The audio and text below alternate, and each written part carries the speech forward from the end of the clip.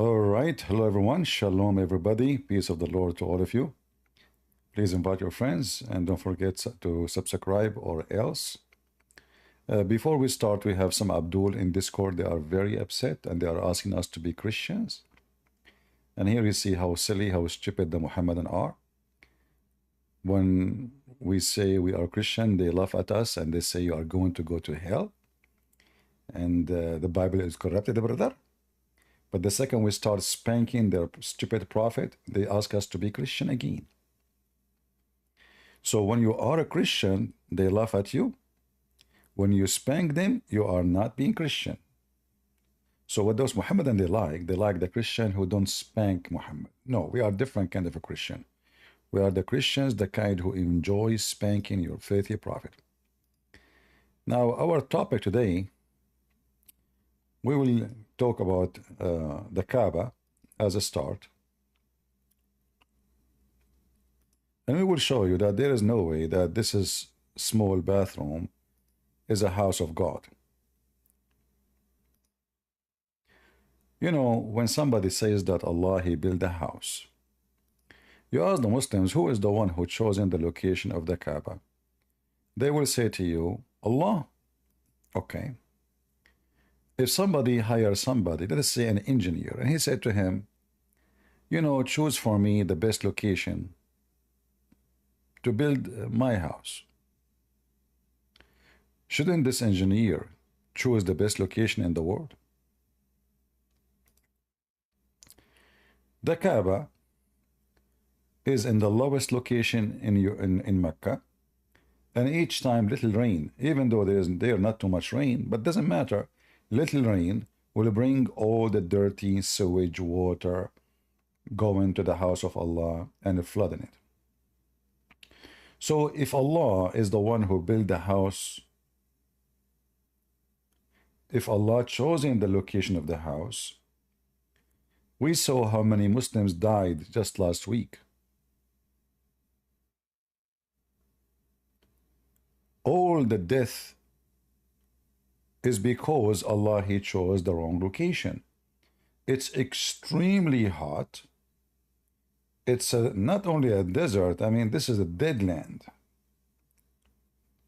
So Allah, he chose in his house to be in the middle of nowhere. Nobody mentioned in history that something called Mecca before. The Muslim, they claim Abraham was there. Even Adam, he came from Sri Lanka, brother. Adam, brother, he came from Sri Lanka. From where? From Sri Lanka. Brother Abdul, are you sure? Absolutely.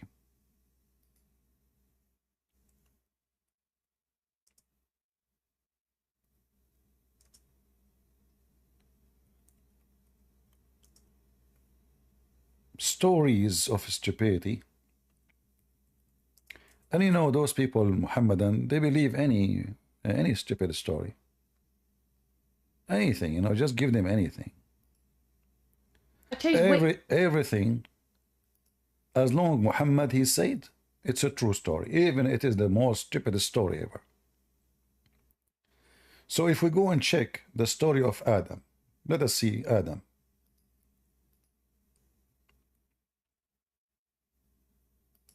Give me a second.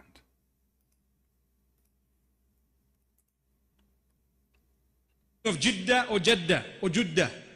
Where is Jeddah? Where did she come down? Hold on. That is the place. We don't mean and beautiful. There is a mount there. No. Let us hear, according to Prophet Muhammad, the number one historian. I mean, where Muhammad he got this information from? Don't ask. Listen carefully. Now if we look at Adam alayhi salam, he came down onto the earth. He was sent to the earth. There's a question. Where did he land? He wasn't just thrown so that suddenly he landed, meaning he dropped, but Allah placed him on the earth. This we find in the narration of Rasulullah sallallahu alaihi wasallam, where he says that Adam alayhi salam nazala fil Hind. He came down in what is known as the Indo-Pak subcontinent. Wait, please. Precisely Sri Lanka. There is a mount there. All right, so Adam, guys, according to Muhammad, he came down in Sri Lanka. We have Ailun with us. He is a Muslim. Go ahead, Ailun. بتكلم بالعربي. Are you from Sri Lanka? No, I'm not. Well, I talk to Muslims أنا only. بتكلم بالعربي. I talk only to Muslims. Sorry. طيب أنا مسلم. طيب. How you can be a Muslim and you are not from Sri Lanka? طيب ممكن تخلي الكلام في العربي يعني. You know, we can speak in Arabic, but people Okay. here, مشكلة. طيب. but people don't speak Arabic. My audience are not people ما who يهمك. speak. تقدر تسوي translate عادي. Okay, no, if I translate, you know, you obviously you know our English because you understand what I'm saying. If I translate, you might say, oh, he's not giving good translation. So either you bring a translator. Okay, you can bring a translator with you, or you speak in English. Choose one. لا بيتكلم عربي. دائما تتكلم عربي يعني. I am from Sri Lanka. I don't speak Arabic. لا شوف يعني أنا كامل احترامي مع المسيحيين، لكن اللي قاعد أشوفه أنت اللي قاعد تسويه يعني عدم الاحترام للديانة. يعني ترى أنا عندي أصدقاء يعني مسيحيين. He said ما بيني وبينهم ولا شيء. He said he respect. أكمل. He said he respect Christians and he have a Christian friends, and he says what you are doing is not right. Alone, that's a lie. The Quran says you are not a Muslim. The Quran says those who take Christians and Jews as a friends, they are one of them. You are not a Muslim no more. This is true, unless you are a liar. So which one? Are you a liar or you are truly have a Christian friends? هذا مو صح. هذا مو صح. This is true. I have the Quran. Don't tell me not true. He's saying to me this is not true. We have the Quran. We have the Quran, chapter 5, verse number 51. No. This is all mansukh. This is all abrogated. This is before Muhammad have an army. Muhammad now he command the Muslim to invade the Christians. شوف أنا ما راح أتناقش معك من الموضوع. أنا بتناقش معك إن إحنا ترى في أشياء تتشابه. اللهم بس I don't waste my time with fictions. Here we give proofs. And you don't want to speak English, but yet you understand. Do we have any serious Muslim? We don't want kids. We have Quran. Don't give me a speeches. If you really truly you have a Christian friends, then why your prophet he asked you to kill the Christians and the Jews? Why Muhammad he kicked the Christians and the Jews from the Arabian Peninsula? Why he forced them to pay jizya? Why you took our churches? Just yesterday, the Muslims in Tajikistan, they attacked 2 churches and 2 synagogues. And they killed the priest and a group of Christians, and they killed a bunch of Jews. Are they Muslims? Yes.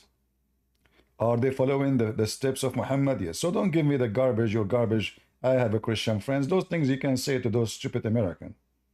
Not to me. Do we have any serious Muslim from Sri Lanka? Uthman is here. Go, Uthman. Yes. But don't do he. Speak like a man. If you want to stay in the stage, okay, speak like a man. Go ahead, Uthman. What do you want to say? I will get my translator, but wait. You want to get his translator. Where is your translator? أنا بيجي دلوقتي. All right. When he is here, Marwan is your translator. Marwan, is it Marwan? Yes. Okay, Marwan.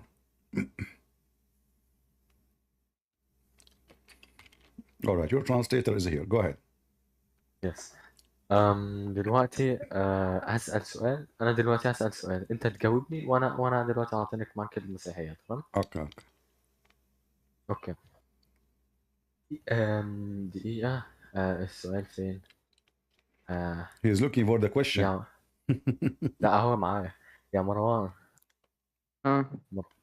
ترجم له قول له عيسى يسوع والشيطان طلعوا الجبل الأول ولا دخلوا الهيكل؟ الهيكل معناه التمبل. دخلوا الهيكل ولا الأول ولا طلعوا الجبل؟ ترجم له. He's saying يسوع عن شيطان went to The mountain first or the temple? Tell him when he want to ask a question, he should quote for us the story. Then we can ask the question. Secondly, he is talking about the book of Matthew and the book of Luke. One of them mentioned, Just answer, bro. What the? one is mentioning the story according to the event, and one is mentioning the story according to the location. So there's no contradiction. One mentioned the story according to the location, which means because we have a prophecies in the Old Testament about those locations where the Messiah would appear. And the other one mentioned the event, which means according to what happened. First, second, third, etc. So there's no contradiction. Now, وبيقول ايه بقى مروان؟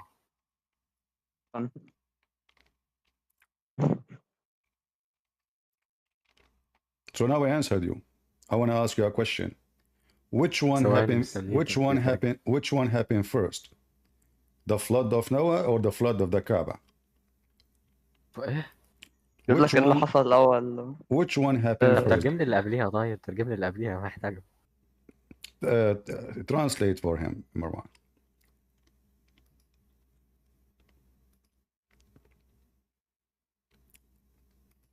Hello. يا ابني معرفش، كان بيقول لك تقريبا المخرج أو حاجة شبه كده، حاجة عن المخرج. مش عارف، ما فهمتش منه حاجة. You're a translator. He could not understand a thing of what I said. Can you get me better translator? He could not. He could not understand a word of what I said. جيب كوبتك بليد وانا هيترجم. Huh? ايوه هو ده. Okay. قولي بقى كان بيقول ايه؟ Again, please. He's talking about what he think it's a contradiction about the story of Jesus when he was in the wilderness and he was tempted by Satan. So he's saying which one happened first. So I said to him that there's no contradiction. One book is writing the story according to the event, like which one happened first, and the other one is writing the story according to the location, which means the Old Testament mentioned prophecies about Jesus, the Messiah, will go to those locations when he come. So this is why it's mentioned based on the location, not based on the timing. تمام، هو بيقول لك أول حاجة أنت جبت موضوع يسوع والشيطان بخصوص التجربة اللي أنت قلت عليها، فهو بيقول لك أنت الكونتراديكشن أو التناقض اللي أنت شايفه ده إن أنت ما عملتش حساب المكان والتوقيت، فأنت المفروض تعمل حساب المكان والتوقيت. إيه يعني الكونتكست؟ يعني أنت قرأت القصة من غير ما تشوف المكان والتوقيت. على فكرة وربنا أنا قرأتها كاملة وشفت You المكان guys, I والتوقيت. don't know why nobody understand what I'm saying. Let me speak to you in Arabic. So Uthman, listen to me. كتاب يتكلم عن الحادثة وفق وقوعها بالأزمنة، يعني الساعة 1 الساعة 2 الساعة 4 الساعة 10 etc. والكتاب الآخر يتكلم عن الحادثة وفق الموقع. هناك نبوءات في العهد القديم تتكلم متى سوف يأتي المسيح وماذا سوف يفعل، الأماكن التي سوف يأتي إليها والأماكن التي سوف يكون بها. فكتاب يتكلم عن الموقع كتجربة بحسب التوقيت أولا وثانيا وثالثا، والكتاب الآخر يتكلم عن الواقعة بحسب المكان الموعود الذي بشر به الأنبياء حينما أتوا هؤلاء الأنبياء يبشروا بدخول المسيح. فليس هناك تناقض. والآن سؤالي لك. استنى. No, it's not up to you. You take it, you don't accept it. استنى. But you don't understand how you can make a comment if you don't even know what you are talking about. Do you know what you are talking about? Yes. Okay, which book I'm talking about? متى ولوكا. Okay, which book I said, like I said to you in the Old Testament, it says there's a prophecy speaking about the Messiah will come and he will go to those locations. The location of the events. سفر التثنية وسفر سفر التثنية وكان سفر التثنية. Okay, give me the verse in سفر التثنية. تمام اهو. ثواني.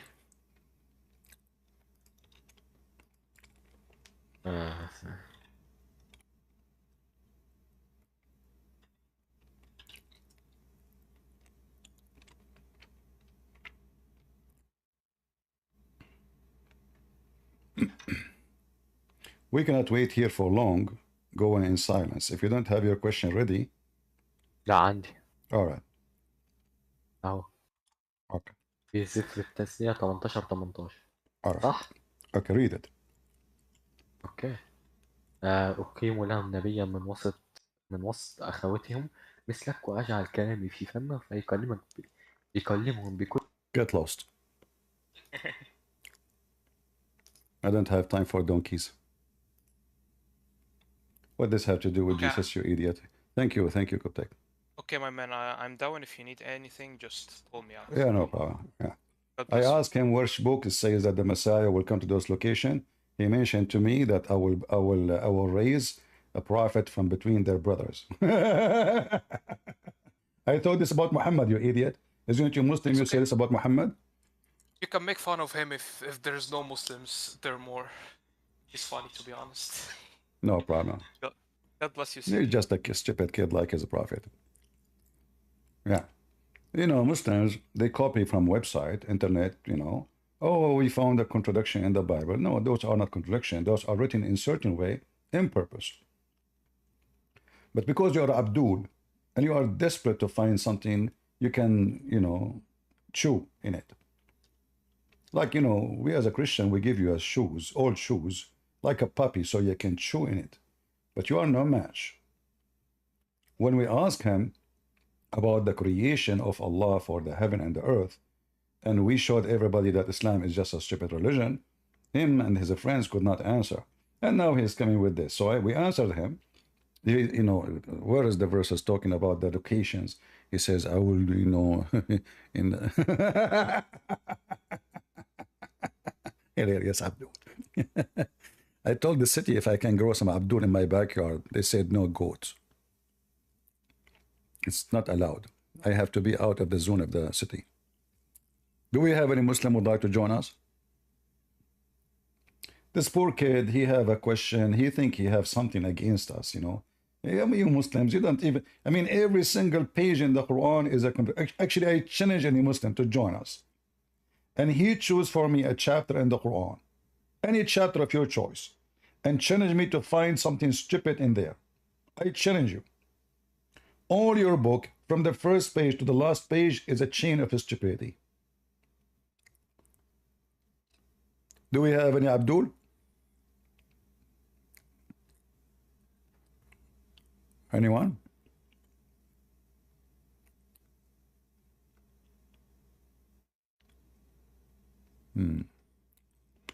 This is the same Abdul. Can you hear me? I hear you. How are you today? I'm doing fine. What about you? Alhamdulillah, I'm doing great. Okay, what about those who they are in the Hajj? They are dying. Are they doing good? Who are in Hajj? In the Hajj, they are dying. Don't you see that in the news? Thousands of people, they died in Hajj. Anybody can die, right? Are you going to live forever? Oh, no, this is not anybody died. There's a huge difference between people. No, listen. Focus. This is not what we are talking about. Everybody will die. So now if I kill you, I say, well, everybody will die. Is that right? Everyone is going to die, right? So if I kill you, everybody will die? But you don't know the difference between killing and dying. You don't know the difference? The difference between what? You don't know the difference between killing and dying. The difference between killing and dying? Someone was killed. Well, according to your God, it's the same. No, I said you don't know the two difference between killing and someone that has been dying. You don't know the difference? Both of them are killed by Allah, as I know. Oh. No? So that's why you don't know. That is why you don't know Jesus. Jesus died in the Quran, right? In the Quran, he was not killed. He died, right? In the Quran, Jesus, he died. Yeah, he died. You forgot? He died. In the Quran. Yeah. Okay. Forgot? But what does have to do with my Hajj now? We can go to Jesus after. Who is the one who killed? Who is the one who killed those people in Hajj? They died. If you have time to die, they died. Who is the one who caused their death? Just told you, it is time for them to die. They died just like every When normal you human being. when you People say die it on is accident. time, when you say it's time, People no, die. People no, they drive and die. get and have an accident and die. Everybody's saying they What are. is the topic? What's the topic now? Everyone What's the says, topic? everyone, You are including the everywhere. Saudi government, they say they die because of heat, not because it's their time. So if they stay home, nothing would happen to them. Oh, so you okay? You know where you're going to die, right? You know where you're going to die. You know what? Prince. You know what? Do you know where you're going to die? I know where I'm going to die. Do you know where you're going to die? Your God do not know if Muhammad will die or will be killed. Said, do you know where you are going to die? God know? Do your God know when Muhammad will die? Or what? Or how he will die? Do your God Allah knew how Muhammad will die? Yes, he knows. He knows how every human being is going to die. He knows. Well, this is false. If we go in the Quran right now, you will see that this is not true. Yeah. This is not true. Your God. Go ahead and read. Here we go. Your God, he could not. You know. He said. Not do what? Your God, he said. Make your claim before. If Muhammad, make your claim first. If make Muhammad, if Muhammad, hold on. What is your claim? If Muhammad was killed or die or get killed, there's third option. Yeah. There's third option. There is third option. Read the verse. Why you say that? Read the verse. What the verse said. But the verse said, if Muhammad die or get killed. So if Allah he knew how Muhammad will die, he will not say the two options. He will say one of them. Read the verse. What the verse said. Read the verse. What the verse said. The verse says, if Muhammad get killed, I just told you, die or get killed. I said, read it completely. I don't know how to read. You read it. Go ahead. It's in front of you. Okay, let me read for you. I know you don't. I know that's why you normally use a robot to read for you. Yeah, brother. let me put it this speech. Don't forget to to put your teeth in it. Okay, go ahead. Man, shut up your mouth. Let me speak. I know you are dumb. Okay. Let me read. Let us see who's dumb. Muhammad. Okay, Muhammad is no more than a messenger. Indeed, a messenger has passed away before him. Right?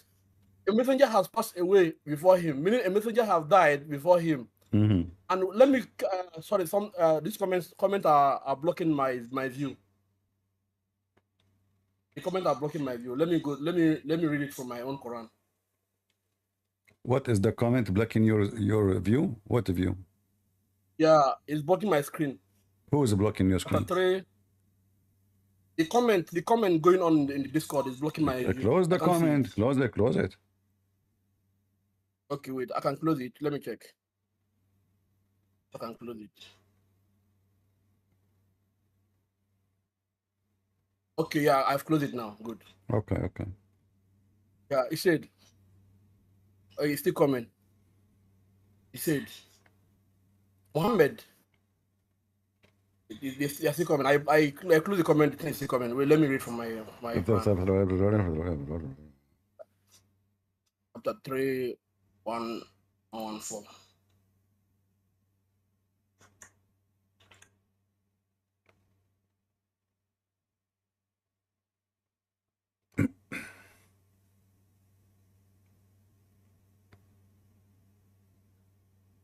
Okay.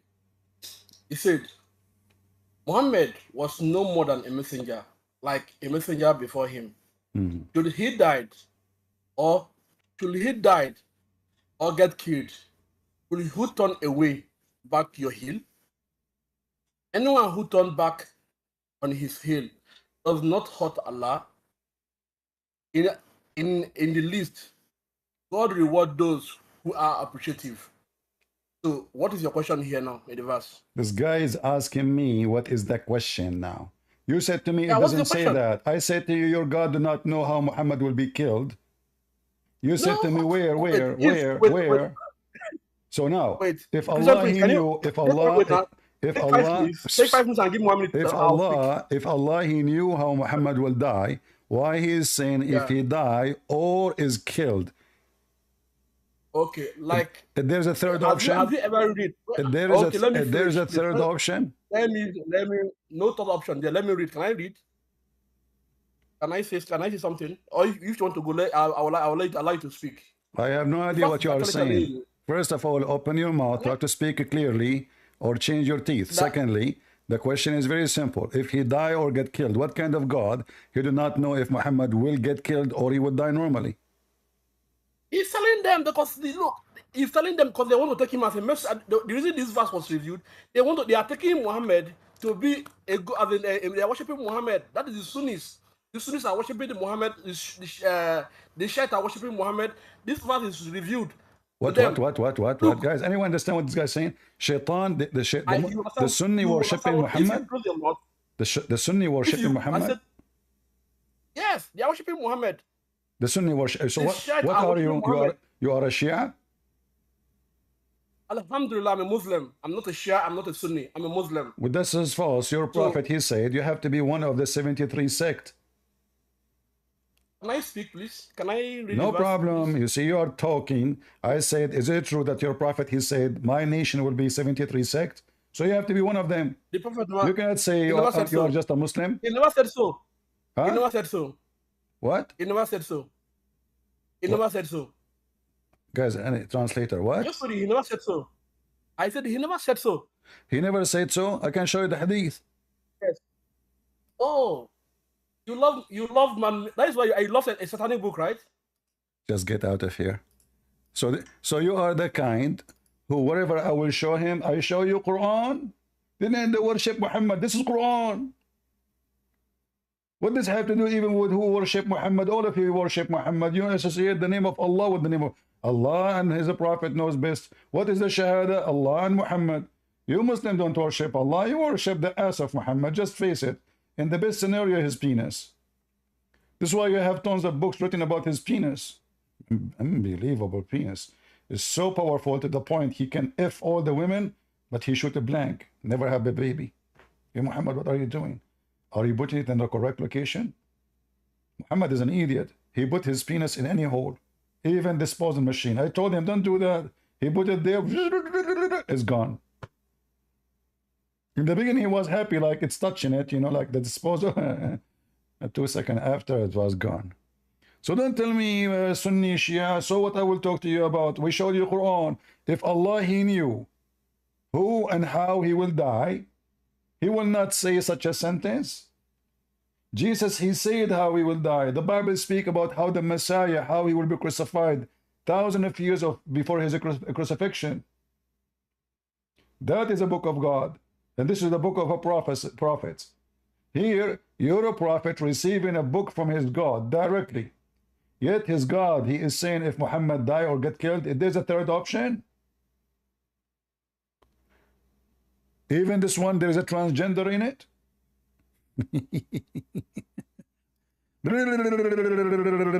Don't waste my time. I want people who they are mature, not stupid. Sunni, Shia, I'm a Muslim. That's a lie. Your prophet said, my people will be 73 sect. And you have to be one of them. And by the way, Muhammad, again, he is a big fat liar, because the issue of the 73 sect is not true. There's a billion sect in Islam. What 73? The Sunni alone is God knows how. Nobody knows. Yeah, I mean, what is the third option?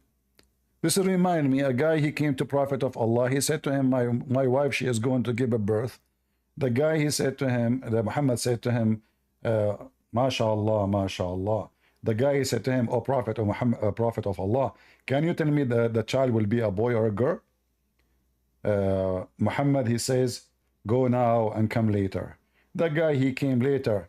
You saw? And he said, Prophet of Allah, my wife, she gave birth already. The Prophet, he said to him, let me guess, don't tell me. The guy, he silence. Muhammad, he said, it's a boy.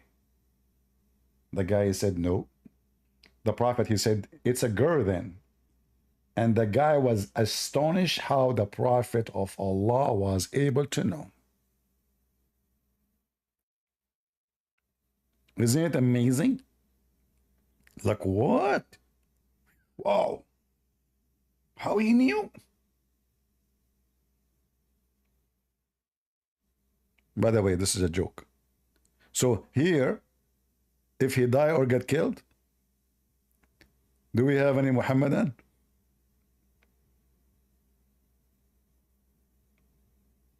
Don't give me your garbage. And you know those guys from Nigeria, I don't know. I don't understand what they are saying. I thought my English is messed up, but they're... One thing about those countries, I don't know why, they speak so fast. Their English is all over the place. And I think in their culture, they think if they speak too much, they will sound more convincing. No, you sound more foolish. Do we have any Muhammadan? Yeah, I mean, it's this verse actually, and look, the translation is false. It says, وَمَا مُحَمَّدٌ إِلَّا رَسُولٌ قَدْ خَلَتْ مِنْ قَبْلُهِ الرُّسُولُ. The translation said, indeed, many messengers died before him. That's false. It says all messengers died before him. He was saying that, don't you know that Jesus in the Quran died? I agree with him. According to the Quran is a book of contradiction. One place it says Allah, he made him look like Jesus and the cross took him to him. And the other verse saying clearly that all the messengers before Muhammad died. And this is one of them. All messengers, not many. Big fat liars. Do we have any Muhammadan? So who is the one who killed those poor Muslims in the Hajj? Why Allah is doing that to them? Allah, obviously, if he is truly the one who chose the location of the Kaaba, is an idiot. I mean, can't Allah choose Hawaii? Can't Allah choose Indonesia?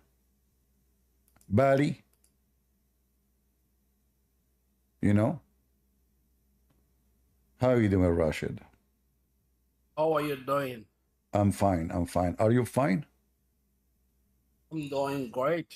That's good, that's good. So what do you think about the Kaaba is always flooded by the sewage? People die around the Kaaba. Did Allah choose the wrong location? Can you bring the verse you discussed with the other guy? Bring the verse I was discussing with the other guy. You are expert in that verse? Yeah, can you bring the verse? Okay, here we go. Okay, can you read the verse, please? We got an expert. Why every Muslim come to me and says, can you read the verse, please? Go ahead, you read it. No, I am not seeing the screen. Can you read the verse? You read it in your Quran, open your Quran, chapter 3, verse 144. Okay. Tell me what translation you are reading.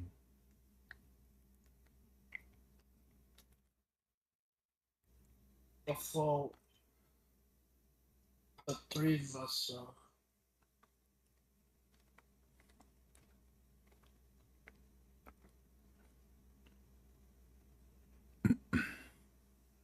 Is the comment in the way in your screen? You cannot see? I'm there now. I'm in the verse now. I'm reading Rashad Khalifa translation. Rashad Khalifa. Do you accept Rashad Khalifa? Okay, Do you accept Rashad Khalifa book? Let's, after we are done, we can have it. Don't change it. No. Before you start, I want to know, do you accept Rashad Khalifa book? One question after the other. I'm not asking a question. I'm not asking a question. I'm not asking a question. You are going to read from Rashad Khalifa. Do you accept the Quran of Rashad Khalifa? Do you accept Rashad Khalifa book?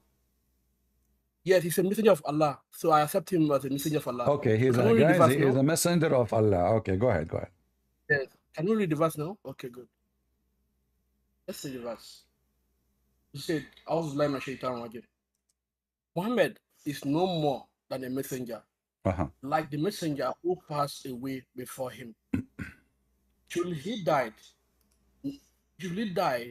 or get killed, will you turn back on your heel? There is question mark in the verse. You see the question mark there? Anyone who turned back on his heel does not harm God in any way. God will reward those who are thankful. So the verse is actually clear because if there are people that have took. Can you hear me?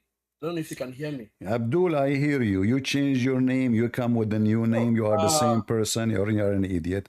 So now what difference is going to make? Okay. I just came here to cook you more. You know, I love cooking you. Okay. You cooked me already. Rashad Khalifa, saying the same anyway. You are an idiot. This is Rashad Khalifa, the messenger of Allah who have no message. What is the message of the messenger of Allah? Did he give him a book? You Muslims, Rashad Khalifa is a messenger of Allah. Hilarious. Okay. This is the messenger of Allah book. Let us read it together. And let us love together. Look at this translation. Okay, brother. Look like in Niger, in Senegal, Rashad Khalifa became a big deal for them. So let us read Rashad Khalifa. Just wait with me. You boy. Okay, Muhammad was no more than a messenger like the messengers before him. This is what the Quran is saying.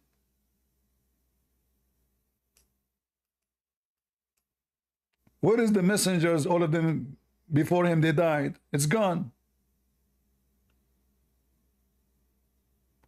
Rashad Khalifa is a big corrupter. Anyone who want to read, actually you yourself, you did read the previously. You said messengers before him, they die, or, you know, or messengers before him, they die. Here we don't see it. Muhammad, there was no more than a messenger like the messenger before him. Where is the statement saying that messengers before him, they died? They're gone. Should he die? Should he? Should he? Should he? I never heard of such an English. Should he die or get killed? What the heck?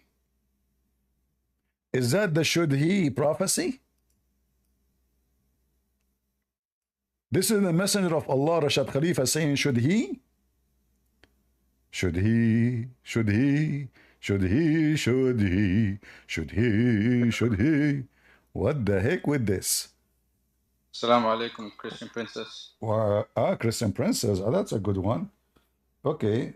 Why you are calling me princess? What's wrong with it? Well, is that somebody told you I put eyeliner like your prophet 3 times a day?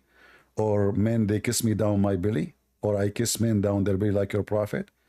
Or I never receive Quran except in the clothes of my wife? Yeah, okay. Listen, you were talking about... No, not okay. Is it true that your prophet, men, they kiss him and he kissed them too? And they put their back and his back and his chest and they wrap themselves, and the guy kissed the prophet down his belly and he say, oh, prophet of Allah, this is what I like. Is that true? Is that true? Is that true or not? Is that true or not? Okay, you were talking about people dying in Hajj. No, I was talking about the princess now. Yeah, I mean, it's a suitable name. Okay, so who is the princess? The one who men kiss him all down his belly. And the guy, he say, oh, prophet of Allah, this is what I wanted all the time. Let's talk. Is that your prophet or not? Is that your prophet or not? Talk or not? What? Do you want to talk or not? Well, you are the one who start insulting me, calling me princess. So let us investigate that first. It's you who opened this, guys. Is it me who opened this topic? It's him. I mean, realistically, you've been insulting. So who is the one? So who is the one? Who is the one who men kiss him down his private part, and the guy wrap his back with his chest, and he take off his clothes like him? The prophet, he lift up, he became topless because the guy is topless. So now we have two topless gay kissing each other, making love. Explain to us. Explain. Listen, you said you're a scholar in Islam? I am a scholar in the Prophet Billy. Do you want to answer the questions or no? Why do you avoid the answer? I ask you the question, is it true that you're a prophet? This is what you do for a living? Why are you avoiding answering? No, it's not true. Why It's are you who's avoiding answering? avoiding the answer. I'm showing a reference in the front of your eyes. Your prophet is a princess. He's not a guy. He's a gay. Okay, are you done? Do you want to, should we talk or not? So do you So you agree? talk- So do you agree that your prophet is a gay peace police upon him? You're a gay, not him. Well, show me. Do you have me? Somebody told you I kiss men down their belly. I rub my back with their chest. Well, I take off my shirt and rub my body with their body. What is that? You know what? You're right. What, You're right. listen. What the guy was doing with the prophet of Allah? He was doing body to body massage. Talk. Okay, you're right. You're right. Let me correct myself. You're not gay. However, there are videos of you online harassing little girls. Like what? Tell me. Can you play it? I certainly can. Okay, go ahead. I challenge you. The little girl that you were talking to her. This little girl in the age of your mother, and she is a whore, and she is the one who said to me, what? Jesus, he played with his mother boobs. I can play the video myself. You Muslims are a bunch of liars, hypocrite. You cut the video. She is in the age of your mom. She is in the age of your mom, and she said, Jesus, he played with his mother boobs. Why are you harassing her? Okay, no, you see, she called me and she said that Jesus did a lot more. I said to her, why you kiss the black stone? She said to me, Jesus did a lot more. I said, what do you mean? She said that Jesus, he played with his mother boobs. So your sister, she is a whore. You said to me, little one, is that how little one they speak? Is that how your little sister, you say she is young one. Is that how young Muslim girls they speak? That Jesus, he played with his mother boobs? Calling girls whores. She was talking about Jesus. You calling her a whore?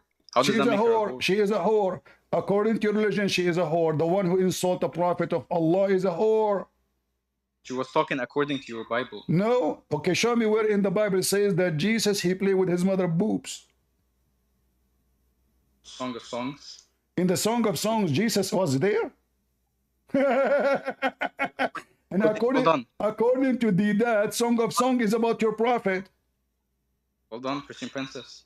Hang on. According to your that Song of Songs is about Prophet Muhammad. He have nice lips and he have nice boobs. Okay, Christian Princess, hold on. Let's talk. Okay.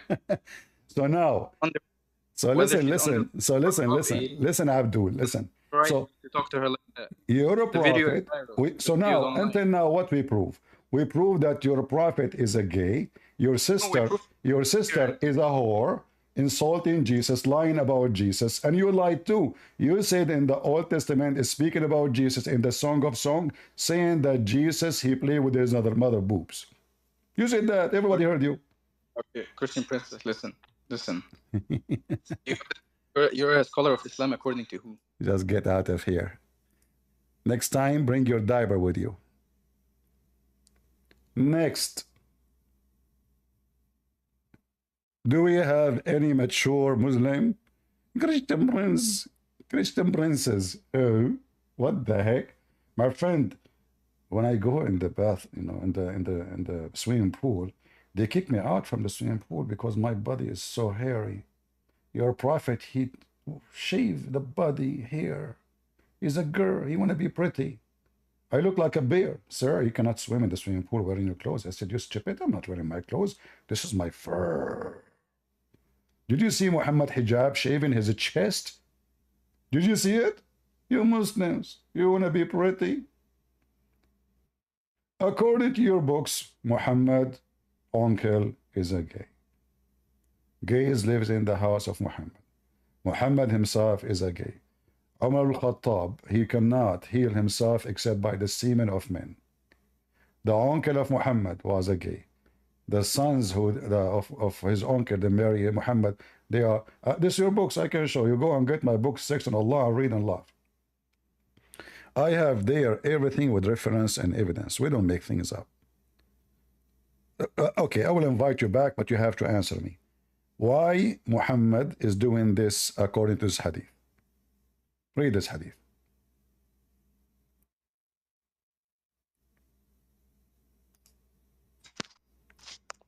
Why do you have to kick me? Read this. You're wasting my time. Read the hadith. Go ahead. I'm not reading the hadith. Why not? Why not? Why not? We wanna investigate right now if your prophet is a gay or not. You are the one who opened the topic. People dying in Hajj. Okay. That was the original topic. Stop jumping topics and let's talk. No, it's you who changed the topic. It's you who spoke about princes and it's you who mentioned. Again, it's you who mentioned. If you are coming for this topic, why you call me princess? It's you who mentioned it. We want to know who is the man, who is not. Either me or your prophet.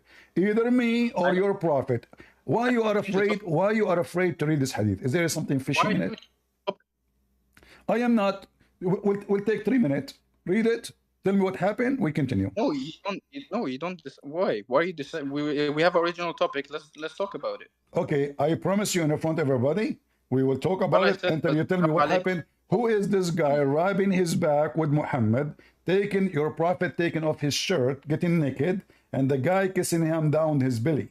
What happened in here? Didn't your God reveal his back to Moses? Well, that's kind of weird. Isn't it? This is in your hadith and the Quran too. Do you want to show it to you? In your Bible, buddy. Isn't it true? I can show you that in your book, in front of everybody. You say this is weird. Guy, did he say this is weird? If I show you the same in your books, are you willing to open your camera and do the monkey dance for us? The monkey dance? What are you going to do next? Tell me. You do the same as your prophet did. You take off your shirt and let a guy come and grab you and wrap his back in your chest and then kiss you down your belly. So is it true? Is it true that your prophet, he said the same about your God? What's your obsession with forcing people to open their camera? Oh, that don't remind me, my friend, because I have a hobby to go to the zoo. Well, that's where you belong. So now, but anyway, you mention something. If I show it to you from your book, what you will do? Nothing really, but nothing really. Listen. A second ago, you said this is weird. Now it is okay. Well, mention what? Well, mention what from the book? What? You said if you show me this from the book. Show me what? You said that Moses, he saw the back of God, correct? His butt, yeah. His butt? He saw his butt? I don't know. In the Bible it says, "I will show you my back." Okay, his butt. All right, okay. Get me a real Abdul here, potato. Any Muhammadan? The butt nation.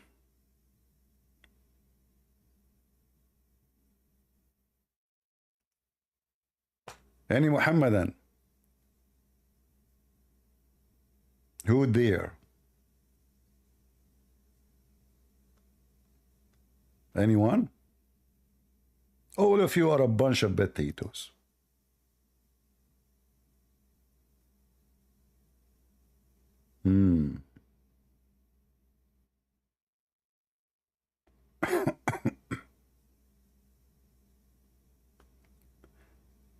Who is a Muhammadan would like to join us?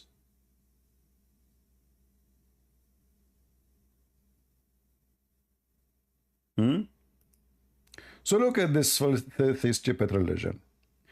This God, he claimed, the Muslim, they claim that he is the one who chosen the location.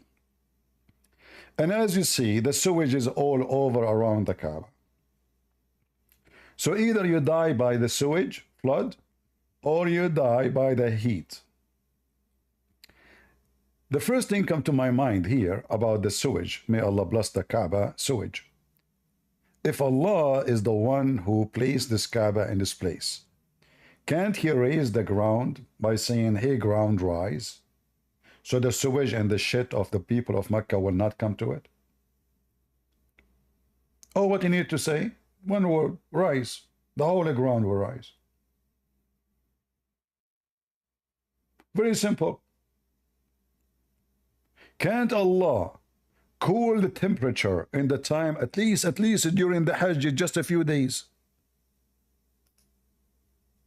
In just a few days, can't Allah control the temperature and make it nice, fun? Can't he make it 20 degrees?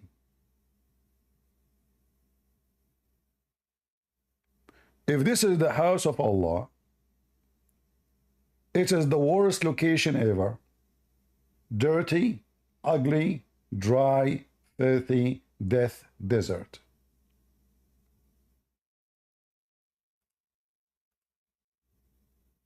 Any Muslim?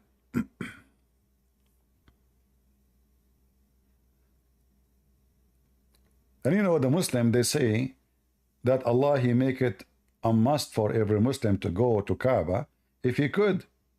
But obviously the stupid Muhammad do not know that the Muslim number will become big, and this town, a small tiny Kaaba, cannot fit for all those people. There's no enough bathrooms, there's no enough tents, there is no enough anything.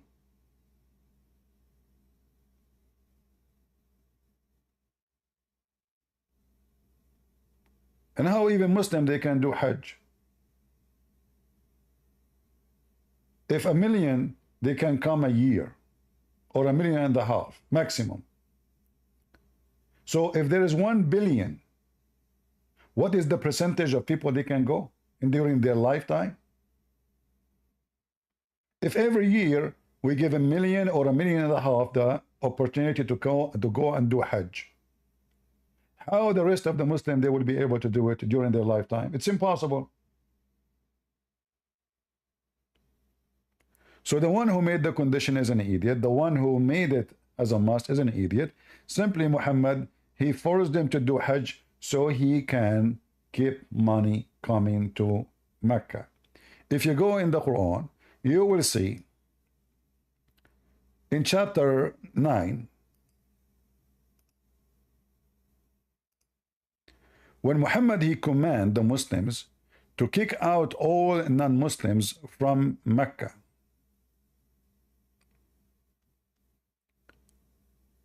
He mentioned something very important. The people, they say to him, we are going to get poor. Do you know how much money the Hajj doing to us? Hajj is a business. And this is a pagan business, exists before, long before Muhammad. So look what Muhammad he said to them. Oh, who you believe in Allah and His messengers. You see, they are mushrikeen, Allah and His messenger. They claim that they are monotheist. Kick the mushrikeen. They are filthy, dirty. Don't let them enter here. Okay. And then he said, and if you fear poverty, Allah will reach you if He will. Out of His bounty, go and attack the Christians and the Jews. So the reason they attack the Christians and the Jews, because now Muhammad don't want anyone to come to the Kaaba. The number of Muslims is still small, and that will not generate enough income. So go and attack the Christian and the Jews. You fear that you will get poverty? Okay, go attack the Christian and the Jews and take money from them. He did not say attack them and convert them, no. Force them to pay jizya. That will be the income of Muslims. So the Hajj was a main source of income for pagan Arab before Islam. And now Muhammad, because the number of Muslims and they are at war, nobody will come to Mecca. So if you fear poverty, so now what's happening is the opposite. Saudi Arabia making trillions of dollars from those who come to do Hajj. You see those poor people coming from Pakistan, poor, very poor. I mean, can you imagine how much time it takes somebody from Indonesia to save $5,000 or $10,000? It takes them forever. And now they have to come to this filthy country. If you see the garbage in the street, you will not believe it. If you see the garbage in the street, look at the garbage, look at the dirt, look at the madness. I'm going to open an umbrella business there.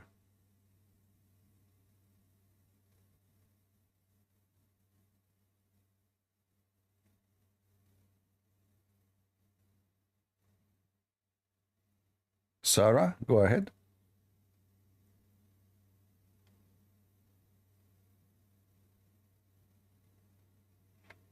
And there is other issue, by the way, here.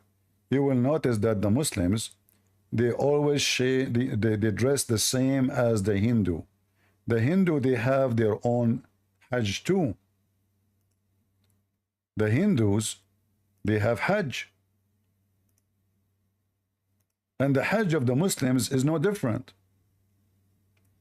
They wear the same clothing.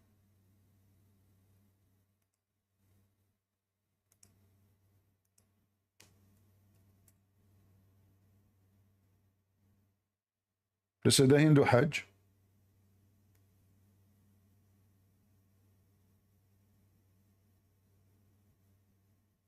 They go around their Kaaba. There was a 26 Kaaba according to Muslim books in the Arabian Peninsula. 26. 26 cube. Kaaba meaning cube. And the Kaaba itself used to have no roof. But when the neighboring Kaabas, they come to Mecca and they throw garbage because they used to compete about which Kaaba is more important. They build a roof to prevent people from throwing garbage inside the Kaaba.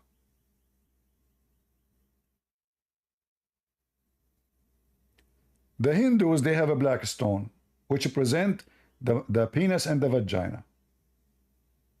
The Muslim, they have a black stone, which present the vagina. The Hindu believe that the Indian are the first of mankind. That's what the Hindus believe. Muhammad, he took exactly what the Hindu believe. Adam, he came down in Sri Lanka. Now if we look at Adam alayhi salam, he came down onto the earth. He was sent to the earth. There's a question. Where did he land? He wasn't just thrown so that suddenly he landed, meaning he dropped. But Allah placed him on the earth.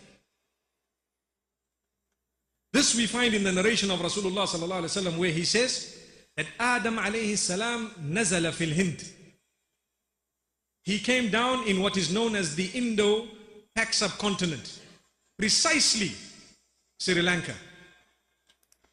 And now you will see that the Muslims and the Hindus, they are fighting over the location which is called Adam Peak.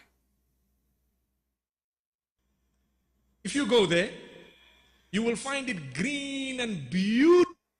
Adam Peak.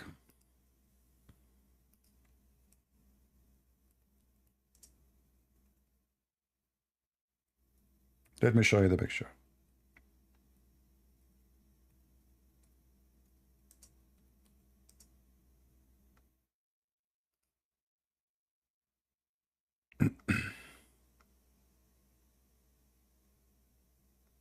Adam Peak.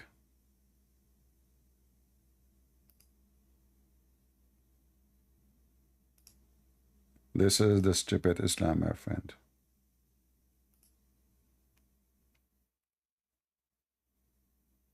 Beautiful. Beautiful, beautiful, beautiful. They want to hijack everything. This is Adam Peak. Do you see it? If you look at the cloth of the Hajj, you will see how much it is similar between the Buddhist and the Muslims. They show the right shoulder, exposing themselves, like this guy now is wearing something underneath because it's on top of the mountain, it's cold. They go almost naked, they wear nothing underneath, and even they have same kind of sandals. And they have to shave their head. They have to shave their head. This is what the Muslim have to do.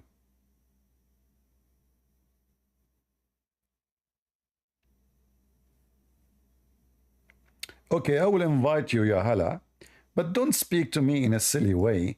Either you want to be a man, speaking like a man, or, you know, I don't have time for kids, so I will give you one more opportunity.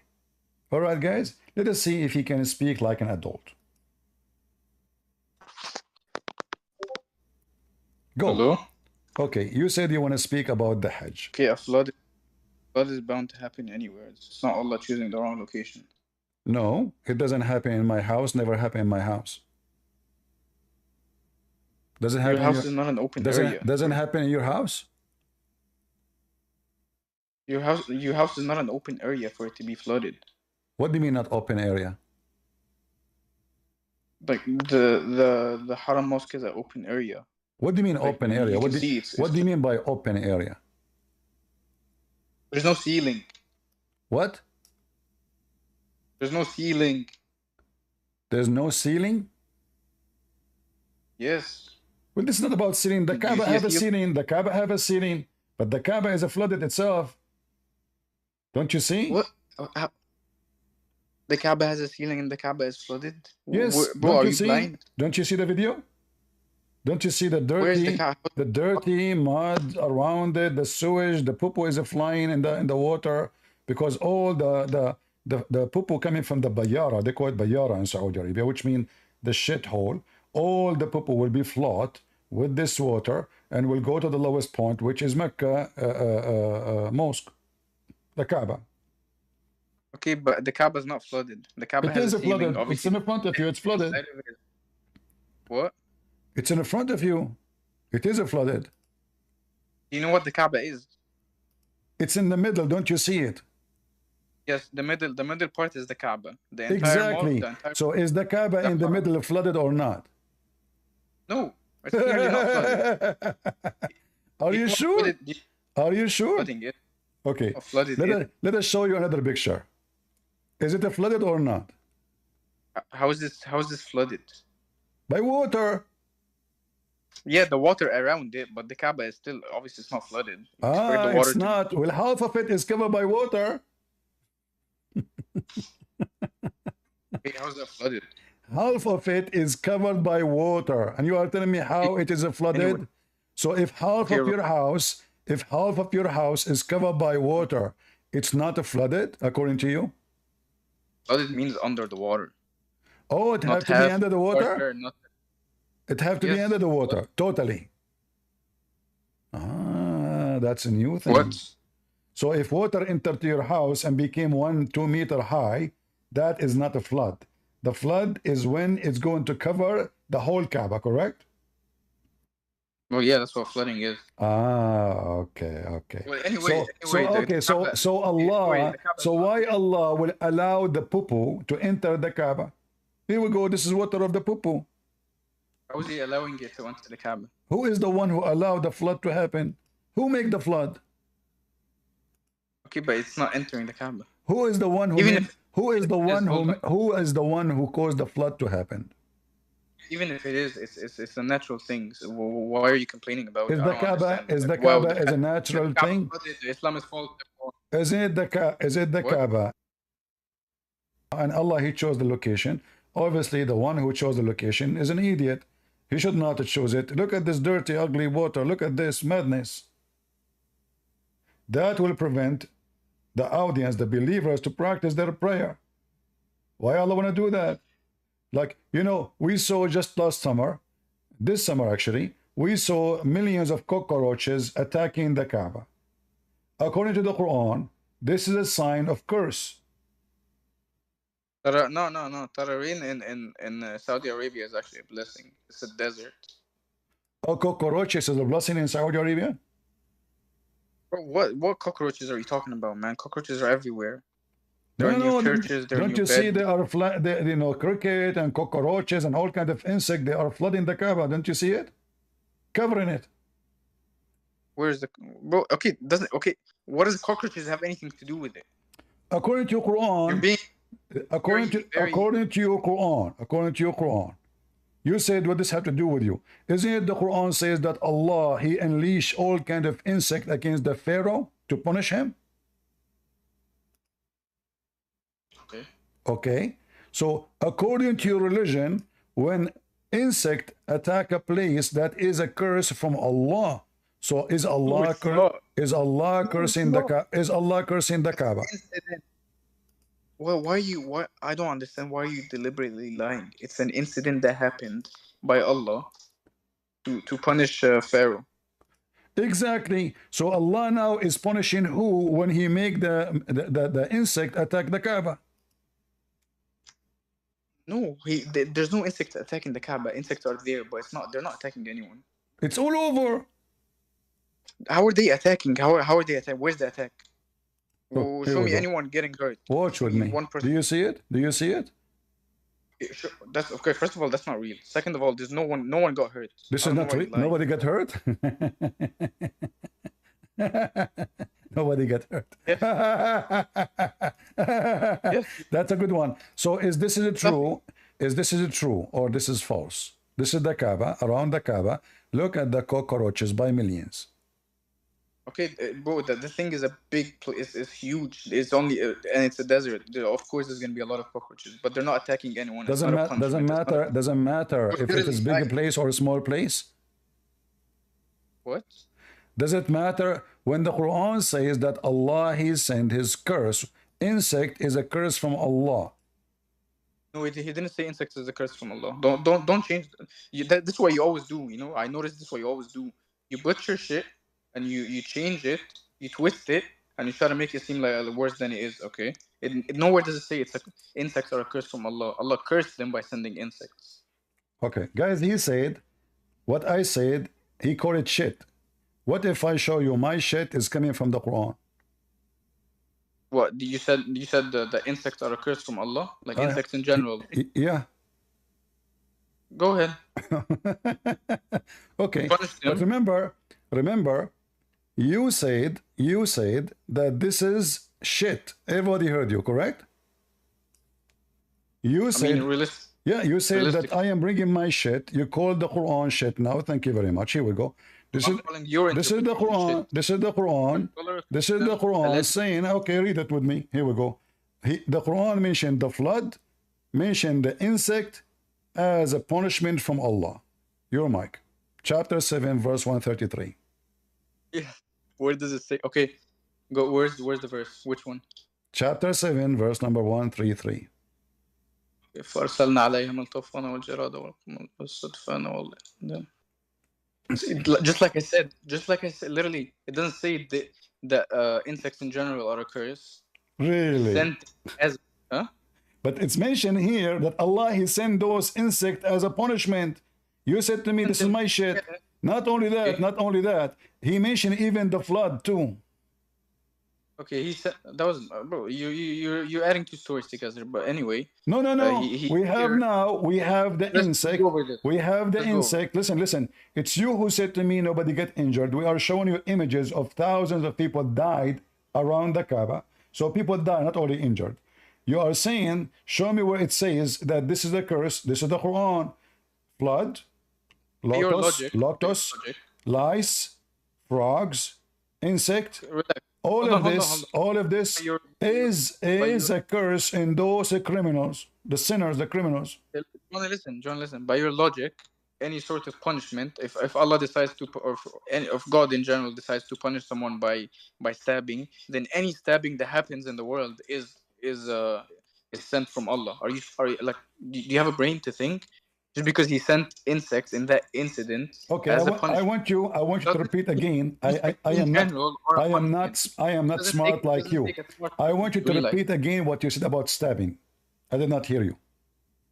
I said, okay, for example, if God punishes someone by stabbing, and He mentions it in the Quran, that I let that person be punished by stabbing.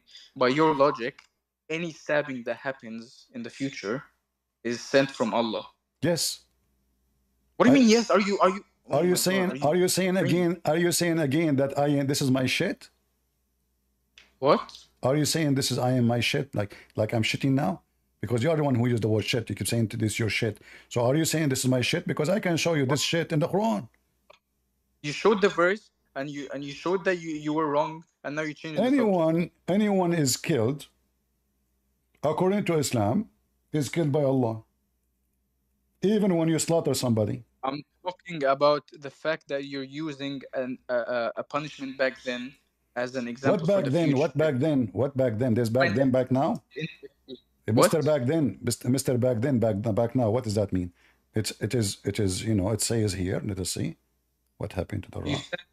You said He sent insects as a punishment. Yes, and not only that. Anyone get killed is killed by the will of Allah. Okay, why you keep jumping topics? It's you who said to me. It's you who said to me. It's you who said to me. If somebody stabbed, you said, if somebody being stabbed, are you saying that for a punishment by Allah? Are you saying that anyone in the world is stabbed is the same? The Quran says that. Not only that, your God. Okay, let me ask you. Any disaster happening in this earth, is it by the will of Allah or not? Sure. So who is the one who killed those? Why Allah he killed them? He didn't kill them. You just said all disaster happened by the will of Allah. I mean, okay, you're a Christian, right? In your, if a disaster happens, who is it by? Not necessarily. It can happen. I am driving my car. Who is it by? Not by God. Who is it by? Not by God. So it just happened on their own. It's my mistake. No, if I'm driving my car, I hit somebody. I made his children orphan. I made his wife widow. So this is my act. This is not God who killed him. I am the one who did the incident. So listen. But according to your religion, and you agreed, everybody heard you. You said for sure Allah is the one who killed them. So the question is, why Allah killed people who they are going to Hajj in such an ugly way? They left them in the street. That they don't have even a place for them. There's no enough freezers. Their smell is all over. It's very hot. Flies and mosquitoes and all kind of garbage on them. And nobody even taking care of them. They don't even know their names because they are naked. They are not wearing, they don't have passport in their hands. They don't have any ID because simply this is the Hajj. You don't carry anything with you. You put your white sheet and you go. So now they died. Nobody knows who they are. How you can even send them to their families? But what does it matter? They're going to heaven anyway. Well, what happened? They will go to garbage first. What do you mean they'll go to garbage? Well, now they are in the garbage. Don't you see how they are putting them in the top of each other like a dumpster? What? You're lagging. Same time. You cannot go to heaven unless you go die in the Kaaba. Stay at home, be a Muslim. You go to heaven too there, die there. Why you have to go and die in the Kaaba, spending your money? You are poor. Your family are bankrupt. And then you go to the Kaaba to spend the money for the Saudi. They are already rich. Why? According to your prophet, the one who died, according to you Muslim, the one who died in the Kaaba, doing Hajj is a murder. The one who died in the Hajj is a murder, correct? Sure. Why? What do you mean why, bro? He died shaheed. Why? What do you mean why? What murder? Okay, murder. If the enemy of Allah killed you, if the enemy of Allah killed you, but this is here, Allah is the one who killed you. Okay, you died for sabilillah. Anyway, any Muslim would rather die doing Hajj or Umrah than sit at home on Discord. So why you don't go to Hajj? Talk to a bunch of kids. Why you don't go to Hajj? Why you don't go to Hajj? Who told you I don't? Who told you? Why are you assuming I don't? What? Who told you I don't? Did you go to Hajj? Alhamdulillah, I've been twice. Do you have pictures? Yeah, I can say, yeah, I do. Okay, post your pictures here. I'm going to show everybody. Well, what kind of creep are you? What? I want to show them that you went to Hajj. Why do you want to show them? Are you afraid because you were naked? Are you afraid to post your picture because you were naked? What do you mean naked? Shoulder. What shoulder? You're naked. What kind of religion? What kind of religion those people? Why you and the Hindus and the Buddhists, you share the same Hajj? All of you have to shave your head. You have to expose the same shoulder. Look, do you see the pictures? They are naked. Look at them. The one who was standing next to the wall, they are wearing nothing. Okay. Topless. Okay, there is something you wear at the top. No, they are topless. Look, in the picture in front of you, they are topless. They are wearing nothing. Them being topless doesn't represent what you know what you wear. Okay, you don't have to be dishonest. You know in the Umrah. Really? So why they are being? Look, this guy, he is in the beach. Look, this guy is having a beach time. You know, what is this? Are you so you show your nipples? No. Well, it's in front of you. But either way, like, what's the issue? I don't get it.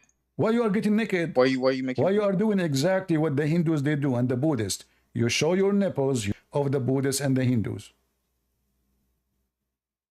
Okay, what's wrong with the Buddhists and the Hindus? You know what I noticed? You're very like racist against other religions. You're very Islamophobic. And now you're saying the Hindus and the Buddhists. What racist mean? What racist mean? I don't understand. Why do you love judging them? I don't get it. They're humans just like you. So you are saying the one who judge other religion is racist, correct? So I'm saying what? You just said that the one who judge other religion is racist. Well, pretty much you're being very. So isn't it your God? He says non-Muslims are pigs and monkeys and they are worse than animals. Topics. Well, I don't get it. Why do you love jumping topics? It's you who said a second ago. It's you who said the one who judge other religion, he is racist. Listen, yes, it doesn't matter what I said. Okay, so no, it matters now. It's your God who said that non-Muslims, they are animals. What? Don't you see? Listen, don't you know? Why? Don't you know that your God, he said that they are the same animals? You said, everybody heard you. The one, I did not say the Hindus are animals. God, did I say the Hindus are animals? No. Did I say the Buddhists are animals? No. I said, why you Muslims are dressing like the Hindus? That's all. Why you are doing your Hajj like the Hindus and the Buddhists? I did not say anything. I did not say they are animals. But this is your book. This is your book saying that non-Muslims are the same as animals.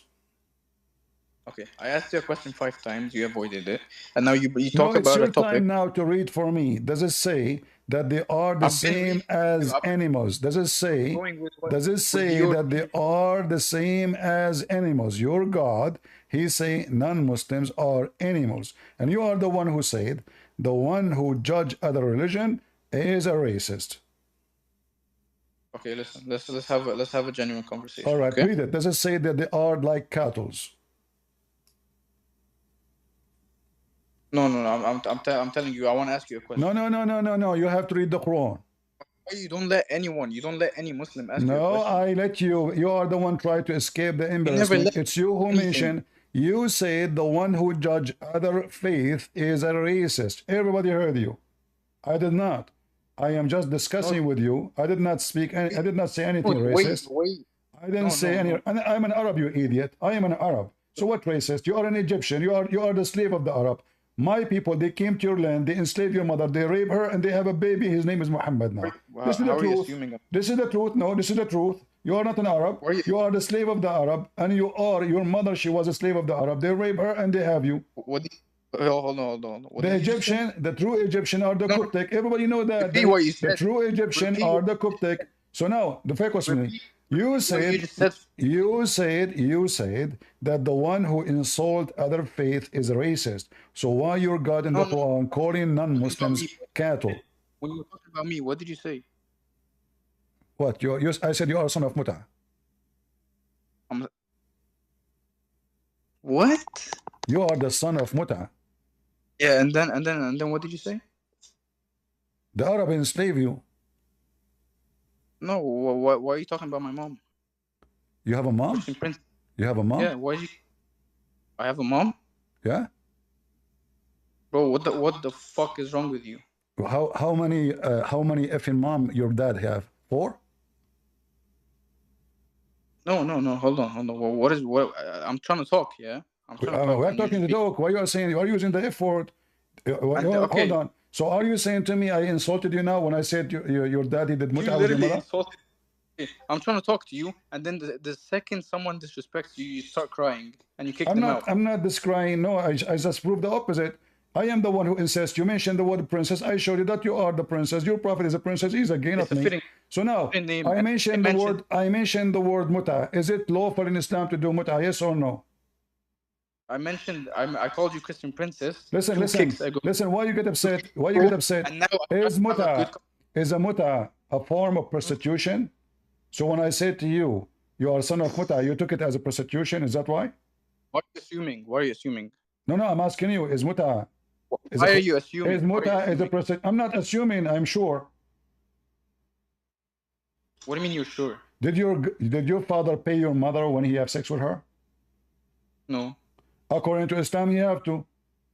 Why are you lying? Why? Okay, then you're a son of incest. Okay, let us see. Let us see if this is true. You see, you keep saying to me, you are lying, you are lying, you are lying. But you're a son of incest. I show the reference. You show me nothing. So now let us go and see. Okay, hold on. Okay, hold on. Okay. Show you. So hold on. You want me to show you? I will show you. I will show you. Here we go. You want me to show you the reference? You want me to show you how incest was encouraged in the Bible? Really? Yeah, you're a son of incest. Okay, you can show me, but I can show you your God. He command you to do muta. Okay, let's go. You never go in the Bible. You can post whatever you want, but that will not change the topic because simply we will get you busted.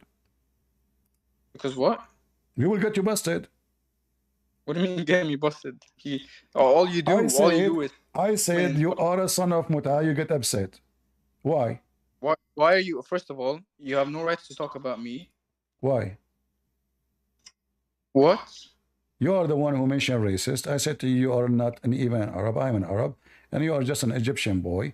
The Arab, my people, they came. They rape your people. And they have now Muslims. The only one they could not rape is the Coptic Christian, the true Christians. They are the one who did not convert to Islam. The rest are the slaves of the Muslims. Those are the free people. They could not enslave them. They could not rape them. But the rest, the one that were able to rape, is those who became Muslims. Your people rape my people, and you're proud of that? The Quran is proud of it. Are you proud of the Quran? What? What are you talking about? Isn't it the Quran says you can rape other people, even if they are married? No, it doesn't. It doesn't say that. Okay, you want to bet?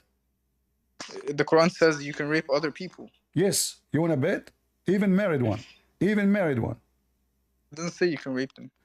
Even married one. You want to bet? You want to bet? Are you talking about war captives? Because I know you like to twist. You are talking. This is what I said. My people, they came to your country. The Coptic people, they rape your women. Guys, he said no, this not happen. Now he agree that if they are war captives. I'm asking. I didn't agree, you liar. I didn't agree, you liar. You said liar. No, you did. You just said you are talking about war captive. You said because a second ago. I know it's not yes, rape. They are married. They are married. Chapter 4, verse 24. This is the chapter of the muta. It says it's forbidden for you married women already are married, except those who you capture. Those are your right hand possessed. That's not rape. Liar, you liar. So they are, guys, this is not rape. They are married. Being married doesn't mean you're raping them, you liar. You're literally lying. It says in the front of you, it's forbidden for you married women except the captive slaves. That's permissible. It's not rape. It's not rape, you liar. So it's what? You take a woman from her husband, you open her legs and you put your dude inside, and this is not rape? Are dead. Obviously, you don't know nothing. You're trying to twist things. They are not dead. The husband is not dead. It says married. They are married.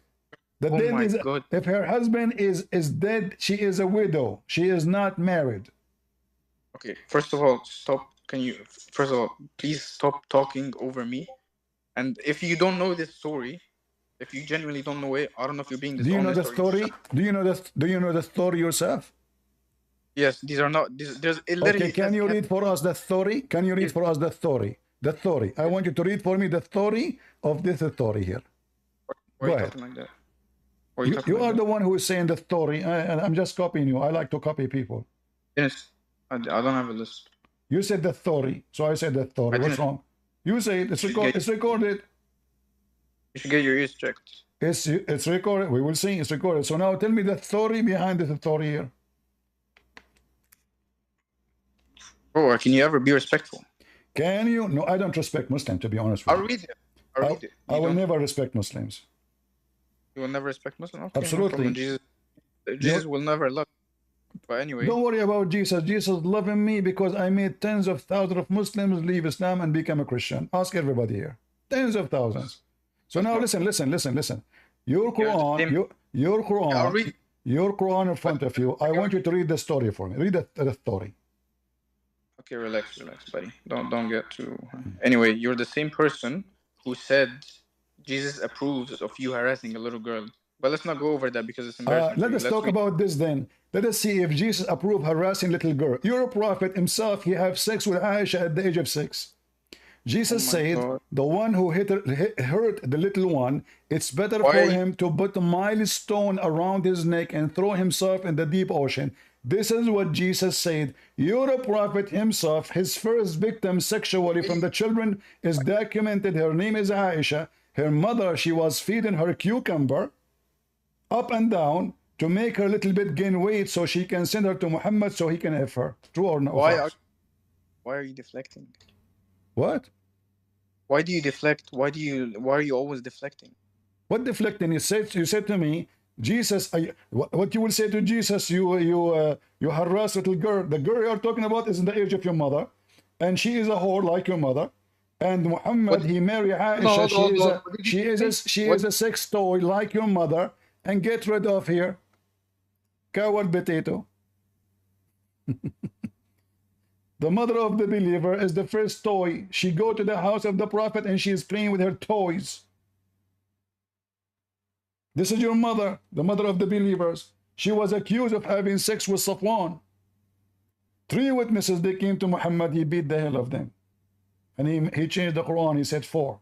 It was 2 witnesses. Just for the sake to make himself look better. He was afraid if he punish her, Abu Bakr will kill him. He don't dare.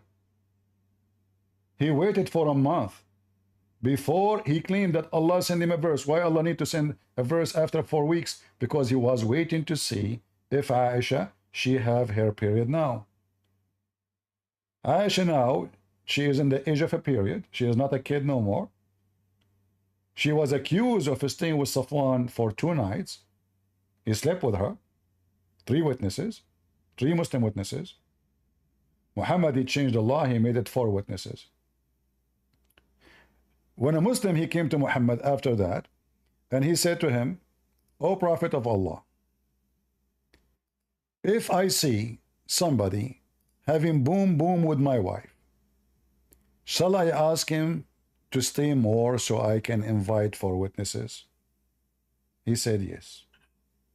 CP, there's a voice problem. Maybe if you can adjust the noise cancellation, or you can try the old trick of leaving and going again. All right. Don't invite anyone to the stage, please. I will invite. Okay. Okay, is my voice better now? No? Yes, now. Yes, Yeah, no? yeah. Okay, hold on. He's my... Oh. All right, is it better now? So far, so good. All right, thank you very much. So, Aisha, her mother, she had to feed her as if she is a goat. Because she's not only so young, she is so small. And as you see, this is Sahih. Aisha, she said, my mother was trying to fatten me when she wanted to send me to the beast of Allah. When she got married, Aisha, get married, 6 years old, get married. Pervert. The pervert Muhammad. But nothing worked until I ate a cucumber. Now I know why Muslim women, they like a cucumber. Oh boy. I ate a cucumber with date and then I grow plump. The poops are coming. Boing, boing, boing. Like the best kind of a plump. And now Aisha is ready to be sent to Muhammad to rape her.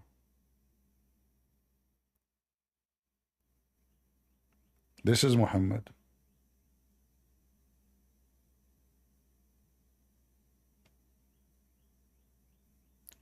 Do we have any Muhammadan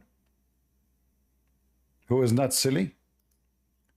So the Kaaba is flooded with the shit, as you see, and supposedly this is holy shit. The Kaaba is a place where people die by thousands, and this is supposedly the will of Allah. The Kaaba is where the cockroaches come from everywhere by massive number. But the Quran says that this is, when this happened, this is a curse.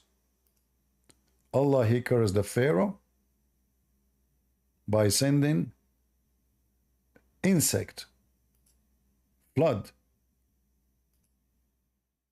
This is what the Quran said. Both things happened, as you see.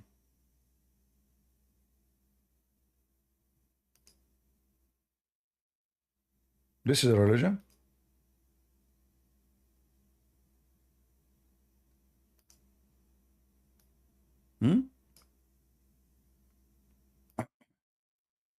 Do we have any Muhammadan?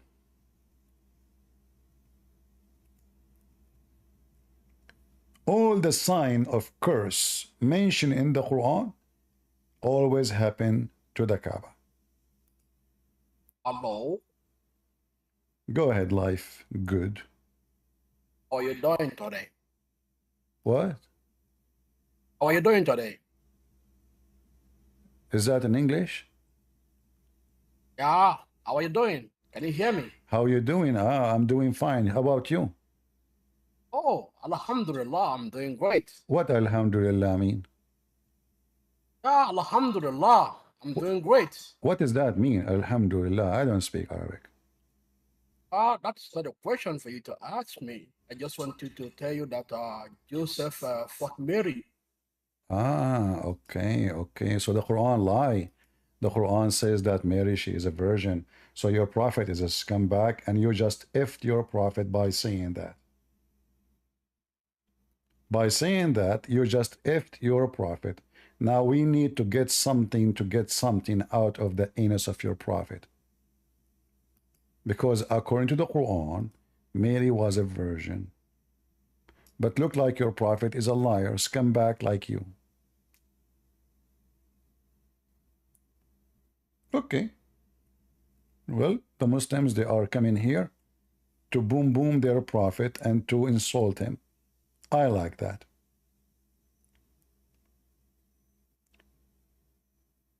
Isn't it, this is your stupid Quran, you son of Muta?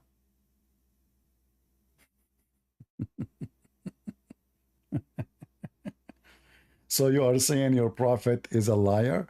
I like that. Even when you try to insult us, it turned back to you. Do we have any brave Muslim is not a piece of garbage who will keep using filthy language? If you use a bad language, I will return it back to you. Don't try to bully me. I'm the last one you can bully. Never try to bully me. You will never be successful.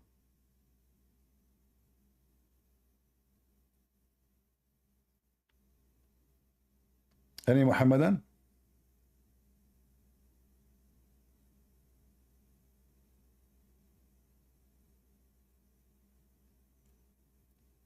Who is a brave Muhammadan would like to join us? You speak bad language, the language will go back to you. You speak nice, I will speak nice to you. You choose what you want. So now we go back to the Kaaba where people dying left and right. How we can help the Muslims from death of the Kaaba? Any Muslim have any idea? Why the Muslims and the Buddhists, they share the same Hajj, the same clothing, showing the same shoulder, shaving their head, wearing the sandals, everything. And it's haram to eat meat during the Hajj. This is exactly what the Buddhists do.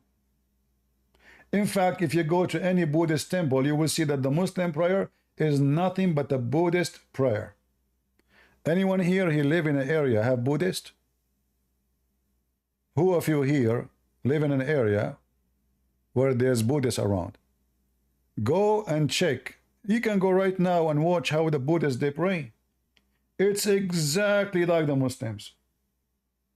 Exactly.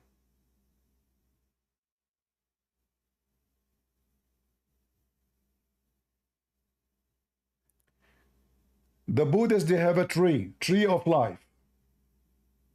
And this tree of life is presenting what? This is a tree of God which is in heaven.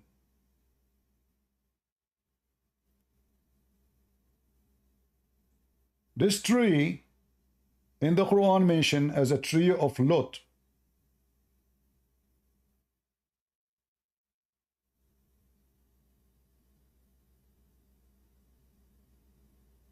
This tree is 100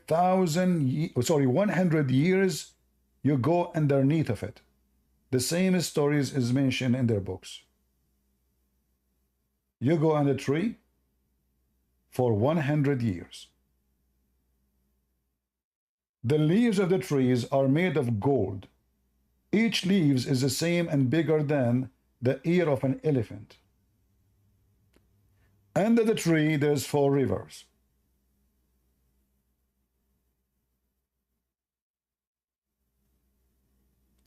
Everything you have is coming from the neighboring countries, India. In case you think that India is too far from Saudi Arabia, you are mistaken.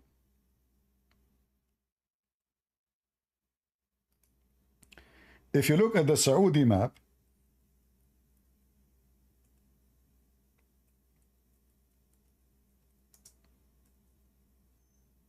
by boat, Saudi Arabia, I don't know, maybe it's 2 hours by boat from India. Only. You can go to Google and you can measure it just to get the correct answer.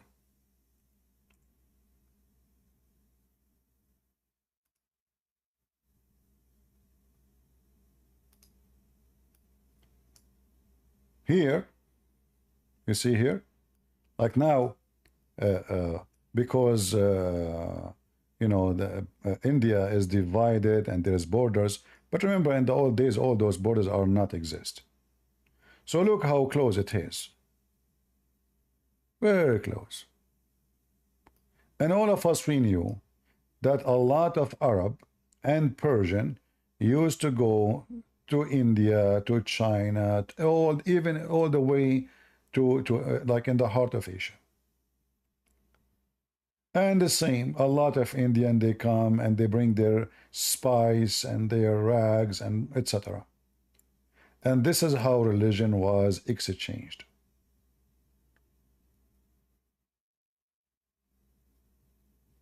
Do we have any Muslim except the ones from Senegal?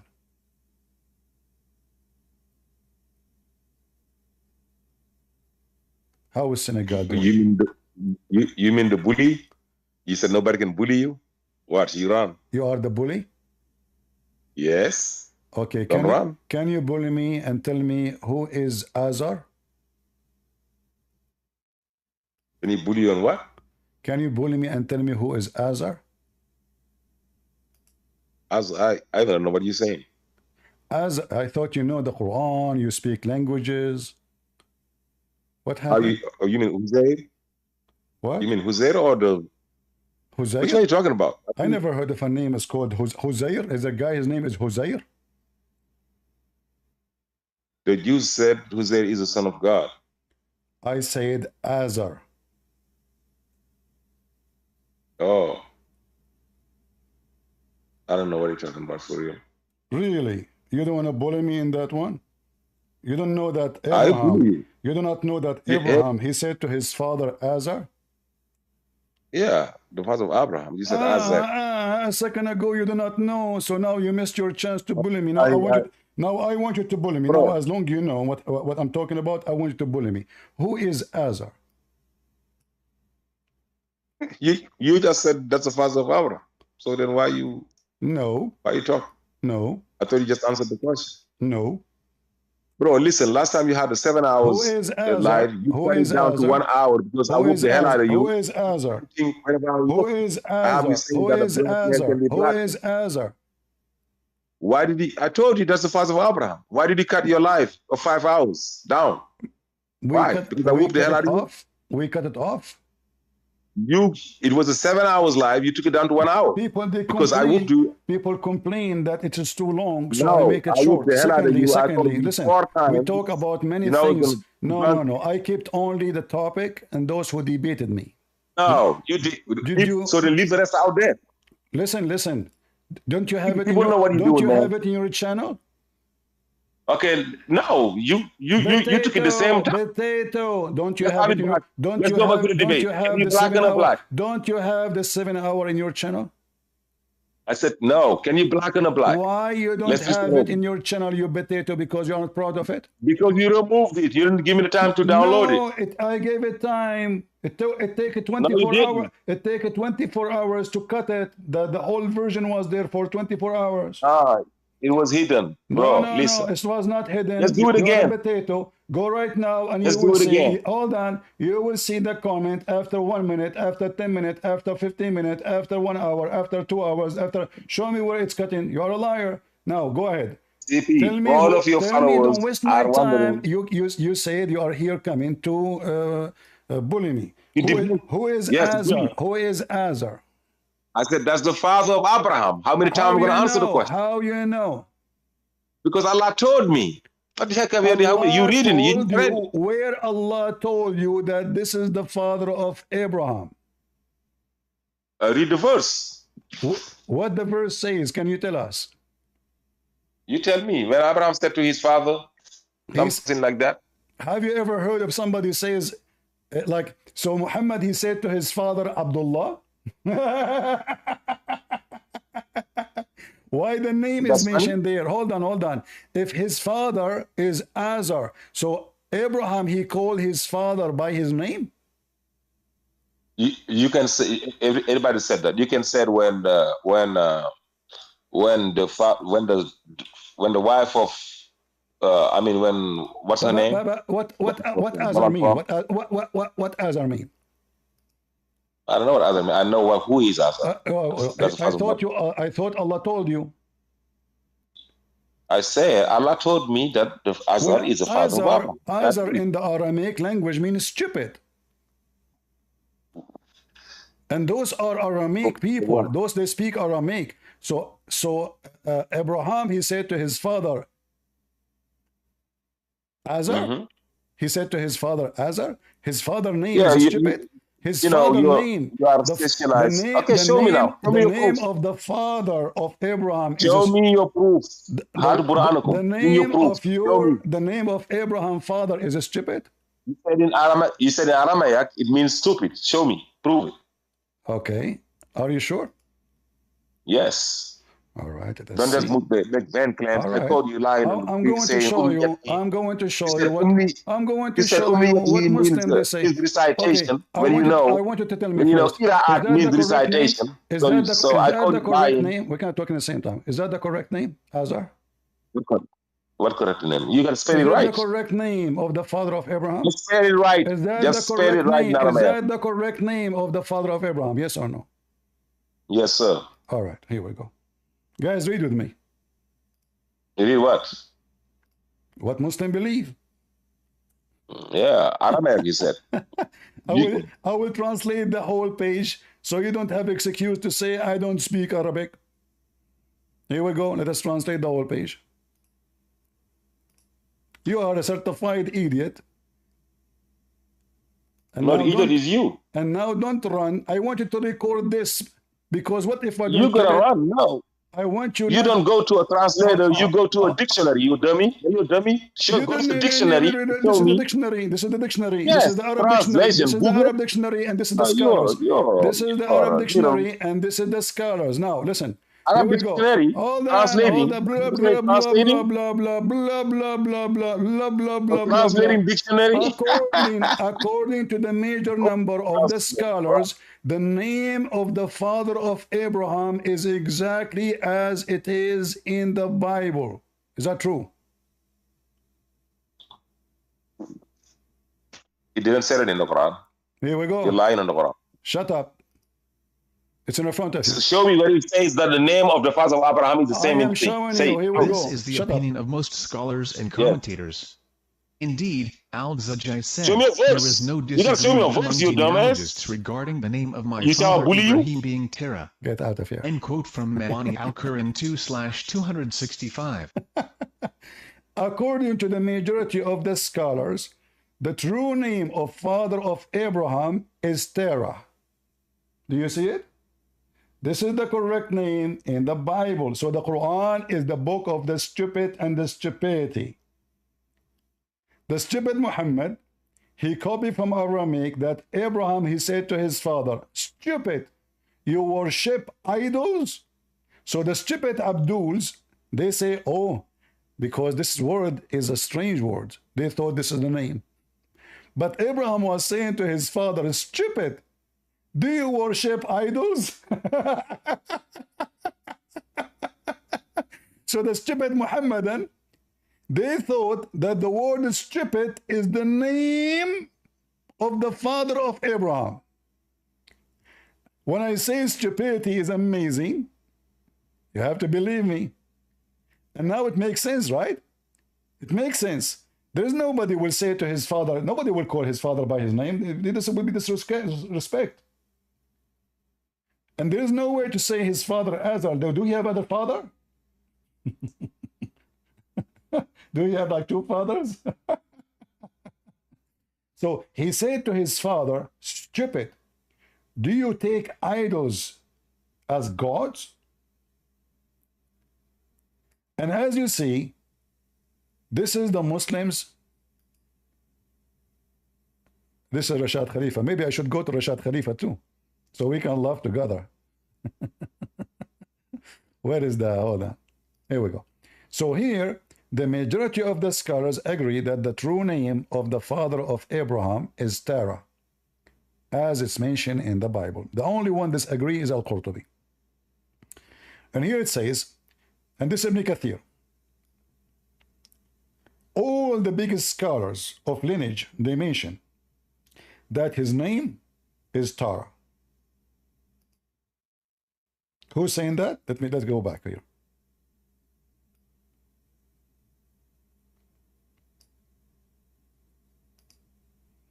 Don't forget to record it, Ultimate Fart, and put it in your... Ibn Kathir, may God have mercy on him, said, the majority of lineage scholars including Ibn Abbas are of the opinion that his father's name is Terah, and the people of the book say Tariq.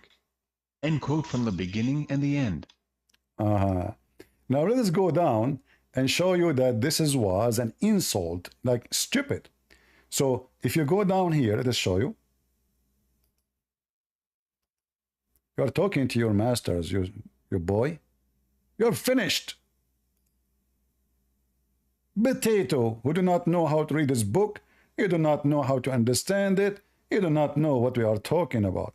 So let us see here what it says.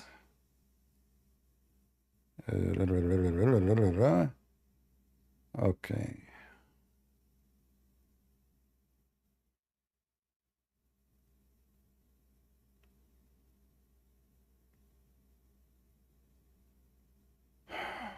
Where it says,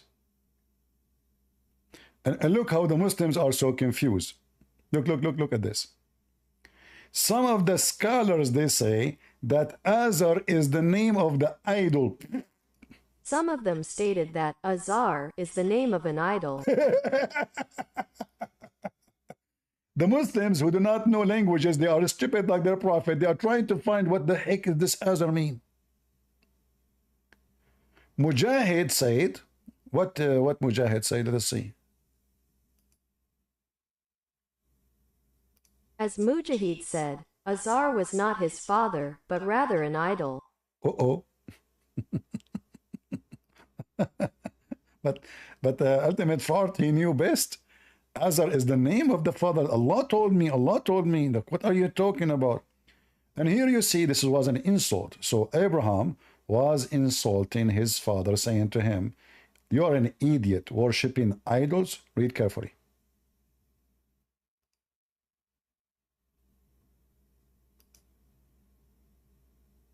Others said, it is an insult and a defect in their words, and its meaning is crooked, as if it was interpreted that he criticized him for straying from the truth. End quote from Jamie Al-Bayan 11/467. He said to me, show me from the dictionary. Well, this is the dictionary, Jamie Al-Bayan. Potato. You want to bully me, Ultimate Fart? The ultimate fart, I advise you, each time you call me, record it from the beginning to the end. Put it in your archive. I want your children in Senegal, who they are going to be so white, as Muhammad said, a guy who's an Arab, he came and his wife is white. He's white. His tribe is white. Every single one of them is white. His wife, she gave birth to a boy who is black. He said to him, Prophet of Allah, my wife, how she give birth to black person? Muhammad, he said to him, do you have a gray camel in your in the camel, between the camels? The guy he said having the same. But what the heck the same? The camel, this female sleep with everybody camel.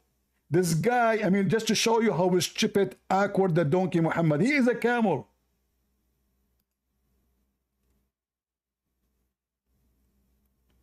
In the case of the camel, you idiot,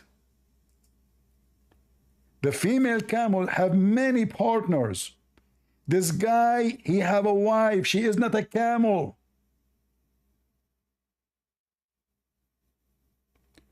Do you see how stupid Muhammad is, guys? How this will work? So his wife, I'm trying to find you the hadith. How that can be compared to the story of the camel? Do the female camel, she have one boyfriend?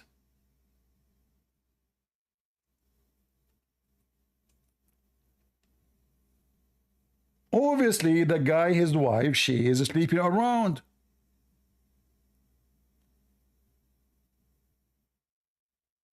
Let me see, I'm trying to find the hadith.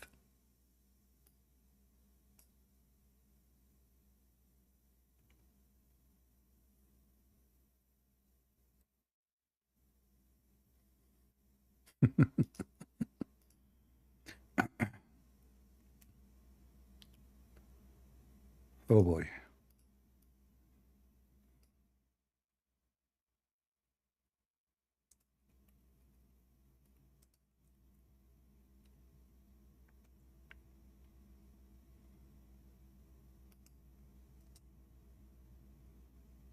I allow you, Ultimate Far, to come and talk just for entertainment purpose.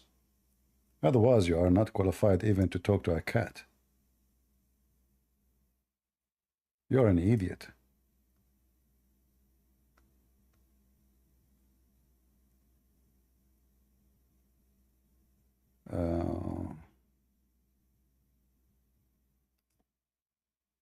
Let me see, where is the hadith?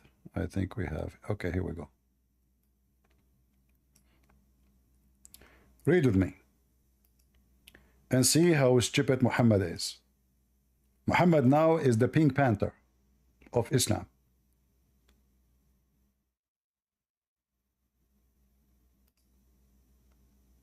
And this is a very authentic hadith, al-Bukhari.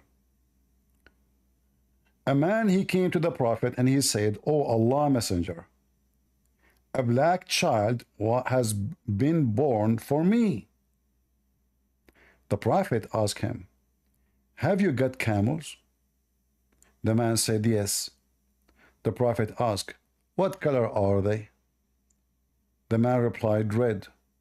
The Prophet, he said, "If there is a gray one among them?" The man replied, "Yes." The Prophet, he says, "Whence come that?" He said, "Maybe it is because of heredity." The Prophet, he says, "Maybe your latest son has the color because of that. But this is a camel sleeping with everybody. This is a tribe. There's no black between them.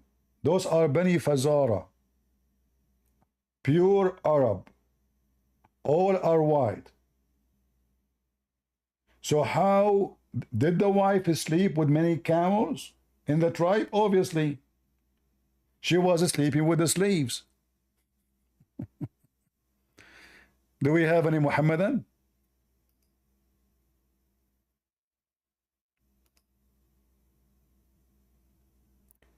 This is what happened to you if your wife, she is sleeping around.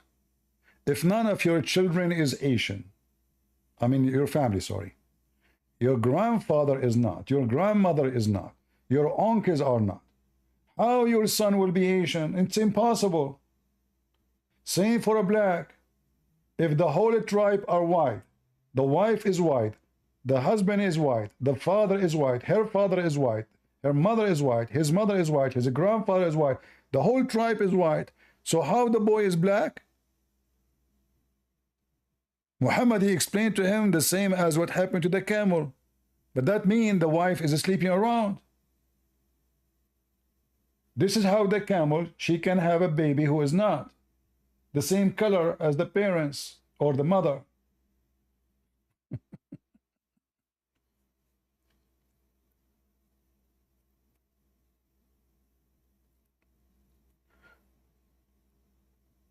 Somebody saying to me in YouTube, CP, you should apologize for calling Muslim potato. How disrespectful to the potato. This guy is being sarcastic. Hello? Hello? Hello, hello. Yeah. You have any topic or? So we were talking about the Hajj. You want to talk about this Hajj or about this hadith? We could talk about anything, to be honest. I usually don't debate, like. Can you speak louder? I can't understand. You know, can you speak louder? Yeah. All right. Yeah, I said I don't really debate. Okay, you know what? I'm not going to ask you. I'm not going to ask you anything hard. I want you to tell me why you are a Muslim.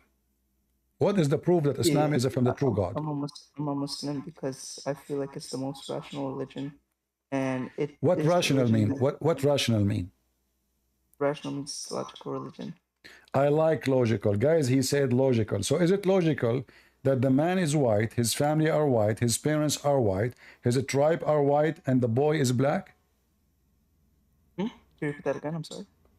You said Islam is logical. I said to you what rational mean. You said logical. So is it logical that your wife is white, you are white, the parents are white, the whole tribe are white, and the wife, she gave birth to a boy, he is black? I mean, why not? If, for example, let's just say there's like a whole black family, and let's just say there's what? There's what? There's what? There's like black. Can you not hear? I said, for example, there's a whole black family, and they're all black. The mother's black, the father's black, and the whole like bloodline is black, for example. And then the kid ends up white. Wouldn't that kid become albino? Wouldn't that still be logical? The boy, so the whole family are black, but the boy is white? Yeah, the boy ends up white with a lighter color. How that happen? Is that scientifically true? Yeah, you never heard of people with albino? What is that? You never heard of albino before? Albino? Yes, it's the mutation. You don't know it?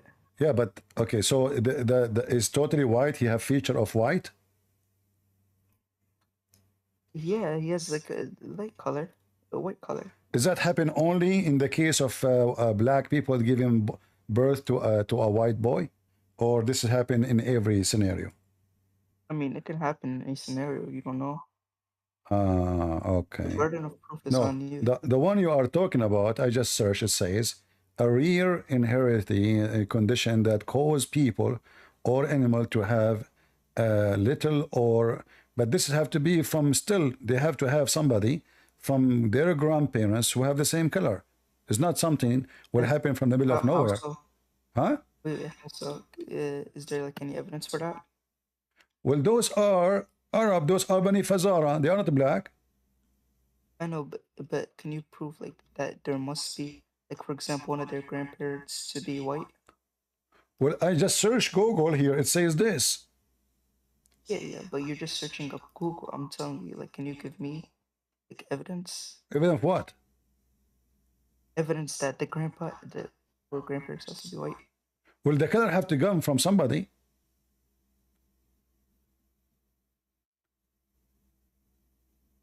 The color have to come from somebody, and not only the color, it have to be the feature. So the feature of a black person is not the same feature of a white person. It's not only the color. The hair, the eyes, the lips, the nose will be different. It's not just the color. Hello?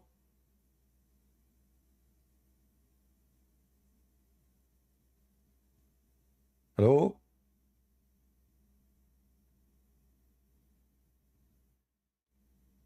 And this is not, this is kind of illness, you know, to happen, the one you mentioned, but doesn't happen, you know, this is very, very, very rare, and this is kind of illness.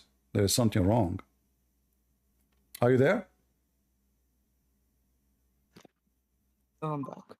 Plus, the example you gave to me is false. Why? Because your prophet, he mentioned why it happened. Your prophet, he mentioned why it happened. He said, don't you have red color? This is not an illness or like something. This is something about you inherit from your parents, from somebody in your family. That's what your prophet is saying. Wait. First of all, I have a question for you. Can you define, because me personally, I don't know what it is, and I think you're more intellectual and you're far outsmarter than me, so can you define heredity for me? Heredity, the word in the hadith? You find what? Heredity, the word in the hadith. The prophet said, maybe your latest son has this color because of heredity. What is heredity? You tell me, I don't know. I don't speak with English. What heredity mean? I don't know. You're more knowledgeable than your No, I don't read it in Arabic. I read it in Arabic. I don't read it in English. Okay, can you read us for Arabic? Because you're in Arabic it says نزعه هو عرق. عرق is lineage. What? عرق is lineage. Like lineage? Lineage, okay. Okay, what does that mean? I'm just a layman. So the prophet here is claiming that somebody, you know, he's giving an example between red camel. He said, do you have camels? He said, okay. He said, what the color? He said, red. He said, there's one of them is a gray. He said, yeah. The prophet said, how this happened? He said, maybe because it is the you know, like from the, you know, the mix, the mix. Yeah, but here there's no mix. This guy, that's why he's wondering if he have in his family people who they are black, he will not be wondering. Wait. So question for the prophet and said, "Oh Allah's messenger, a black child has been born for me." The prophet asked him, "Have you got camels?" The man said, "Yes." The prophet asked him what clarity. The man replied, "Yeah." The prophet said, "Is there a gray one among them?" The man replied, "Yes." The prophet asked, "Whence come that?" He said, "Maybe because of your lineage." The prophet said, "Maybe your latest son has the color because of." Yeah, I truly don't understand this hadith, to be honest. You don't understand? You don't understand? Can I say something? Yeah, go ahead. Go ahead. Say something. Yes. So apparently, this hadith would not make any sense because only two, like you were saying before, two black people can make an albino, but you can't find two white people making a black person. That's impossible. So definitely, Muhammad was saying something incorrect in this case. Oh my God! No, really? Wow. Yes, look it up. You could actually look it up scientifically. There's no way two white people can make a black person. It's only two black people that can make an albino. Can there be a genetical mutation? And the albino is not. This is not like. I mean, even this person who is born from black people, he would have their feature, even though he have white skin, but still he is a black. He have their feature. He will have the same lips. He will have the same nose, etc. This guy is totally African.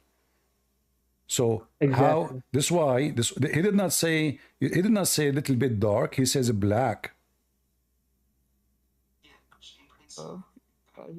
If you're bringing up this topic, I have a question. What, like for example, me, why should I be a Christian?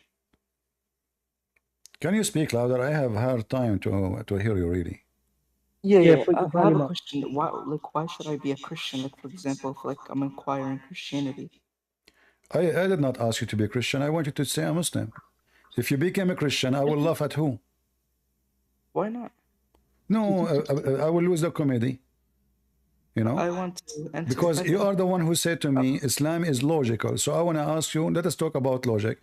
You said you don't understand this hadith, no problem. Can you give me one thing is logical in Islam? Oh yeah, Tawheed. Well, the word Tawheed does not mean oneness. It means unification. So how, If tawheed... Unifying Allah's names and attributes. What? To unify Allah's names and attributes, isma'ihi wa sifatihi. Okay, hold on. So are you saying to me that Allah is not one, so you need to unify him? You're retarded? To unify his attributes and names specifically to his essence, to Allah subhanahu wa ta'ala himself. Well, is his attribute united with him already or not? I doesn't understand crap, bro. Oh my you God, just said to unify his attribute, right? And you said that, not me. When did I say the word unify? So what it is? Say again. توحد أسمائه وصفاته لله عز وجل. Okay, but توحد is an act of unification. How you unify someone is already one. Let me give you an Arabic lesson. It's توحد, not توحد. Not توحد is different from توحد? Yeah, you are touch your Arabic. Okay, what does توحد mean? توحد أن معناها أن توحد لله توحد شيء. This is broken Arabic, my friend. You don't say توحد لله. I never heard this before. Are you sure? توحد معناها جعل. Can you show me a sentence written in Muslim book? It says توحد لله. What? Can you show me this sentence in Arabic? You said توحد, not توحد. Remember, توحد لله. Can you show me that?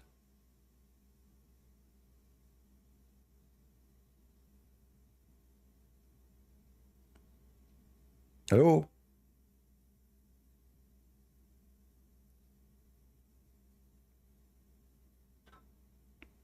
Are you there? Which book it says توحد لله? In scholar works. Can you show me the book? Have you ever read that before?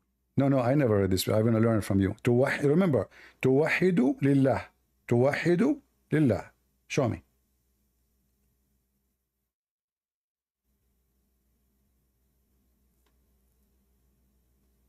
Wait, Christian Prince. So I gotta go do something real quick. I'm gonna meet up real quick and come back. Really? Really quick? Yeah. Can't you show me the reference right now? Yeah, I have the book with me. I'll show you the reference when you come back. Okay, show it to me now. I have to go right now. Why you have to go? What happened? Because if you know, I have to go pray. It's a lot of time. Oh, okay. You have to go to pray. Is that logical that if you don't go right now to pray, you will miss it? That's literally, you just said it. You just said it. If I don't pray right now, I'm going to miss it. Well, this is not logical. If Allah is all-knowing, it doesn't matter what time you pray, He is hearing you. No, but He has prescribed His time. Well, isn't it Allah? He listened to your prayer only in the third part of the night? What? Isn't it Allah? He come down every third part of the night only and say, who is praying to me? Oh, He does. Wait, you made a mistake. You said the only times He comes down is in the third of the night. He actually also comes down on the day of Arafah. Oh, He come down in Arafah too? He do Hajj? Yes. Okay, so guys, He said Allah, He come down in the day of Arafah. So now, why you want to pray now? Do it only in Arafah. Allah is not listening now. Hello?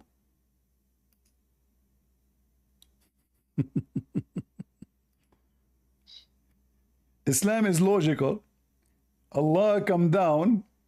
He said, no, you made a mistake. Allah, He come down in Arafah too. What kind of God He need to come down to listen to your prayer?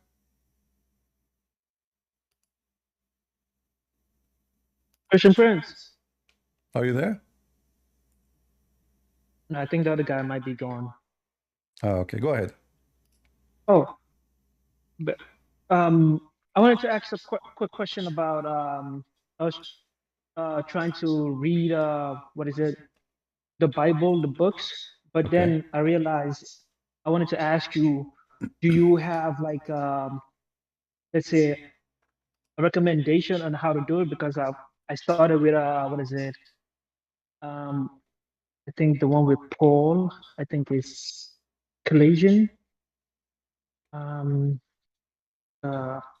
I don't know the name of it, but listen. I started with In order to Paul. learn, in order to Yeah. let us speak about the Bible as if it is. Just an example. Let's say you wanna you just get something new in your house, and have many parts and many things you need to put together. So where do you start first? I started with Paul book first. I think. No. I'm talking about. Let's say you bought a table. Or a machine, and now they did not send it to you all together. They send it to you like, you know, parts. What the first thing you to do? You look at the manual. Exactly. So the Bible is very well organized book, not like the Quran. So if you want to learn about how people they knew God, you start from the Old Testament, from the book of Genesis. So if you're interested first to know the background of history, you know, then you start with the Old Testament. When you are, let us say, I'm reading the Old Testament, but you know, I want to take a break from history because the Old Testament involved too much with the history between the Jews, and even from the time of Adam, going all the way to the Jews, between their relationship with their prophets and their God, when they are bad, when they are good, the bad thing they did, the good thing they did, the evil things they did, etc. That will give you a lot of information about the preparation of the Messiah. Because all the prophets, we believe, they came to prepare for the Messiah. When it's time, the Messiah come, and the Messiah announce himself. People receive him, people reject him, and then the Messiah, this is their last chance, the Messiah will come back in the day of judgment. So if you want to understand the background of the history, you can start from the Old Testament. If you are interested only to know what Jesus did, where he been, what he said, you go to the New Testament. You can start reading from the book of John, finish the 4 Gospels, and then you can go to the book of Acts, see what the disciple and the letters between them, exchange of opinion and letters and experience. So you can learn about what the Christians, the first Christians, they went through during preaching the gospel. Because what basically got me more interested in Paul is because I went to YouTube and looked at the summaries of each, and then I was and then I found like a more interest in Paul books. That's why I started with Paul. But since you're telling me to start from Old Testament Genesis, then I'll try to do that. Yeah, you see, if you wanna read about the relationship from the point zero, you start from point zero. And I believe it's better for you if you read, let us say you can read both in the same time.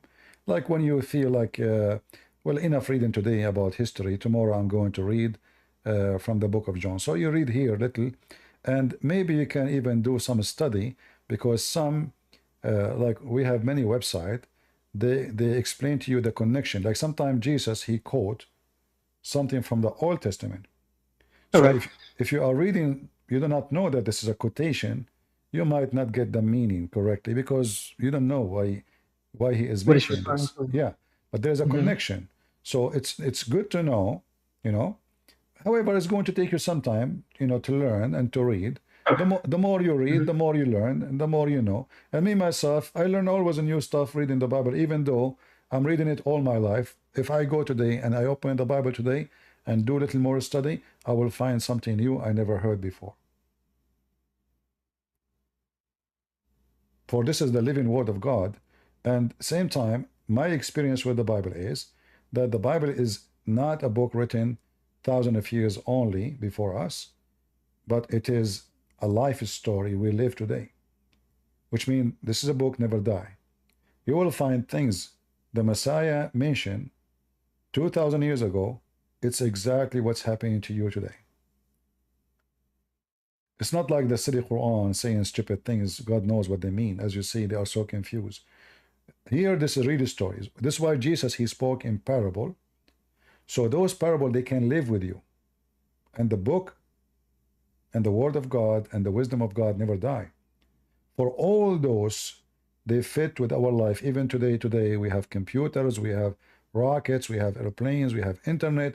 Still, those stories go hand by hand with our life today. Okay, I see. Like you can go and read the Bible, you will find not a single story Jesus mentioned in the old days. It does not go with today's stories. If we go and do the same with the Quran, we'll find none of them fit with our life today. Like, yeah, Muhammad having fight with his wives. What the heck is that? You know. So when the prophet, he told one of his wife, the other wife, she told the other wife, and then the other wife, she told the other wife, and then Allah told him some, he hid some, and then the prophet, he said, who told you this? That the wife, she said to him, what is this? What we learn from this? If you want to learn about Jesus, like now Abraham, I asked the guy who called me before, I asked him, what is this? He didn't know what they didn't know who's Abraham. They did not know what Abraham means. They don't know where he lived. The Quran never say anything.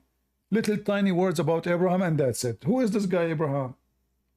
If you type the word Israel in the Quran, you will not find one place says who is Israel. Who is Israel? Have you ever heard of a book writing without giving introduction? I can say, well, you know what? If the person is a mystery person in the history, I can say, okay, maybe he is mentioned some, maybe at that time, but here there's something missing. Suddenly the Quran mentioned a person, his name is Israel. In the Bible you will see that this guy, he have different name, he have experience with God, and he gave him a name, called him Israel. Now we understand who is Israel. In the Quran, how we know who is Israel? No way to understand. And what Israel mean? No way to understand. This is why you see someone like Didat was making fun of the Bible, says, Israel was struggling with the angel of God or with God. It was laughing. But this is what the word mean, Israel. So when the Quran accept the name and adopt the name, the Quran adopt the story. But where is the story? Where is the story of Jacob become Israel? Nowhere to be found. This is why the Quran is useless. You can't understand anything. If now I want to know everything about Israel, who is Israel? If a Muslim will say to me, well, this is, a common knowledge. No, this is common knowledge for the Christian. The only way to know, if you go to our book, either the book of the Christian or the book of the Jews, which is the same. Because for us as a Christian, we accept the Old Testament. So how we know? There's no way to know. So either the Quran is a book of knowledge, or the Quran is an index.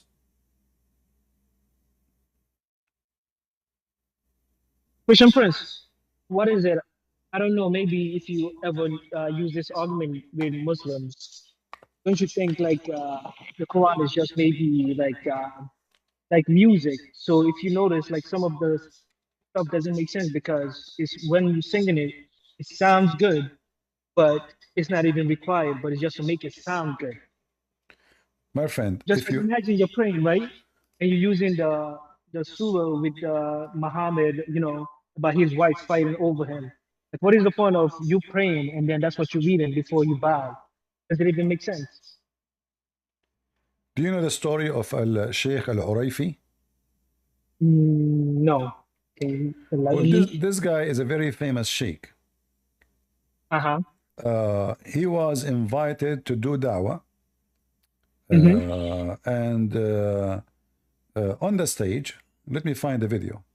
On the stage, he asked for a volunteer, and he want to show everybody. He want to show everybody how the Quran is miraculous. How? So he said, I'm going now to sing two phrases. One is a true Quran and one is a false Quran. And let us see what will happen to this French guy who do not understand Arabic. So he made up Quran, and he sang it the same as the Quran. The French boy, he said, well, I like the second one, which means the false one. So the one who do not know, it sounds Quran. He made Quran on the stage, right in the Quran. This is how easy it is. Just sing it like the Quran. It sounds like Quran. So the guy, he don't know, ما يقدر يفرق. ذكر رحمة ربك عبده زكريا، هذه الجملة الأولى. وجلسنا معك وأنسنا لك. طيب هذه الجملة الثانية.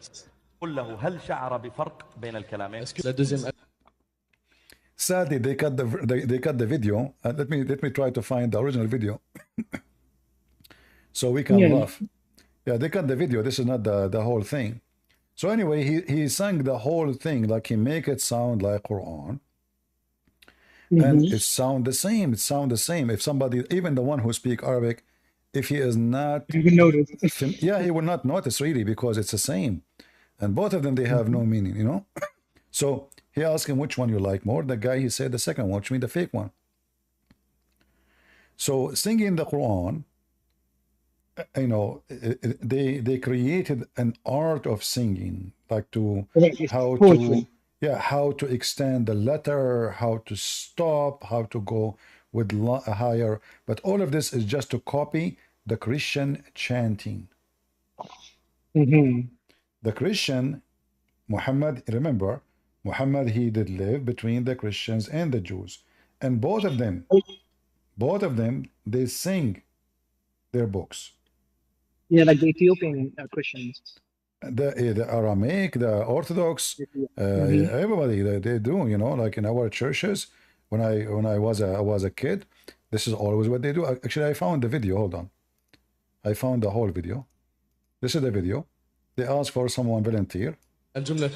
Very, very, very embarrassing.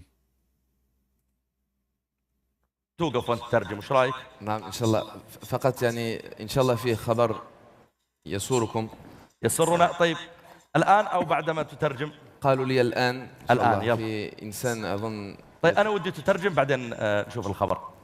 وعندهم خبر صار لكم. نعم. يمكن يوزعون عليكم على 1000 يورو يمكن.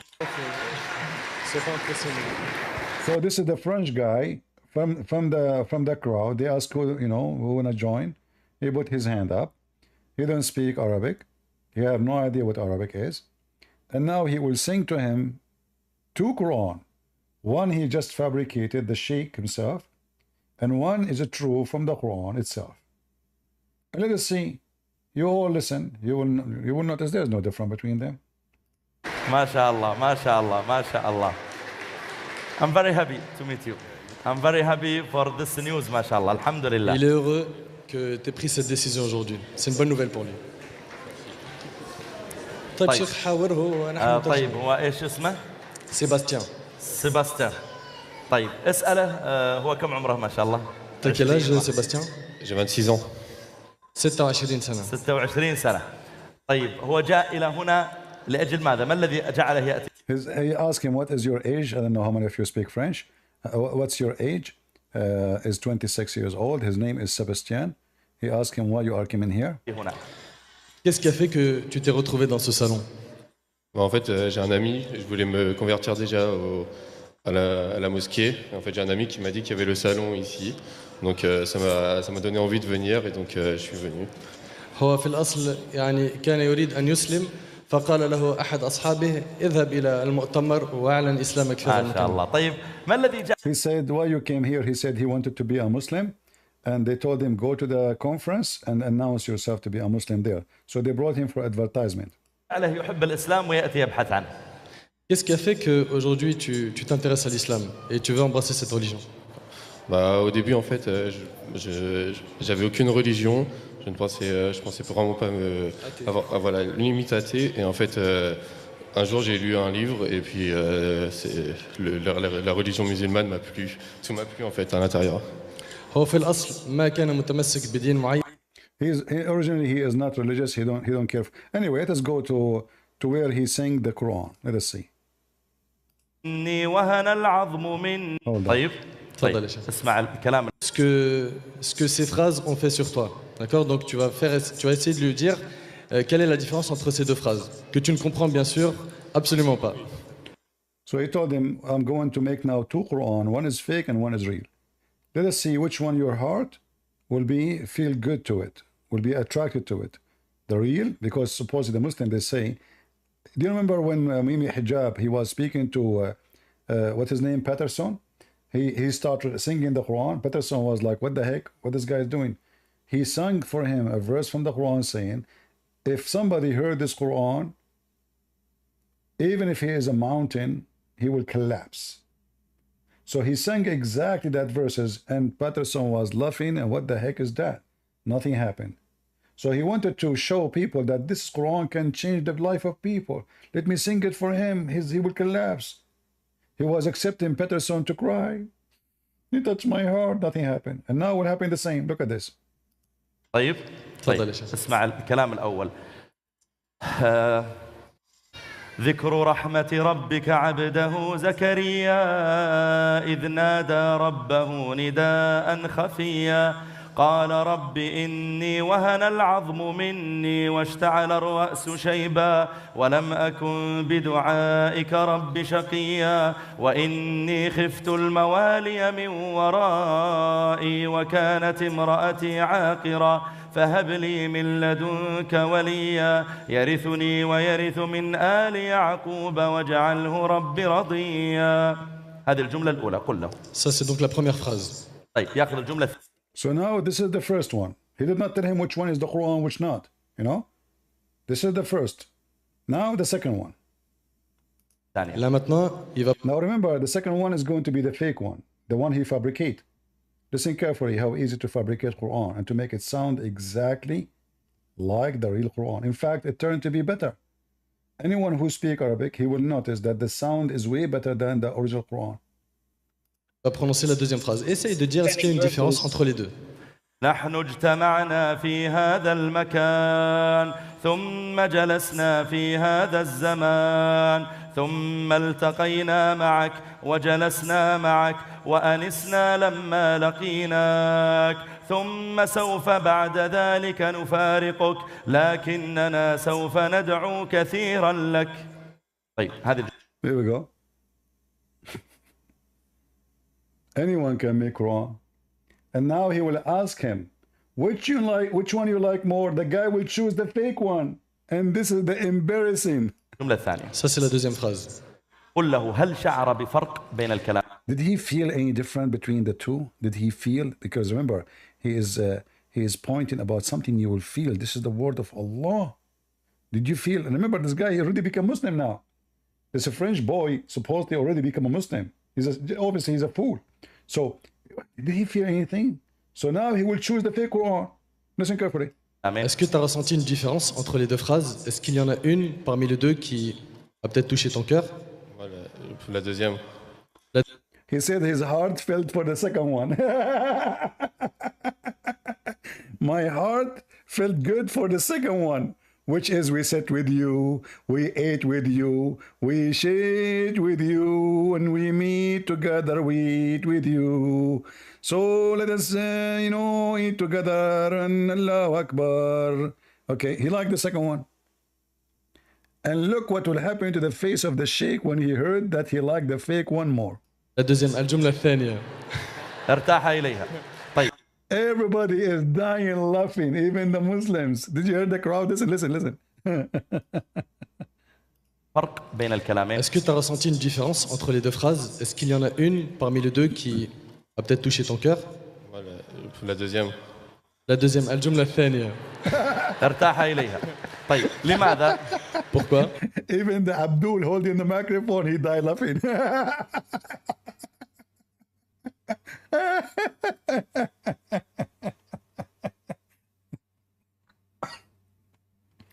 And look how silly, how stupid they are. I mean, the guy don't understand anything anyway, So even though, because now he is singing it, and this is what they do. They bring you someone who have a nice voice. I mean, if a person have a nice voice, even if they sing about shit, there's songs have the F word all over the song.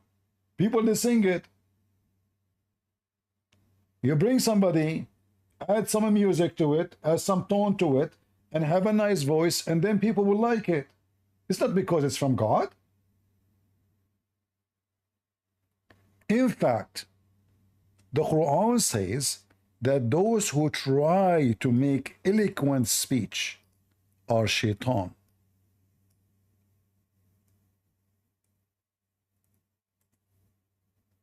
Can you believe it?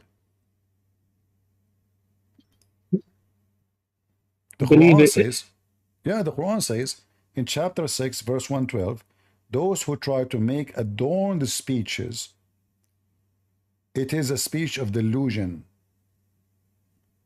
and deception.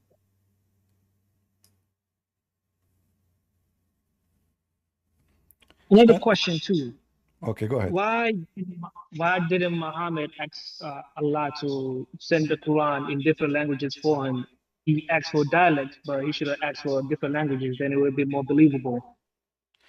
You know, this is a good question. You see, because it doesn't even make sense how you can only talk to God in one language. What's the sense of that? You know, when I was a kid, I don't know, maybe I was a teenage or, you know, so I asked a teacher, this guy is an idiot, and you know, Muslims always, they take opportunity to make fun of Christianity. So he said to me, it was like a class about English. So he said, he's making mistake, this Christian guy making mistakes in the English. Looked like Jesus did not make him speak in tongues. You know, he said that to me, you know. And I'm a person, I don't care if you're a teacher or not. When you step on my foot, I will give you what you deserve. So I said, well, why Allah did not make Muhammad speak in tongues? He looked at me, you should see his face. His face turned yellow. He froze. He froze in his place. He said, first of all, the story in the Bible about Jesus making his disciples, they speak in tongues, there's no proof of it. I said, well, this is a story, exists in your books. Isn't it Ibn Kathir, he mentioned it? The second I mentioned that, he said, well, Ibn Kathir does not mean that he is truly a knowledgeable person. He might be making mistakes too. We are a human, we make mistakes. So I said, are you making mistake now by insulting me? Claiming that Jesus did not make me speak tongues. Somebody told you I'm a disciple of Jesus. Jesus, he gave his disciple opportunity or ability to speak in tongues because they are going to be his disciple. So why Prophet Muhammad could not, neither him or his companion, to do so? He said, okay, sit down, don't make a drama about it, sit down, sit down. I was joking with you, okay? I was not even, I'm just joking. You made a mistake here in the grammar, that's all. Sit down, act differently. So according to the Muslim books, that the Messiah, the disciple of the Messiah, and this, by the way, will refute the lies of the Muslim when they say that Jesus was sent only to the Jews. The Bible says, I came to my people and my people rejected me. But the Bible says too that the Messiah commanded, and he says, I have a flock out of here. I have sheep out of here. So not only the Jews, but this is the book of Ibn Kathir, Al-Bidayah and Al-Nihaya, volume number 2, page number 119. Here it says, let us go down.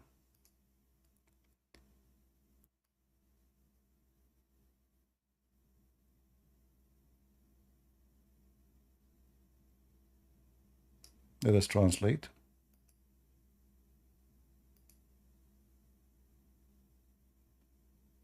Before Jesus, peace be upon him, was exalted, he instructed the disciples to call people to worship God alone, without partners, and appointed each one of them to a group of people in one of the regions of the Levant, the East, and the Maghreb.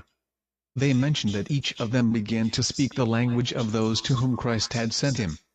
More than one person mentioned that the gospel was transmitted from him by 4 people, Luke, Matthew, Mark, and John. So as you see here, the Messiah, when he commanded his disciple to go and teach and preach, according to their stories, the Muslim side of the story, they said to him, how we are going to speak different languages? They went to sleep, they woke up in the morning, they found that each one of them speak different language. In the same page, actually, we see Ibn Kathir is speaking about Paul. The Muslims always, they insult Paul. They say Paul is the one who corrupted the Bible. Paul is the bad person, etc. But the truth is that in their books mention that Paul is a great messenger of Allah. In fact, he was sent by the Messiah himself. Let me give you the link so you guys, you can save it. Maybe somebody can shorten the link and post it in YouTube. Here you see the story about Paul. Let us see.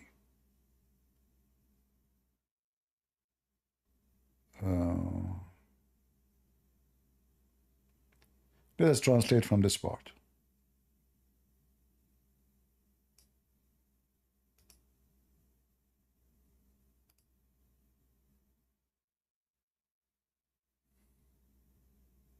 Among the people of Damascus who believed in Christ and believed him was a man called Dina. He was hiding in a cave inside the eastern gate, close to the crucifixion church, for fear of Paul the Jew. He was unjust and oppressive and hated Christ, and when he brought him, he had shaved his nephew's head when he believed in... Oh, sorry, I stopped it by mistake. So anyway, he's talking about Paul. Paul is coming after his nephew. His nephew became a Christian. Paul was a Jew. Paul is a Jew who is chasing the Christians. He was unjust, oppressive, and he hated Christ. And when he bought him, translation is not accurate. So they are talking about the nephew of Paul who became a Christian. So he shaved the head of his nephew because he believed in Christ, and he tortured him. Then he stoned him, which means he killed him, until he died. May Allah have mercy on him. Remember, this is Ibn Kathir saying that the nephew of Paul, may Allah have mercy on him. When Paul heard that the Christ, peace be upon him, had headed toward Damascus, he prepared his mules and he went to kill him. So the Messiah now is targeted by the hitman Paul. He met with him in Kaaba. Kaaba is a location close to Damascus. When he, very close, like it's inside Damascus right now. He faced Christ's companions. An angel came to him. Listen carefully. An angel came to him. Who is the angel? He is a Christ's companion. He came to him and he struck his face. The angel, he struck the face by the tip of his wings, and he blinded Paul. So when Paul saw that, he felt like believing, which means Paul decided to become a believer.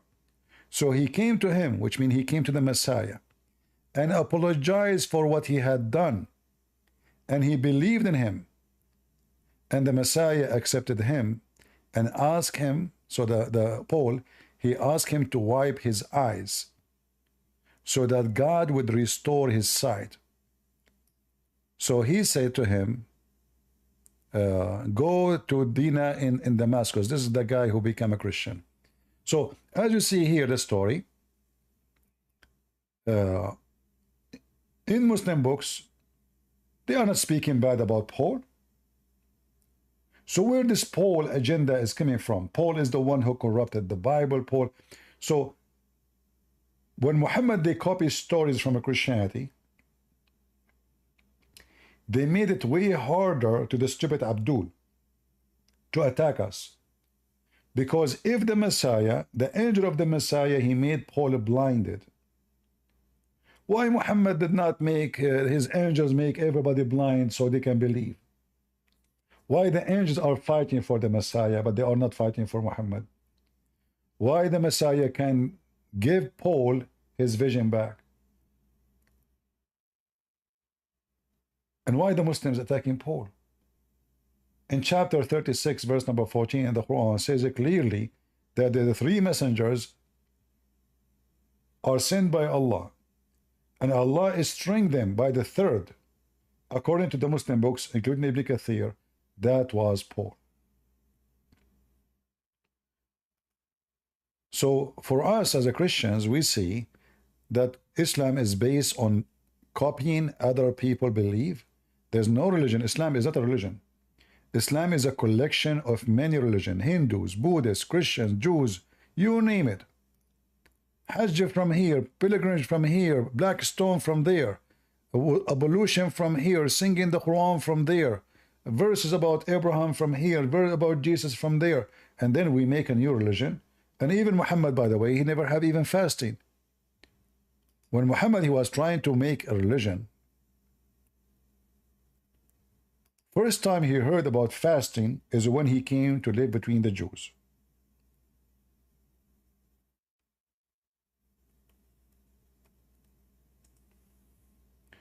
He never heard of fasting before. Now, in the Islamic reference, you know, is really contradicting each other. Like here you see, obviously there's 2 days, they call them the same name, Ashura. Quraysh used to fast the day of Ashura in the pre-Islamic period. And then here we ask Muslims, okay, Muhammad was fasting for who at that time? And why he was fasting Ashura? You read other reference, you will find something totally different. Let me show you.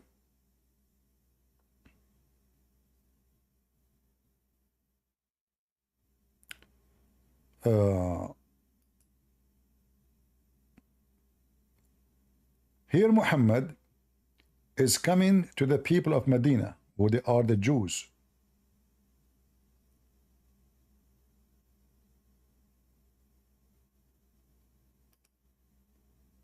Muhammad, he asked the Jews, what is this? Why you are fasting it? They said to him, well, this is the day where Moses, he crossed the sea. Let me show you. I'm trying to find the hadith.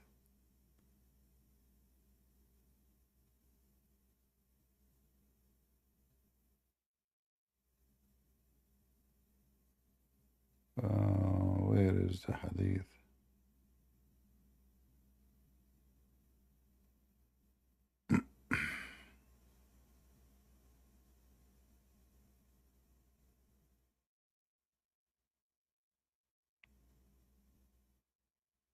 Give me a second. This website is really messed up. It's give you everything about the same. Let's see. Let me find the exact. Yes, I noticed whenever you try to search for something, it gives you all other results except for the one that you're looking for. It's okay, you know. I mean, sometimes it works even for our benefit because we find something is important too by mistake. Let's say, you know, even though it's not what we are looking for. Okay, Ashura.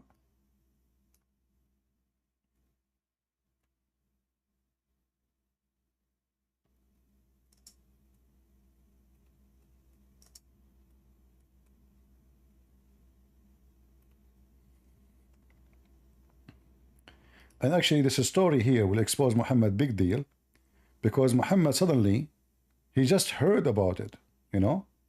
He just heard about this fasting. Suddenly he said, well, we are, you know what, more close to Moses than you. Saying to who? To the Jews. Suddenly Muhammad is more close to Moses than the Jews. And he hijacked the fasting of the Jews. Here we go.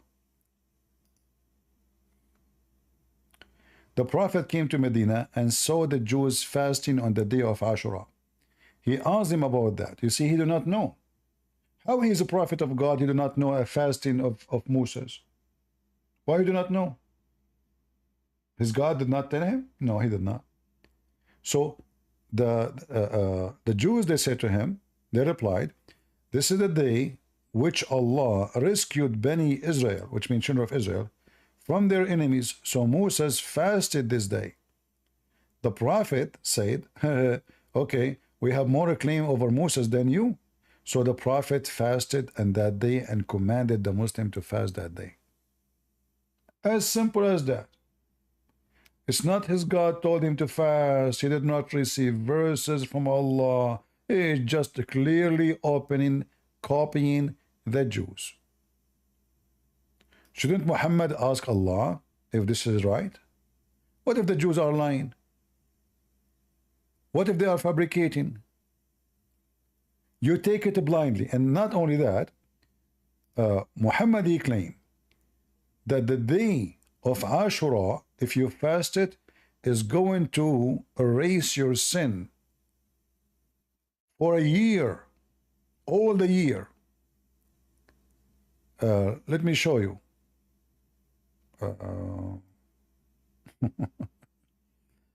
If we go here, I mean, he just learned about the fasting from the Jews.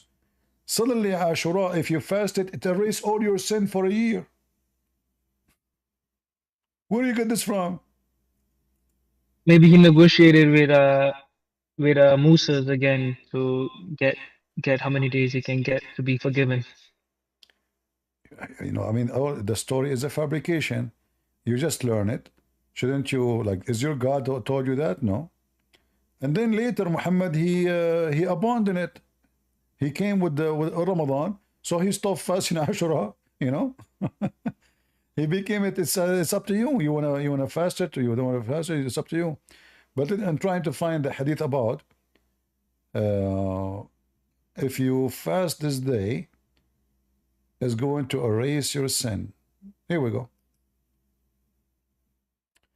The Messenger of Allah was asked about observing a Sawam fast, Ashura, the 10th of Muharram. This is the same Ashura. He replied, it's an expansion for sin of the preceding year. Expansion of the sin. So it's going to erase your sin for the previous year. Just for fasting one day, he just learned about it. He just learned from the Jews. Suddenly, if you fast this day, is going to erase your sin, all of it. And look how many days will erase your sin the previous year. I mean, we will be out of sin. Look, Abu Qatada al-Ansari narrated that the Messenger of Allah was asked about fasting on the day of Arafah. All right. In the ninth of month of Dhul Hijjah. He replied, fasting on the day of Arafah, the same will erase your sin for the previous year and the following year. Look at this. So now I can sin for the sin I did last year is gone, and the sin I'm going to do next year is gone. You fast one day, you have a license for sin for 2 years, the previous one and the coming one. And then he also asked about the fasting of the day of Ashura, the 10th of Muharram. He replied, fasting Ashura, the day of Ashura, is going to erase the sin for the preceding year. You see it? I mean, how easy to get rid of sin in Islam. Is that why those stupid people go into Hajj to die?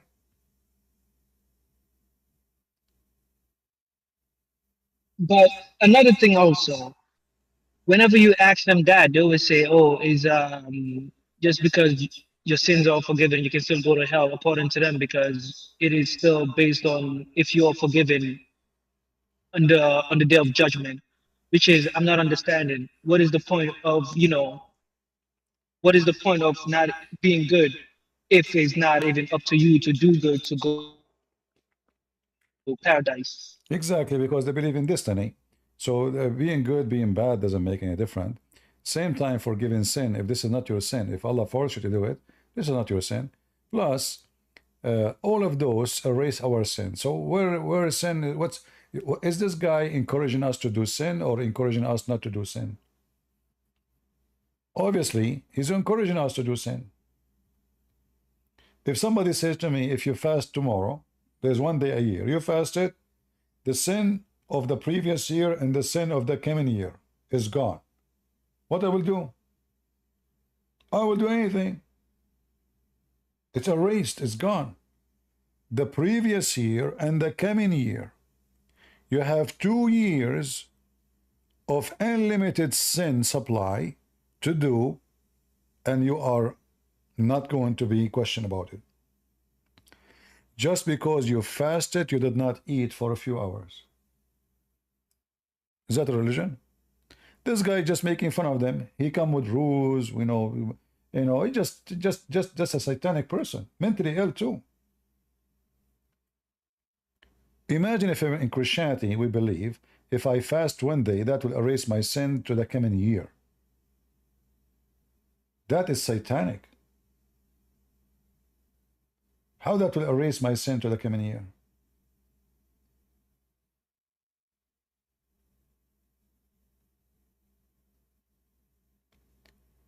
Do we have any? So isn't it, yes. I was gonna ask you one more comment.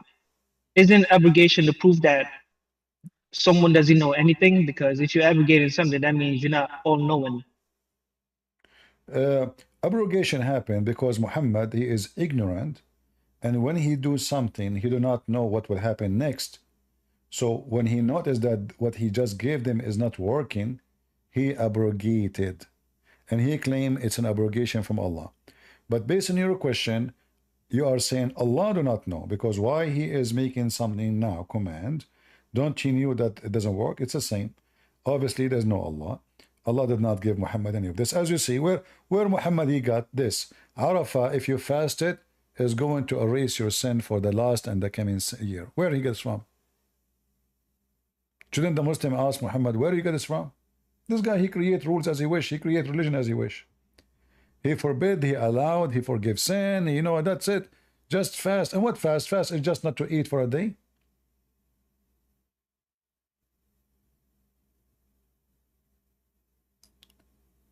So did you decide to, last time we spoke, you left Islam, correct?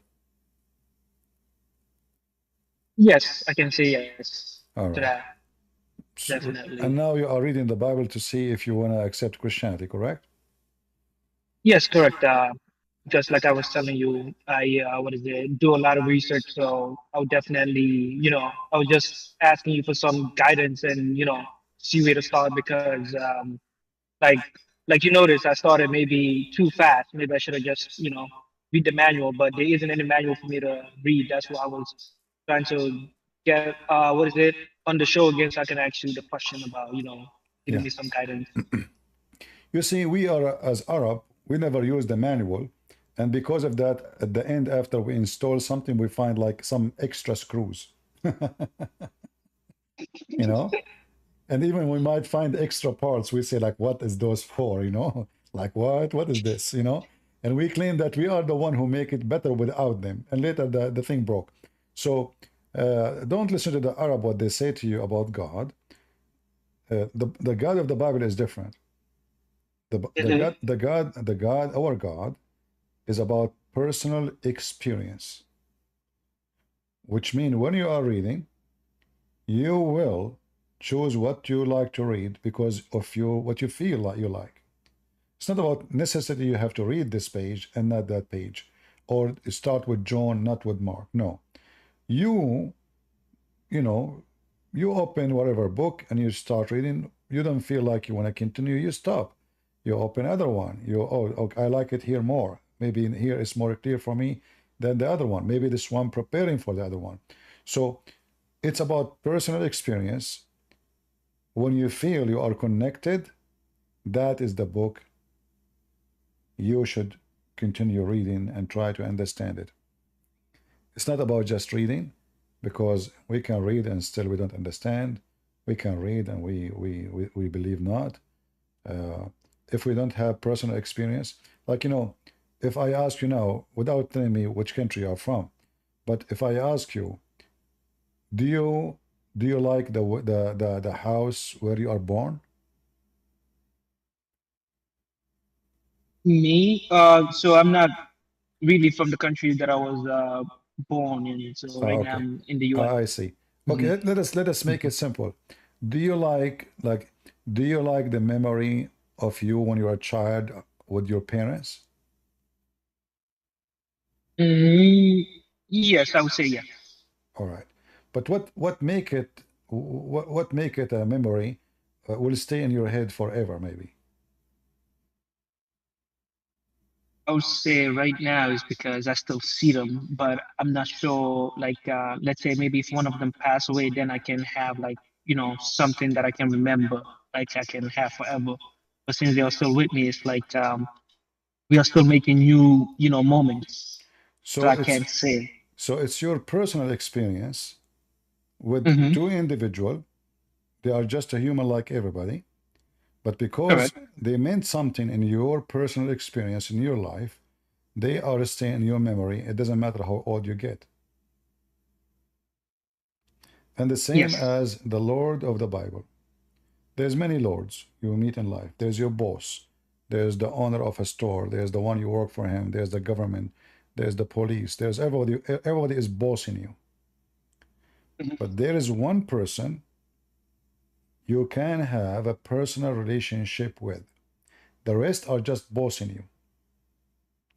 The rest, they are just seeking power, seeking control, tell you do this, don't do that, and they go after you. There's one person you can have personal relationship with, and he can stay with you in your journey in life, as long as you decide to welcome him to be with you. And this is the difference between Christianity and others.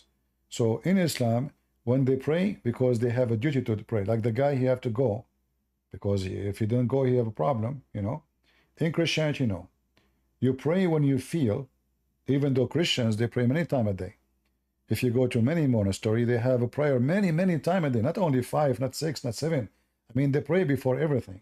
Like once I went to a Christian monastery, and I was wondering, I mean, this is really tough life. I mean, those people, they do farming, they take care of the trees, they work hard, they don't take donation, they don't take anything. Everything they do is to support themselves. In the same time, before they go to the farm, they have to pray. They wake up the first thing in the morning, like almost 5 a.m. in the morning, praying. After praying, before the breakfast, there's a prayer. I could not really stay with them. I could not. This is not for everybody. This is for somebody. All his heart really is giving himself just to the Lord. They do nothing. They enjoy nothing in life except enjoying being men of God. They isolated themselves from anything. Women are not even allowed to enter the monastery. No TV, no electricity, nothing.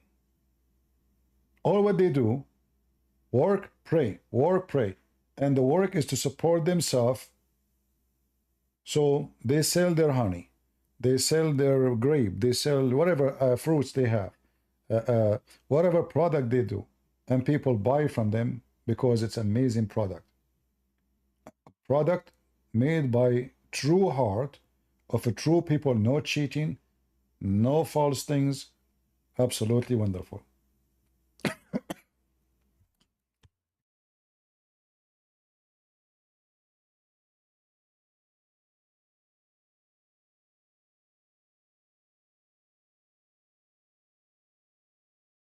Are you there still? Yeah, sorry, I have to drink some water. Oh, Yeah. okay. So when you have connection, the more you are close to the Lord in Christianity, the more you find yourself, you can give more. In Islam, no. Muhammad even forbid them from being a monk. The Quran says it clearly that being a monk is a fabrication. It's not from God. But why being a monk is bad? What is exactly is bad about it? If somebody decides to devote his life to God, how that can be a fabrication? You find that in chapter 57, verse number 27. So when they did that, being monks, they invented that themselves and was not prescribed for them. But look what happened now.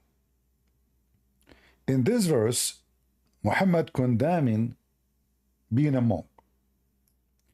In other verse, he praised the monks.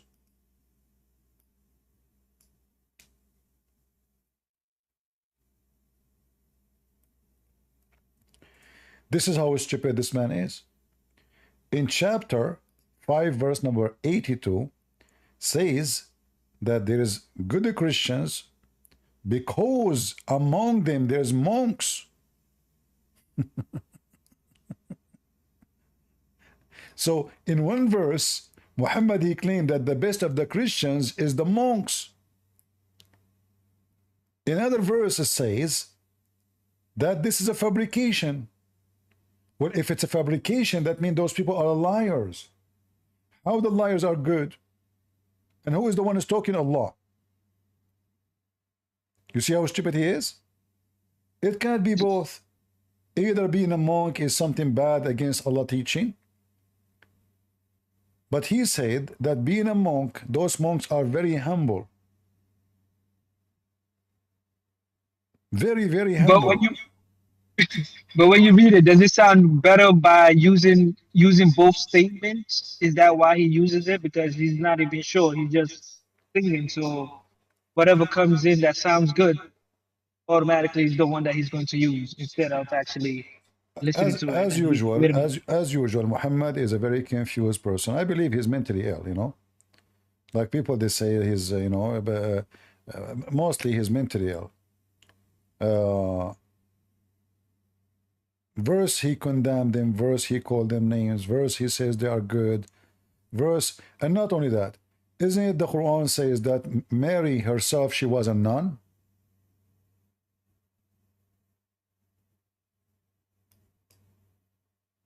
Mary herself, she was a nun. So if being a monk is against Allah, how Allah accepted Mary's mother offer that her daughter, the baby she will give, is going to be a monk? At that moment, the mother, she do not know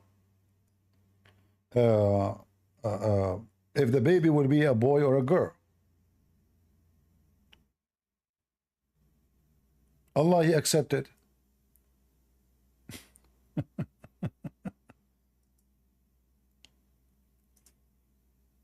Do we have any Muslim?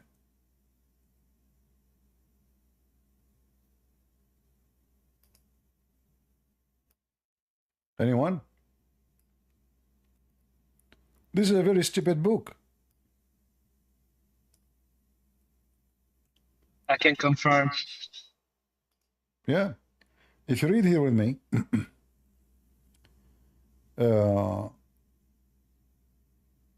read with me carefully. Chapter 3, verse number 35. It says, remember, when the wife of Imran, and again Muhammad is a poo-poo, he's making a mistake. Imran is the father of Moses. He thinks he is the father of Maryam, which is Maryam, the sister of Aaron, and the sister of Moses. So she said, oh my Lord, I have vowed to you that child in my womb. Do you see it? Dictated for your service. That is what monks about. What Allah he did, he accept that. So how being a monk is a fabrication and the dictation of service in chapter 3 verse number 35 is accepted by Allah.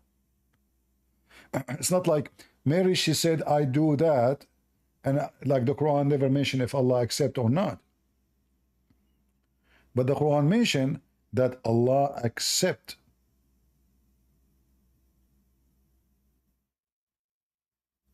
Maybe they forgot to abrogate this part.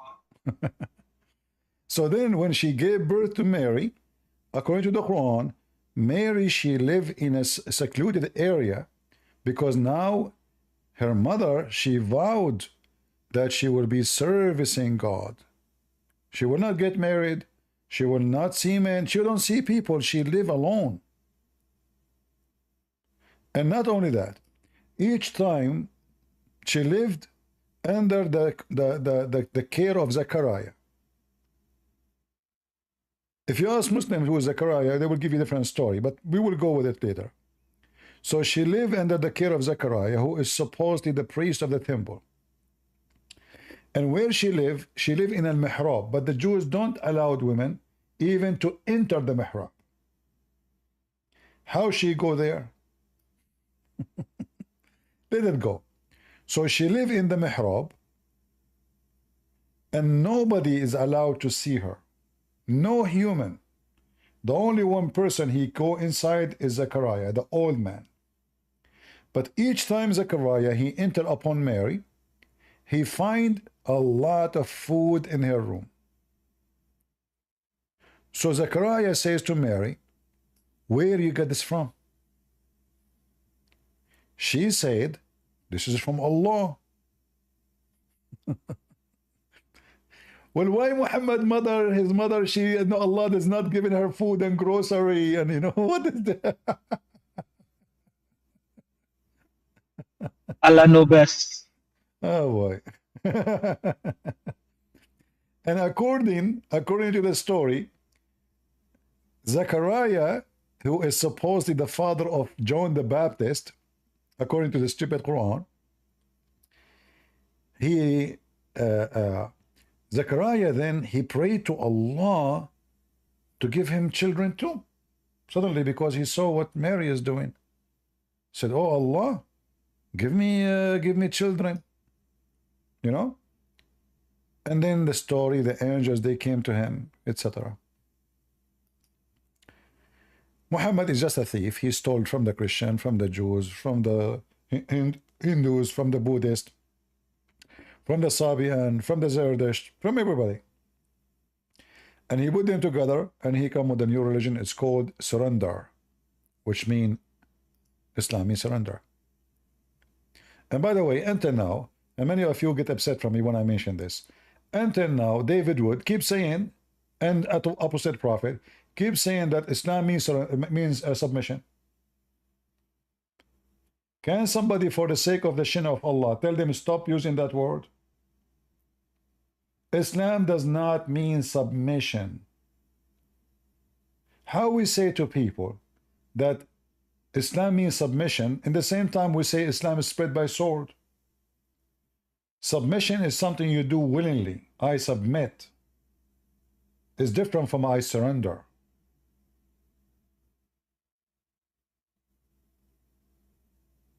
Correct? Until now, even when debate Muslim, they say submission, submission, submission. We have That's the tons new of evidence. interpretation, that's why. Huh? It's the new modern interpretation. Yeah, but we should not. I mean, you know, I understand they don't speak Arabic, they don't know, but I don't know, maybe arrogant, maybe just being proud, they don't want to admit that this is wrong. I mean, we should not stay with our wrong. We are copying what the Muslims say, which is a lie, because that will make Islam look better. When you say submission, it means the person is allowed to be or not to be. But we know even if you leave Islam, they will kill you. How is exactly submission? so it's not submission, because what is the point then of submitting? But yeah, but then when you leave is death. I mean, it's surrender, because then if you leave, they're authorized to kill. We have tons of verses in the Quran that speak about that Quran or that Islam means submission. As an example here, and this is a verse always quoted by Lili Dawa, you know, the Arab, they say, we believe. This is what the Arab, they said, we believe. Say, you don't believe, you believe not. But you can say, the Quran saying to them what they can call themselves. We have surrender. What is the word surrender here? Aslamna. We become Muslims.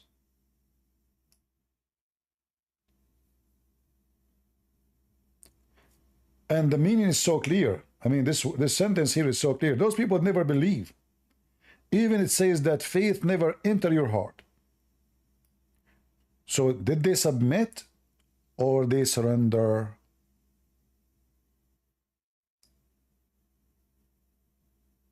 If faith never entered their heart,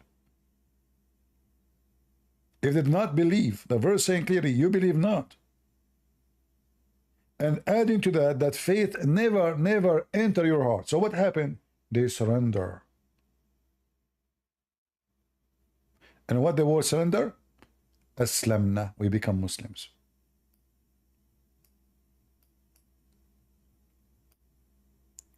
I hope all the Christians who are using this term or this word, they will stop using it and they will learn not to be arrogant, you know, going against what they say. Because when you say Islam means submission, that means everything you said about Islam is spread by sword is a lie.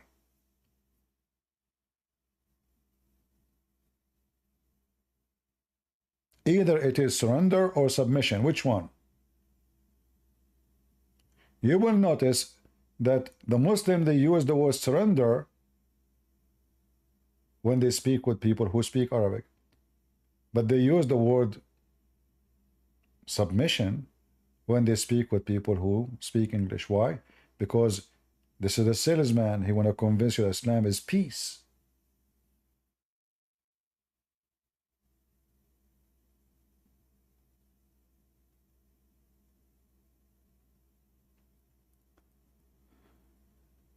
Do we have any Muhammadan?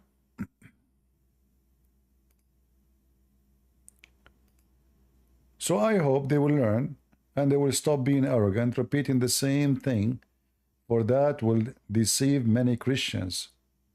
Not only you are supporting Islam by saying Islam means submission, you are deceiving Christian. Exactly. You see one of you in YouTube, and I hope people in Ramble, they are sharing with us too. I don't see too much text in Ramble. He said, Aslim Taslam. Do you know what does that mean? Aslim Taslam. Surrender, you will be safe. Aslim is a command to surrender. Muhammad, he sent a letter to the ruler of Jerusalem saying to him, Aslim Taslam. Aslim Taslam. Taslam means you will be safe. Safe from what? Safe from our hand. We will not kill you.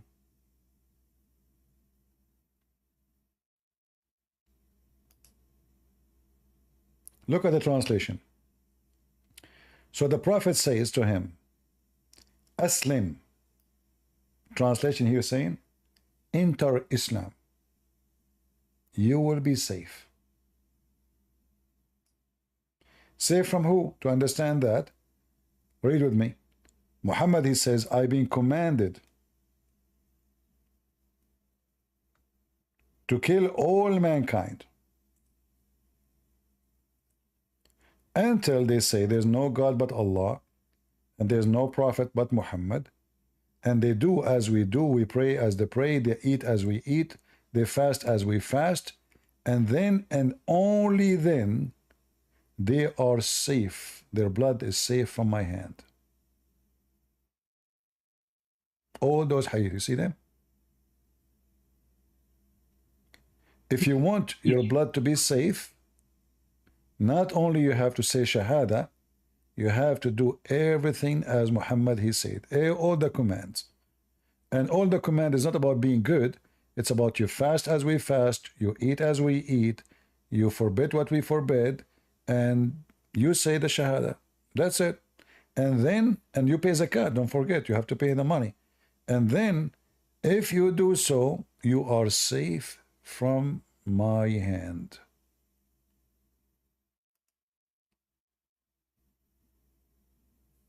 Only. You have no shame to say, you will be safe from my hand. Your property and your life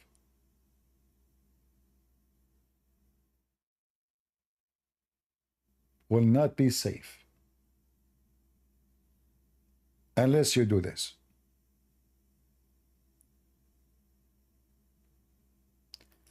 Any Muhammadan?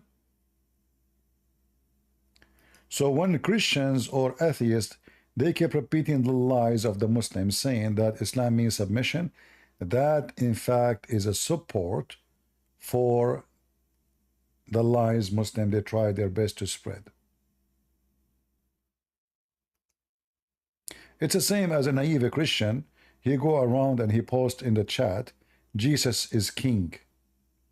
This Christian, he do not know that he's insulting Jesus by saying that, because all kings in this earth and the Bible confirm they are corrupt.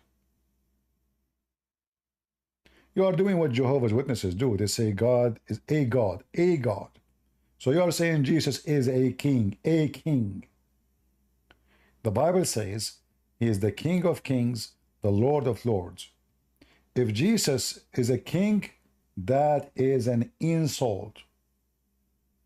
But what you can say to the dummies, a woman, she is obviously a businesswoman, commercial woman, Candace, whatever her name.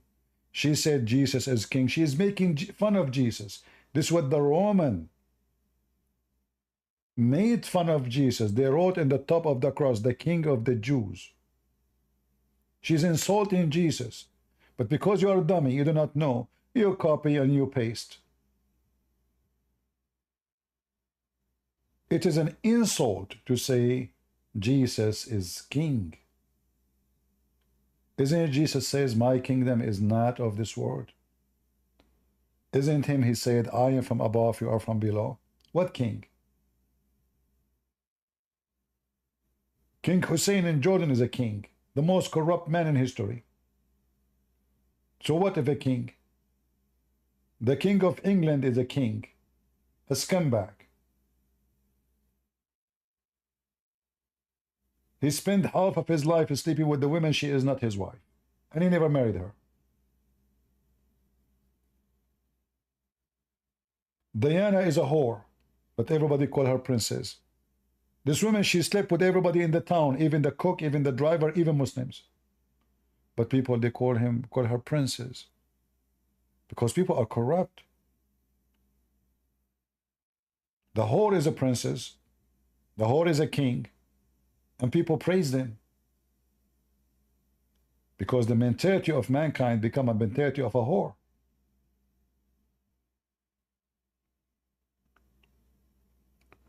So never say Christ is king. You are in fact insulting Jesus. For all kings are false, corrupt, and they should not even exist unless they are following God. And you can name for me one king is following God in this earth. Can you? So be careful. I was in England actually when she died, this princess, and I was dressed in black. I used to, I like a dark color. So I have a black jeans, black t-shirt, black belt, black shoes. But I wasn't there because she died. I'm just looking at the city. So the TV, they came to me. They said, "Oh, where are you from? Why you dress black? Where are you from?" I said, "From the Middle East. I'm Arab." This is a TV, by the way, interview, and I think it was Channel 4. I forgot, maybe. And because I remember, I waited for it, to be. I asked them after they interviewed me, what time we will broadcast this, they never did. Never. So they said, "So why you are sad?" I said, "I'm not sad." Said, "Oh, okay." Said, "So hold on. This woman, she was cheating her husband, sleeping around. The guy, he want to take the microphone away from me. Like he's telling the guy stop recording." I said, "Why you want to be sad for her? She was sleeping around. She died with a boyfriend. She's married. She should not do that. Why even you call her princess? Why those people are here? They should be condemning her, not crying for her." And they never broadcast this, But because I was wearing black, so they thought I'm sad. We have a Muslim, his name is Palestine. Hello. Hello, Palestine. Christian Princess, I was actually wanted to talk to you. Yeah. So how are you doing, Christian Princess? Princess? Yeah. Why you call me Aren't you a princess? Oh, really? I'm a princess? Oh, okay. Why? You think I'm princess? I don't know. You just feel like a princess. Ah, is that because I like men to kiss me down my belly?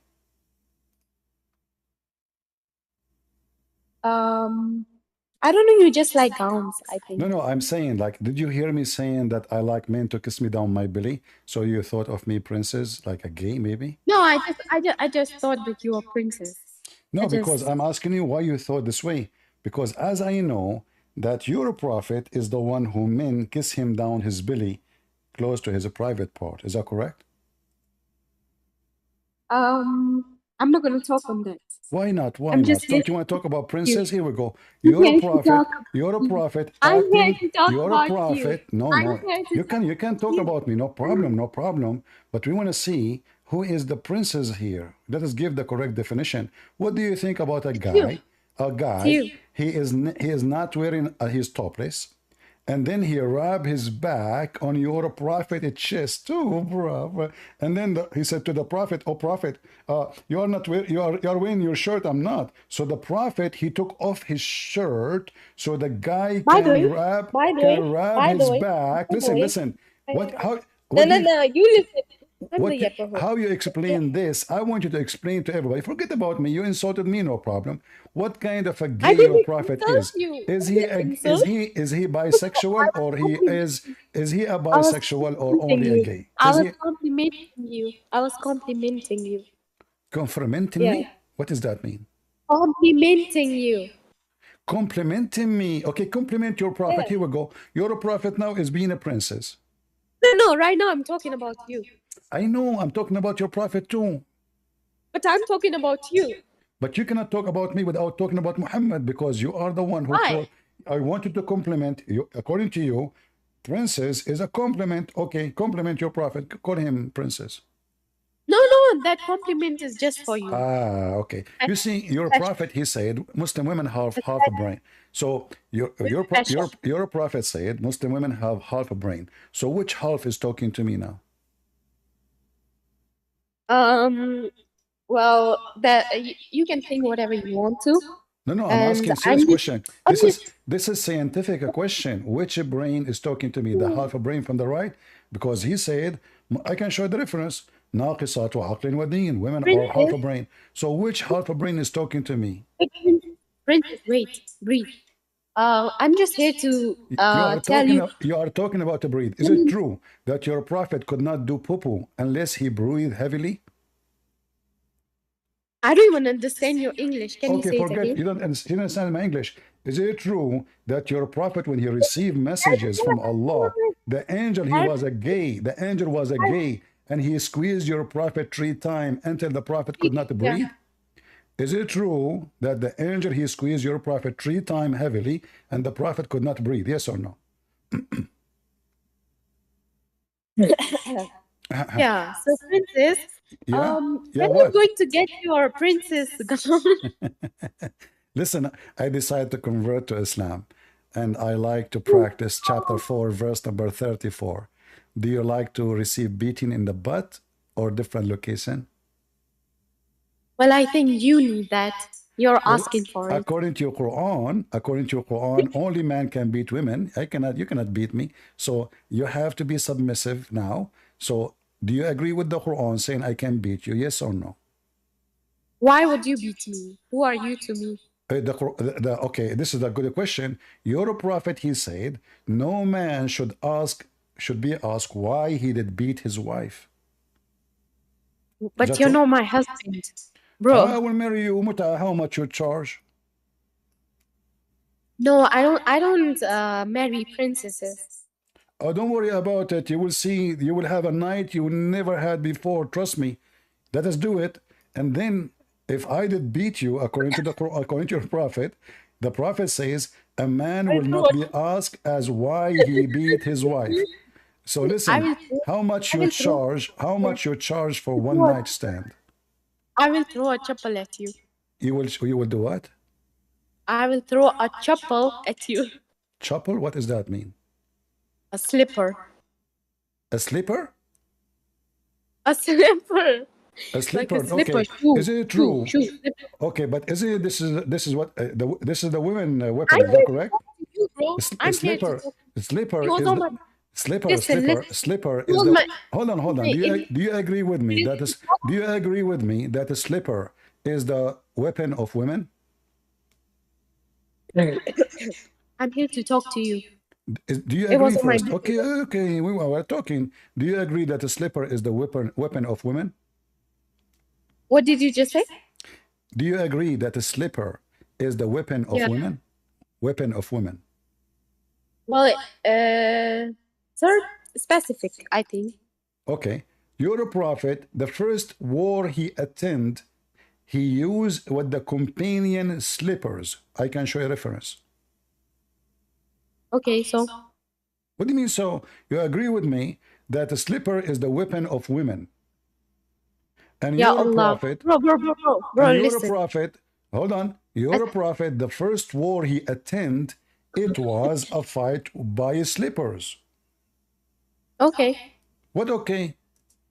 So, why what about your prophet, if he is a man, why he is using a slipper? Slipper isn't just for women, though. Who told you that? Ah, so Princess Muhammad, I use sword, I have guns. You're a prophet, he uses slipper. How you can explain that to me? Wait. I can use guns as well. You It's can. not. I know. You Muslim women, you can use guns. I know. Isn't it Aisha says, keep the women inside the houses and just teach them only how to make clothing and cooking? Don't teach them how even to read and read? I would be loving to make a clothing that is Balochi. Okay, just get out of here. I think you are flirting with me. That's the whole idea. Don't do what Muslim women they do. They send me email. They say to me, Christian Prince, I hate you, I hate you, I hate you. So what if your voice is sexy? And I believe strongly, you are here just to flirt with me. Bad news. I don't marry pagans, and I am not interested with half-brain creatures. I prefer to live in the middle of the desert and no women get close to me to have women who is half a brain to be close to me. Stop flirting with me. Potato. Any Abdul? Honestly, she's flirting with me. You can tell, you know.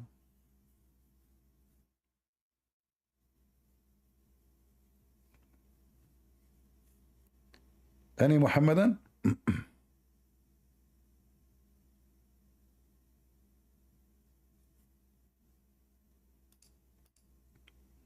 Okay, maybe we have a Muhammadan.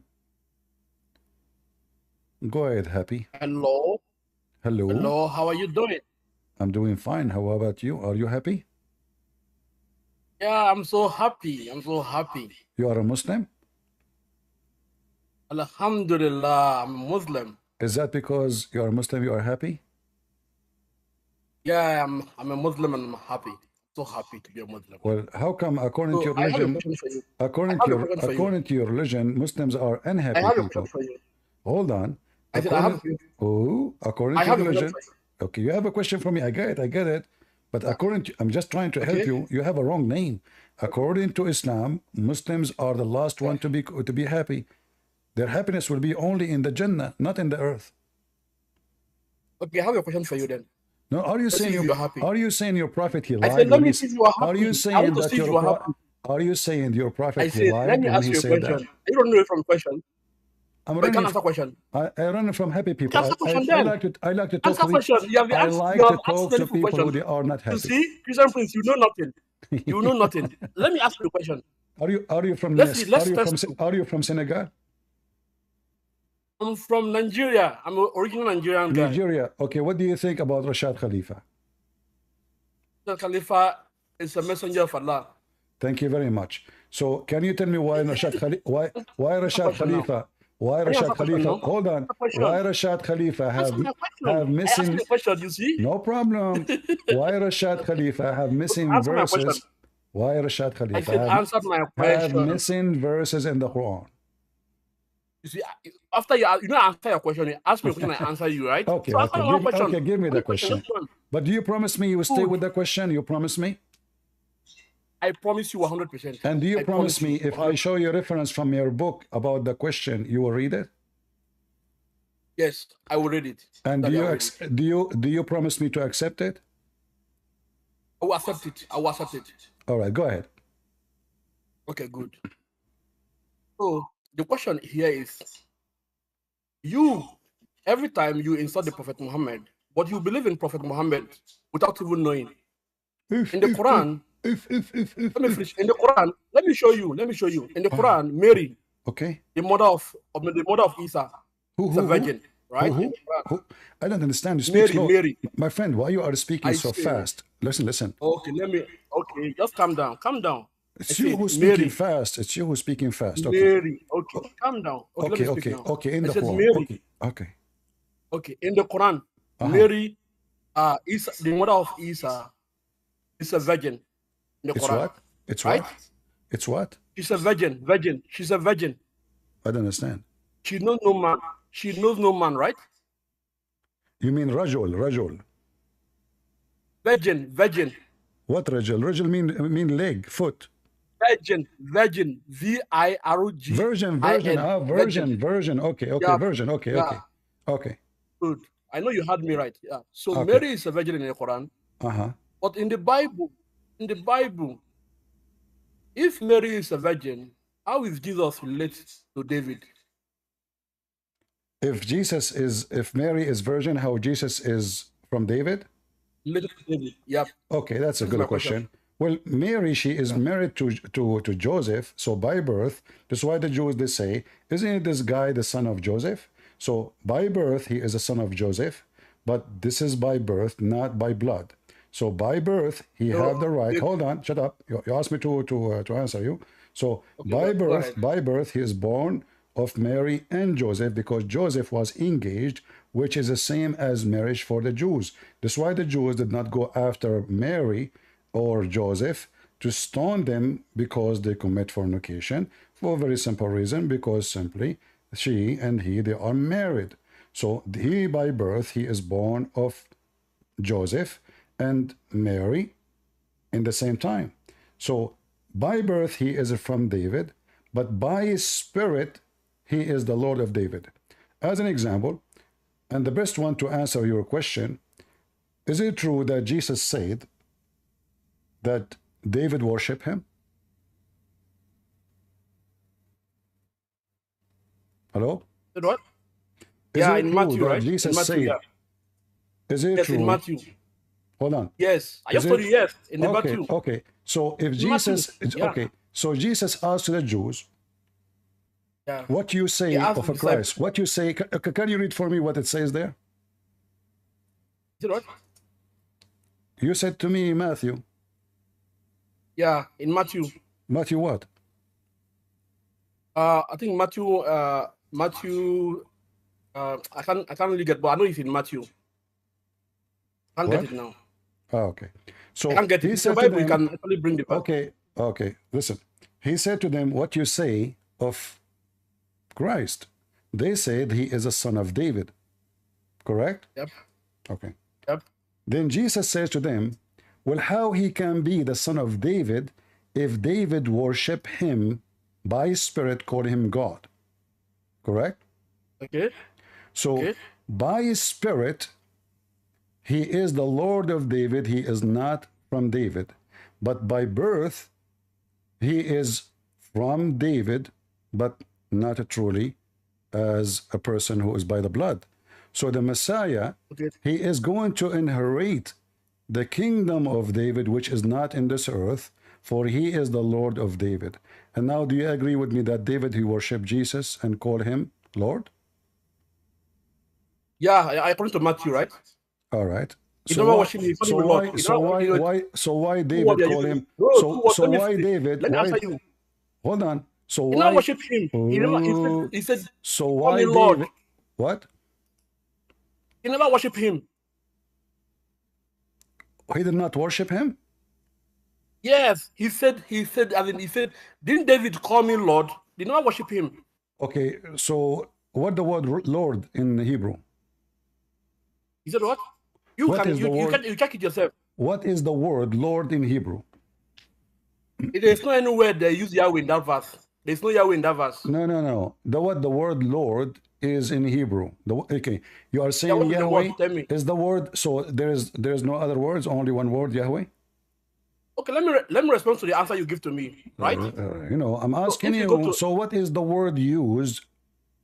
David, he used to worship Jesus. You said he did not worship. So I'm asking you, what the word he used? You bring the word. I don't know the word, but it's Lord in that verse. So how do you know he did not worship him if he called him God or not? You said no, he did not. If someone calls someone Lord, does not mean worship. Listen, we have court of law. Okay, we have in court of the law. Quran, in the Quran. So, okay, you said you agree with me with the word Lord. So if we go to the Quran, when we type the word Lord, does it mean God or not necessarily worshiping? Lord. You said what?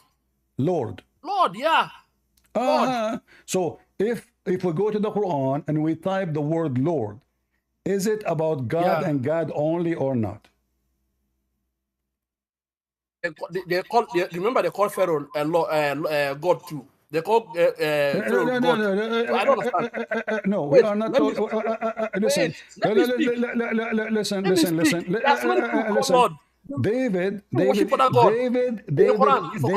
Hold on. David is a king. David is a king. Okay.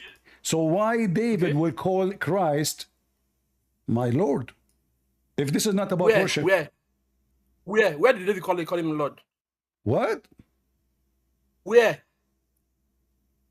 I thought you told me you know. David did not call him Lord. Jesus was the one saying, didn't David call me Lord? He was his slave. But there's no any verse that supported that. But I don't understand you. What? I said David, Jesus was the one saying. Jesus was the one saying. Didn't David call me Lord? Didn't David call me Lord?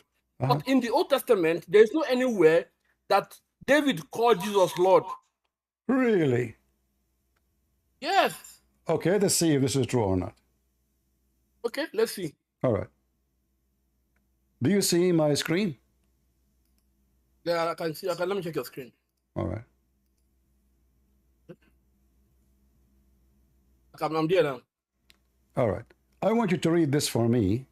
Start reading. No, I want you to read. It's not my Bible. I want you to read. No, I'll be reading my Bible. No, I want to show everybody. No. If you want us to continue, no, I'm speaking for money. No, I want to take a break. I'm speaking for money. Don't force me to kick you out. Listen, you want to have a conversation? My voice is tired. I want you to read for me. Don't ask me to read. You read. I'm listening. I'm sitting. You don't put condition on a Christian. You are a slave of Allah. We command you. You read. Don't force me to squeeze you. You are a slave. So listen, you are a slave of the white Arab. Shame on you to follow a white God, a white prophet, a white religion. That's why you're a dog. So listen, here we go. This is Jesus, and he is saying, I am the living God. Jesus, this is Matthew.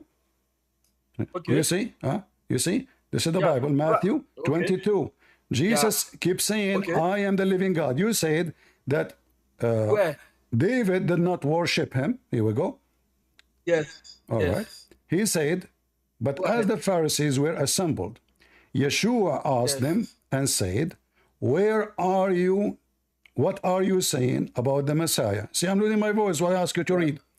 He said to them, they said to him, he is a son of David. Do you see it? I'm seeing it. Okay. He said to them, and how did David call him by the Spirit the Lord Jehovah? No, and now he is quoting, shut up, son of Muta. And now he is quoting. Okay, why are you lying? There's no Jehovah in the verse. What? Son of Muta. I'm lying? It's in front of you. You lie, you said never. And Jesus is quoting the Old Testament.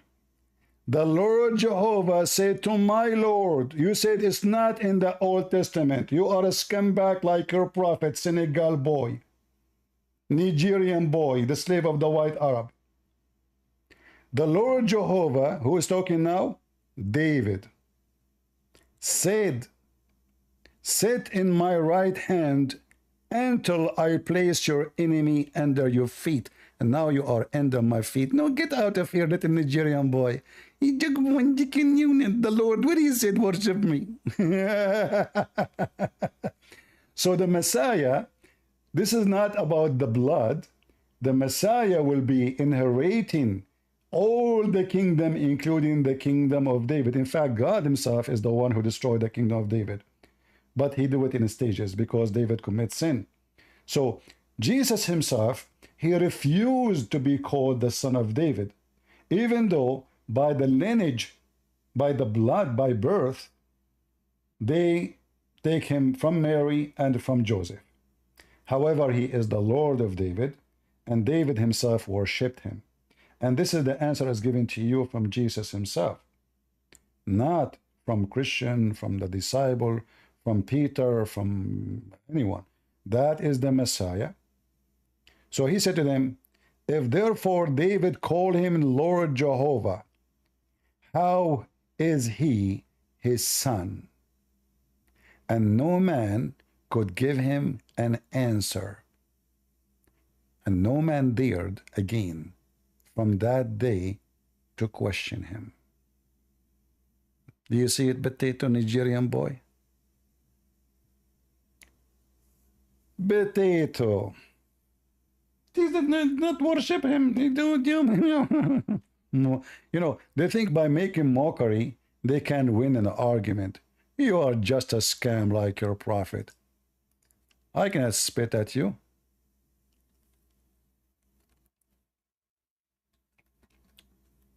You are pagan. You might think I'm Muhammad, and then you start fighting over my spit. Like what the Muslim did with Muhammad. They fight over his spit. David Wood, he asked Mimi Hijab, you Muslim, you fought over the spat of your prophet. He said, so, okay, so now I spit, so now that make me God? This is not the question. The question is, why you are fighting over his spit? Okay, so now, I spit. So now I'm God, you know? Well, this is the question. Why you are fighting over his spit?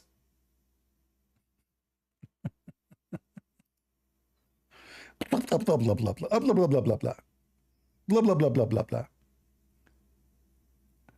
There's a guy, his name is Muslim Love Isa. You know what? I will cut my arm into pieces if you can tell me what Isa means. Let us invite him. This is the same guy, he changed his name.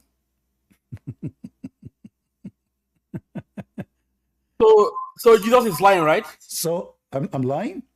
Jesus is lying in Revolution. In Revolution. You don't even know your book. Now you are expert in the Revelation? You know that they're lying, yeah? You know they're lying. Let your dad come to me. I noticed that all those followers of Rashad Khalifa, they are so dummy and so stupid. This is why they follow a guy, he cut half of the Quran, and he fabricated the meaning, and he added things that's not there, and he took things from there. Just get out of here. I have no time for a coward. I will let you join. I will let you talk. If you tell me, did Jesus say that he is Jehovah, he is the Lord? Yes, you hear me now? Did Jesus announce? You said to me, David did not worship him. I said, the question I asked you, I think you have not answered the question. I said, how is Jesus, if you said Mary is a virgin, how is Jesus related to I answered you already. Jesus is the son of Joseph by law, which means by law, Mary is married to Joseph. When Joseph, he accepted Mary after she told him what's happening, he accepted that the child will be born is going to carry his name. This is why in the lineage it says the Messiah, Jesus, Yeshua, the son of Joseph. It doesn't matter how many times we repeat, you are a Nigerian boy who is so good in scamming. You cannot scam us. However, the Messiah is not the son of Joseph. This is why the Messiah keeps saying the Son of Man, which means God in the flesh. He is a son of no man. And when you say in your Bible Mary is not a virgin, well, you are just another scammer, because all the Bible says that Jesus is born of the Virgin Mary. All of it. And even your Quran confirm the story. However, we don't care for the Quran confirmation, for this is the book of the devil. He is just copying a story from us. Do we have any serious Muslim?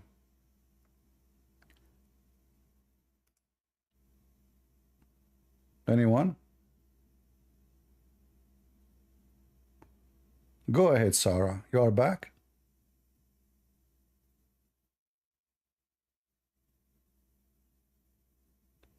My mic is not clear?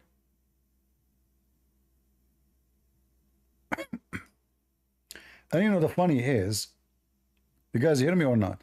In Discord. All right. Hi, CP. Hey, Sarah, how are you doing? Fine, how are you? I'm okay. What do you want to say Yeah, it to was us? the sound was not that clear, but now it is working. All right. What do you want to say to us? Yeah, about that Akka. Yeah. Because you said that Allah changed the direction, right? Yeah, this is the command of Umar. But the thing is that actually Masjid al-Haram actually not in I mean in the Quran it doesn't say Masjid al-Haram is in Saudi. Say again. I don't hear you. I don't understand. So again. Quran and Masjid al-Haram.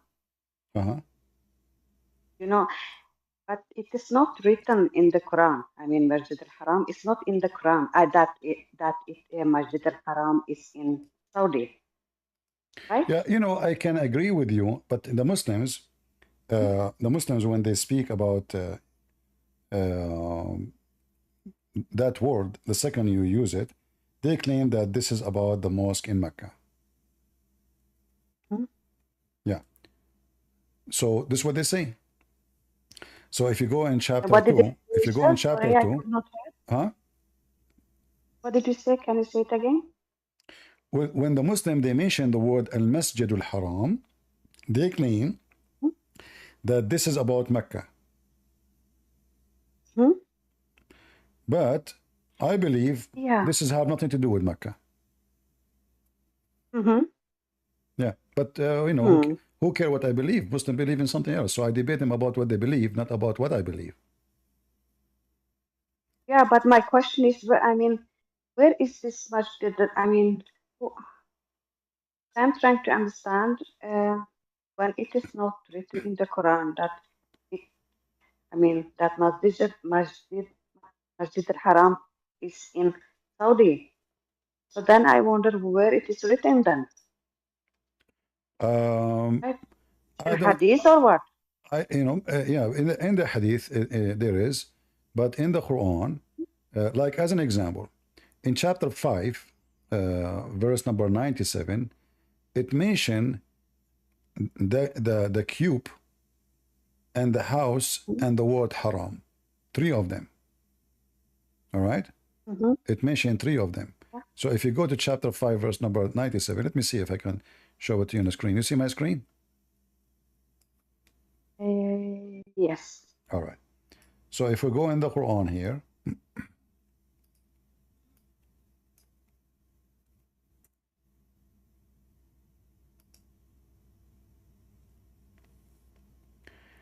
Allah made the Kaaba the sacred house. You see it? Yes. So here it mentioned the sacred house. You see it? And mentioned specifically the word Kaaba. All right. However, I believe that even this one does not prove anything about Mecca. Why? Because there was a 26 Kaaba in the Arabian Peninsula. Doesn't mention anything about Mecca. Nowhere it says Mecca. Nowhere it says even the Arabian Peninsula. Nowhere it says Saudi Arabia. There's no mention, you know? Yes. Yeah. But again, I debate Muslims about what they believe, not about what I believe. As an example, I don't know if you remember, I don't know if you were listening to me. The Muslim, they say, like in chapter of Al-Isra, which is the story about Muhammad going to the sky, correct? Yes. In that story, the Muslim, they claim that this is about Muhammad going to heaven, right? Yes. But nowhere here it mentioned the name of Muhammad at all, right? Okay. Okay. It's only in their addition, in the fabrication of the Quran. The Quran in Arabic in front of us, nowhere we can find the word Muhammad. So how the Muslim? Yeah, but if you ask, ask them, Muslims will say that the Quran was sent down to Prophet Muhammad, so it is about him. It refers to him. No, I'm not talking about sent down. I'm talking about Muhammad's journey to heaven. So how we know now this is Muhammad is the one who's taken to heaven? Where it says that? Nothing. It just said, praise be to the one who been taken at night.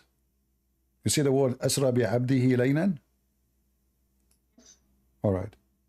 So he took his servant at night. Who is the servant?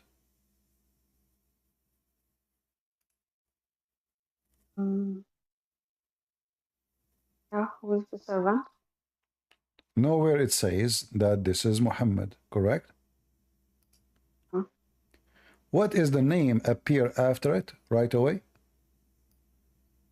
Musa. Moses. Well, this is a story about Moses. Yes. Moses, who was with his people, were in Egypt. Allah, he commanded Moses, if you go to chapter 44, verse number 23, let us go there. He said to him, take your my servants away at night. Exactly the same sentence. Yes. So this is about the journey of Moses running from Egypt, from the Pharaoh, at night. Does it say the same? My servant at night. You see, it's exactly the same sentence in the other verse. Exactly. Yes. So Moses, he took his people at night, running away, and he crossed the sea. Now we go there, chapter 17. Nowhere mention Muhammad.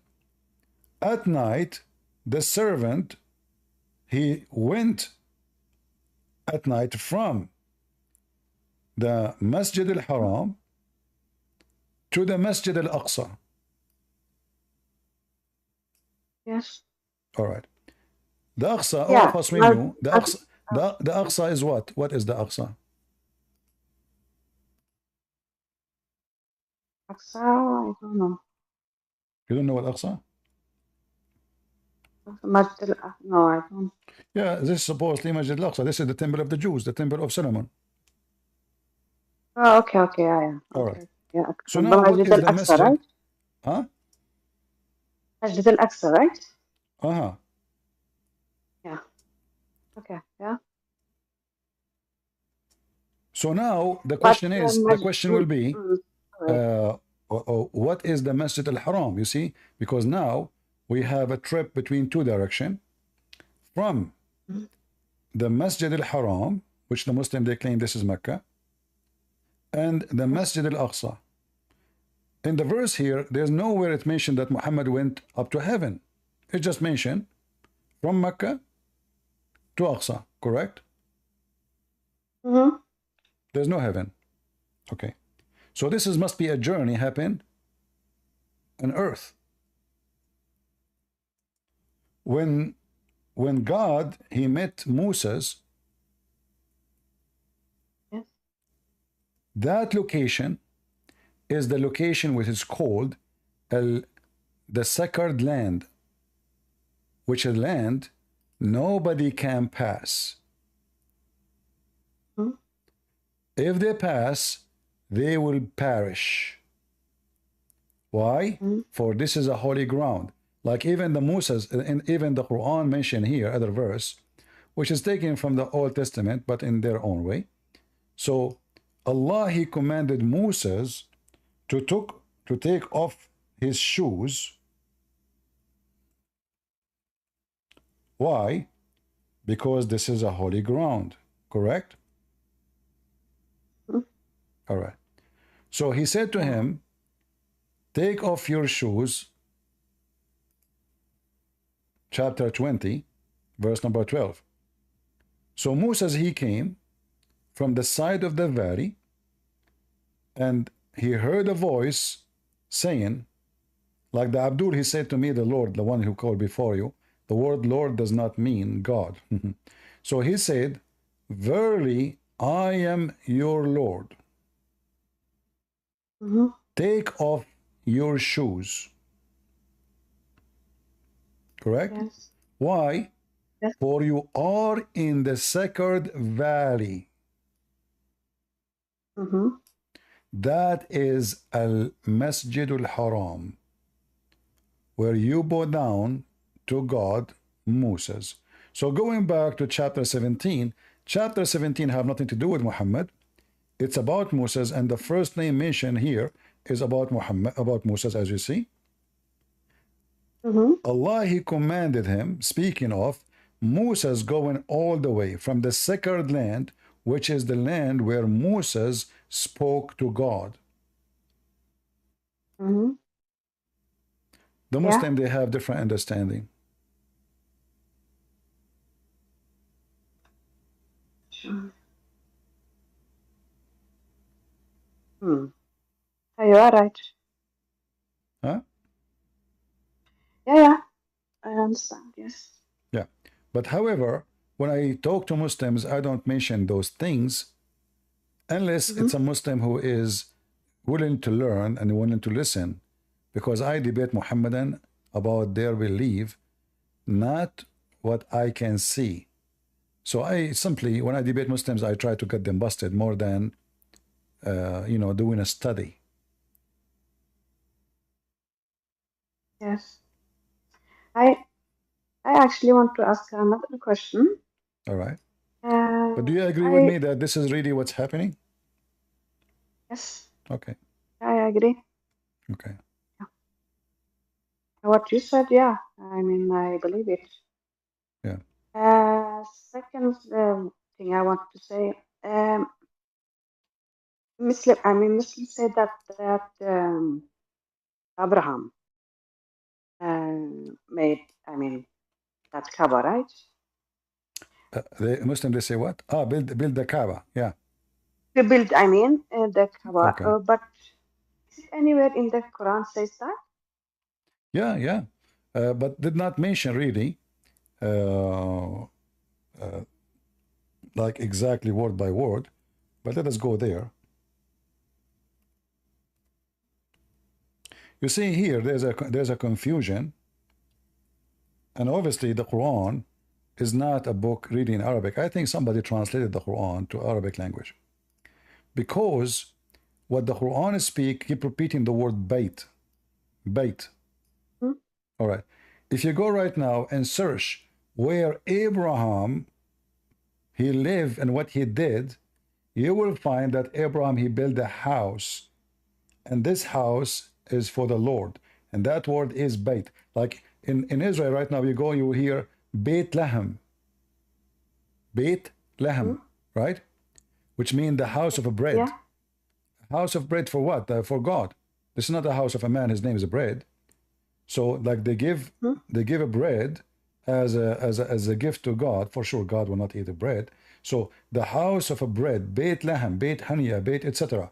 So what the Quran is saying, that Abraham, he raised the foundation of a house.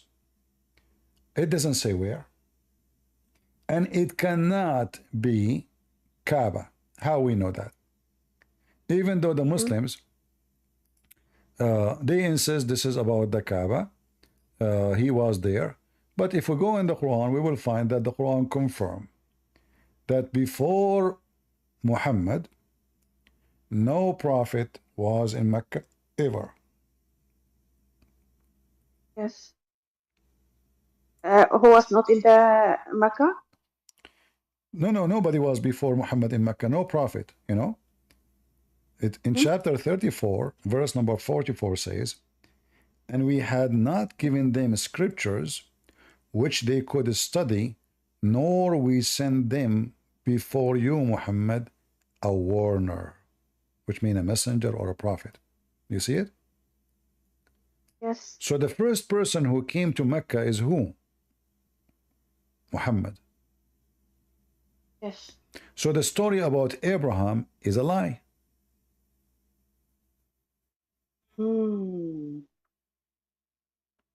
So you mean that only Muhammad was there? Well, the Quran says that. I mean, this is not me saying that, you know. The Quran is saying, before you, Muhammad, there's nobody, no books. The verse is so clear, right? No books, no scriptures, no warners. If Abraham was there, according to Muslims, Abraham had books. If we go in the Quran, we will find this. It is.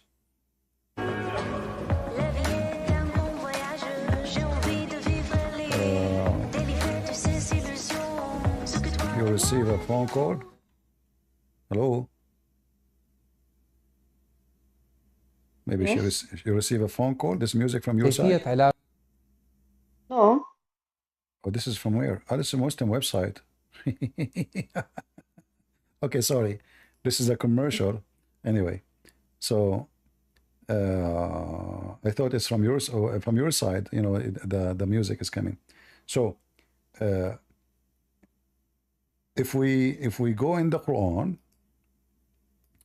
we were talking if Abraham have books, the books of Abraham and Moses are called Suhuf. What is Suhuf? Suhuf mean the Mushaf, the Quran is not a book actually.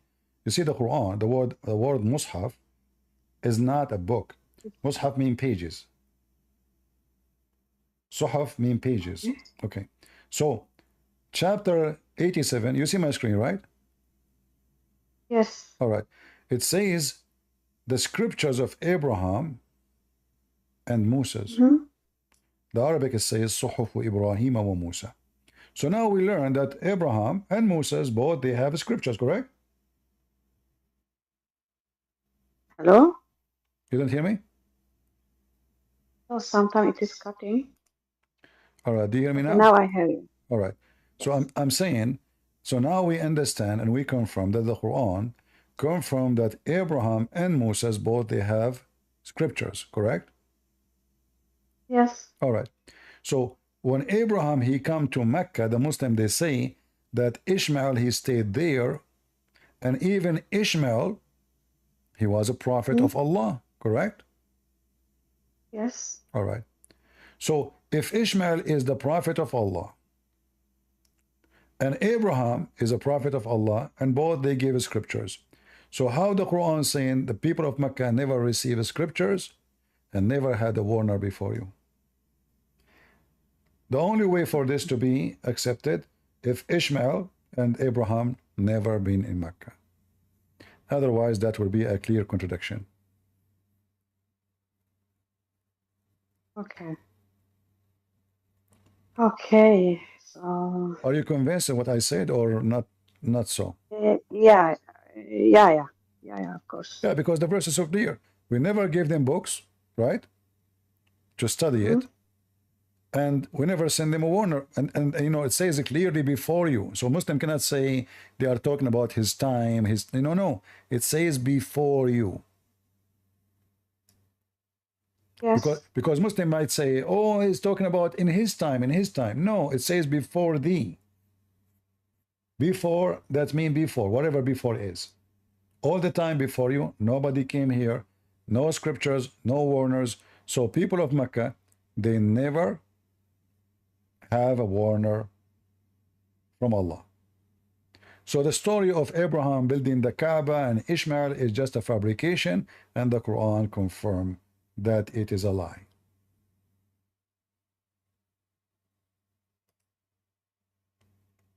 Sometimes your voice. Huh? Sometimes your voice is cutting. Okay, let me repeat again. I'm saying, so those verses confirm that Muhammad,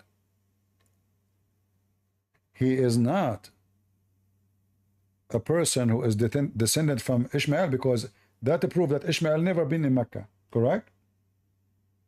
Yeah. If Ishmael was in Mecca and Abraham, well, Abraham and Ishmael, they will tell their people about worshiping God, warning them, right? Yes. There's no way they are just building a house. Okay, so if Ishmael and Abraham never been in Mecca, so how Muslim they claim that Ishmael is the father of Muhammad, or Muhammad is from Ishmael? So Ishmael never been in Mecca, Abraham never in Mecca, and Muhammad confirming that the people of Mecca never receive scriptures, never receive a warner before Muhammad. Oh, okay. But again, I debate Muslims about what they believe, not about what I see. So based on what they believe, it is Abraham who built the Kaaba. I like that. I have no problem with it, because that will confirm that the Quran has a contradiction. Okay, it is in the Quran that he did it. Yeah, it's in front of you. Chapter 2, 127 says it clearly. According to Muslim, this is the Kaaba. This is the Kaaba. Well, but the thing is that, okay, so it's okay. Just like, remember when Ibrahim in the finish of the house of Kaaba in Mecca. Islam, all of it is a theft.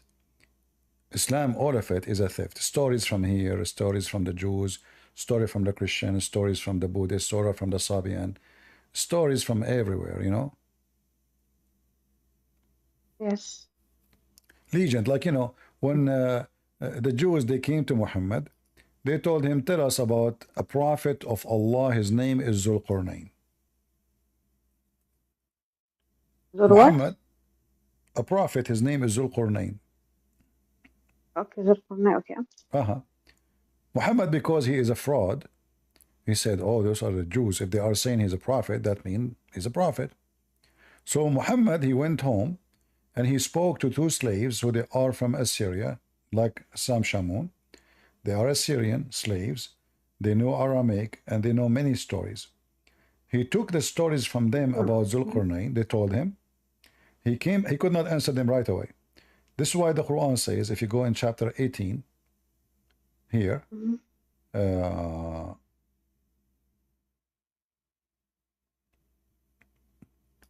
verse number 83, and they ask you about Dhul-Qarnayn. So what they did, they asked him, hey Muhammad, tell us about Prophet Dhul-Qarnayn.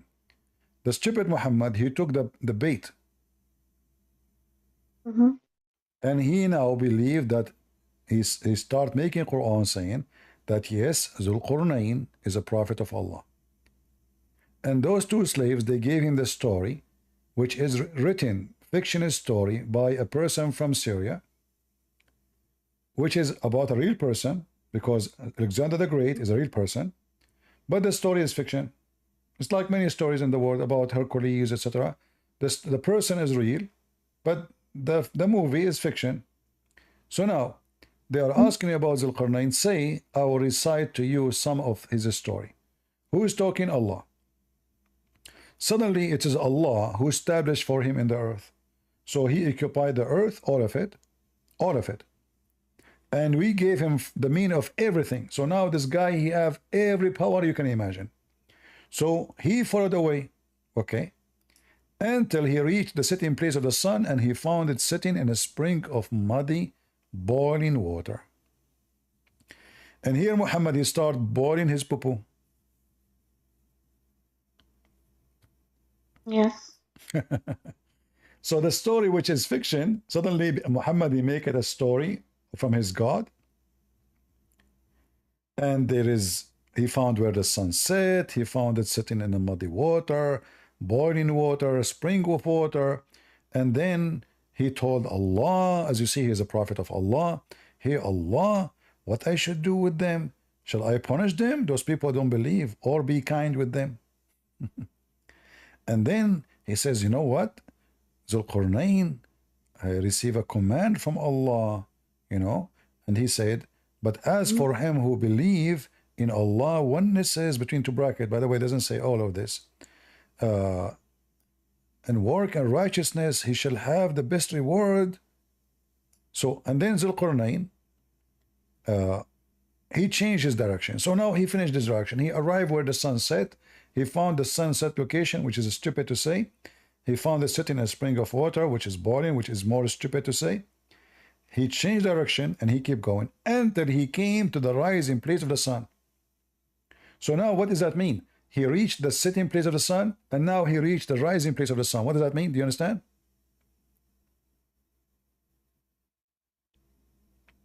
Sarah?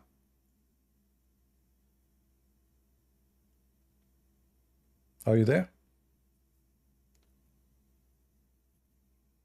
So guys, do you understand what does that mean? He reached, she lost connection.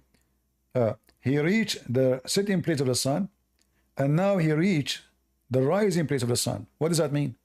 That means he occupied the whole earth, nothing left. Do you understand? Many people read, they don't notice really what this is talking about. So when he reached the setting place of the sun, that is a point of the end. That's it. He changed direction, and now he reached the setting place, the rising place of the sun. So now he is controlling the whole earth. And now he is going between them. So now he took all the east, all to the west, but still there is no north and the south. He is going to go between them now. So he took another way, and then he arrived to an area where there is two, blocking ways, like mountains, or in fact, Saddain is not really a mountain. Saddain is like two dams.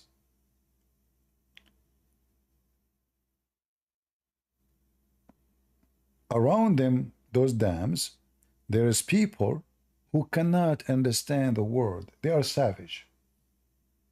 He don't understand their language. He do not know what they are saying, and they are savage, barbaric.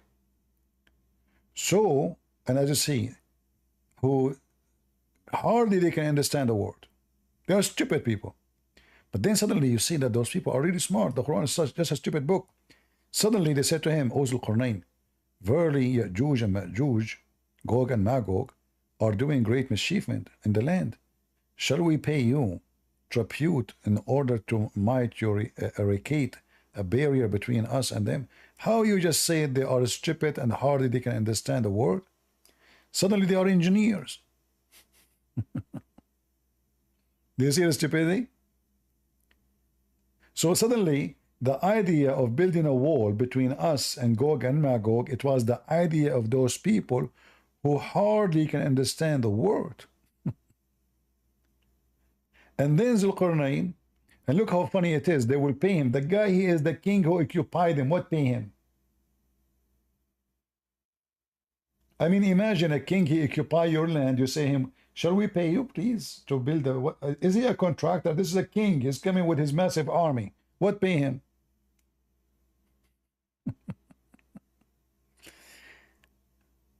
And then he told them, okay, give me iron, copper, and let us build a dam so we can make a wall between us.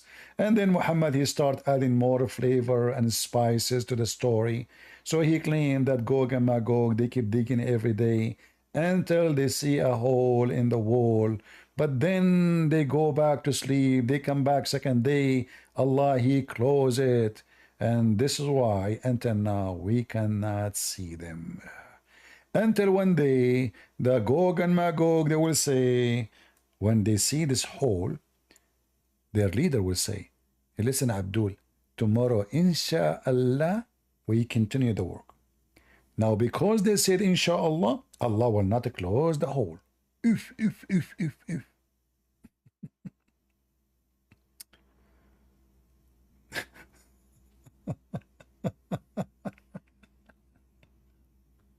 Maybe we should continue tomorrow with more of the story of Gog and Magog so we can laugh more. Someone want to talk to me? Who? Is he from the CNN? Guri? Good, Yes, Guri. hi, CP. Can you hear me? I hear you. Go ahead. Hi, thank you. So just to let you know, it's a bit complicated with my faith. I was raised in a Muslim family, but I'm sort of in and out. So I got a few questions I hope you can answer. All right. So I hear that sometimes Muslims say that violence is only permissible if you're attacked first. And I want to know, is that really the case? If you are attacked? If you're, exactly, it's like you can only attack if you were attacked first. It's only in defense. Well, if this is the case, I agree with them. No problem. But this is not what the Quran is saying. In chapter 9, verse 29, it says, you know, kill the Christian and the Jews until they pay the jizya. Right?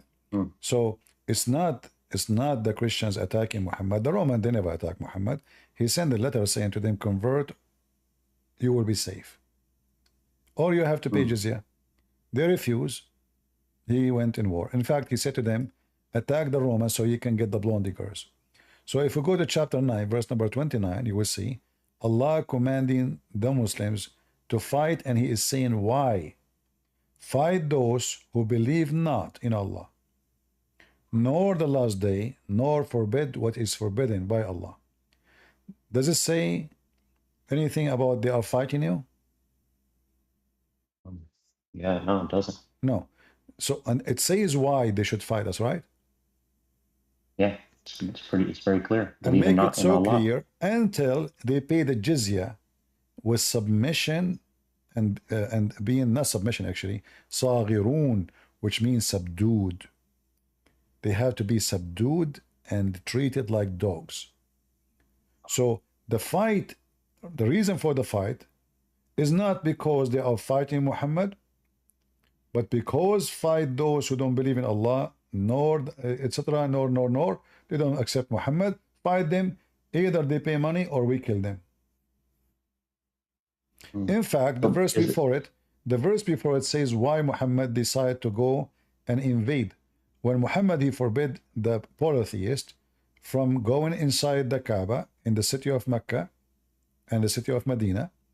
The people of Medina and city of Mecca, they said, but they are the one who do business. The Jews, the Christians, the Arab, how we will make money? That's why it says here. And if you fear poverty, Allah will reach you. And right away says, go and kill the Christian, the Jews, and take their money, jizya. Allah will enrich you by his bounty. You see it? Yeah. If you feel poverty, Allah will enrich you by what? By his bounty. All right. How the bounty will work? Yeah, that's actually connected with the next verse. Yeah. Attack the Christian, the Jews, until they pay you. You see the word pay you? Yeah. Okay. If Muhammad, here by the way, this is expose everything about Muhammad. If Muhammad fighting for the sake of his God, and he don't accept us to worship Jesus, so how come if we pay you, we can still worship Jesus? Which one is more important? Pay you money or worshiping the only true? Remember, the reason to go to war because you don't worship Allah. So if you pay me, it's okay. How that can be from God? You know, either you fight them because they are bad, but you don't say to them, stay bad if you pay me. Exactly, yeah. It's like, you know, it's like a gang, it's like a corrupt police. He come and he says, hey, he see a prostitute. He say, you cannot do prostitution, I will take you to jail. But if you pay me, go, sleep around. So here you see that Muhammad is just a scumbag. All what he cares for is money. He want to get rich. He want to be a king. The Muslim, they say, is the Arab, they offer him to be a king. This is your stories. What the evidence in front of us prove the opposite.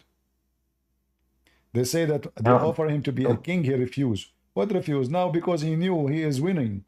You know, why you want to listen to them? He is their king already. He is a prophet and a king in the same time. He do not need their offer. They are weak. That's why they are offering him. If the story is true. Muhammad even so savage, so trashy, to the point the Arab, they accuse him of stealing underwear. And they were fighting over what? Over the booty, which is they stole from the Arab. Like in the Middle East we say, we did not see them when they commit the crime of theft, but we saw them when they were fighting over the theft.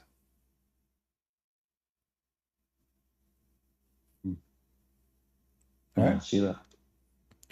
What kind of what kind of a companion and what kind of a group those people, they are fighting over a piece of clothing. You know, this is telling you how trashy Muhammad is.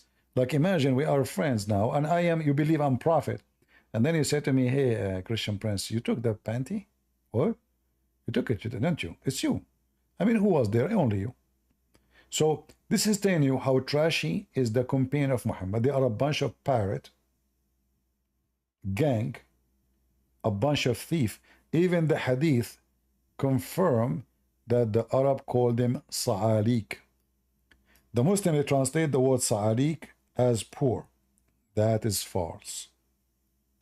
Everyone who know Arabic, if you go right now and search for a sa'alik, you will find that even the sa'alik, they have history, they have poetry, they have famous ones. Those are people, أبشروا يا معشر صعاليك المهاجرين. Sa'alik is a statement used in Arabic for outlaw people, pirate. What does that mean? If you know that the Arab are tribes, correct? Yeah. So if you want to attack one of them, all the tribe will defend. If you kill one of them, all the tribe should take revenge. So all what need to do to make war between two tribes, just one of them kill the other one. As simple as that. However, the Arab, when their son, he do something shameful, they call their son Su'luk, which mean he's rejected, he's out, which mean he don't have anything to do with them, and they will not, let's say his blood is free. We don't protect him no more. Why? Because they don't want to go in war because of him. So he leave the tribe and he became a Sa'luk, which is a pirate. I mean, there's many words in English for those people, gang, who do robbery in the street, etc. So those people who they are, like him, so they go and they gather together and they live together and they make their own community. And they spend their day and night drinking, killing, attacking, stealing. They cannot live between the people. They cannot join them. But now, because they are rejected, they are, called Sa'alik. Nobody will marry them, their daughters. Nobody will take them to their tribes. Because if you take them, you will be responsible and the other tribes will go after you, for they are going to seek revenge from what those people did. So even Muhammad, he confirmed that those are Sa'alik, those are the Muslims. All right?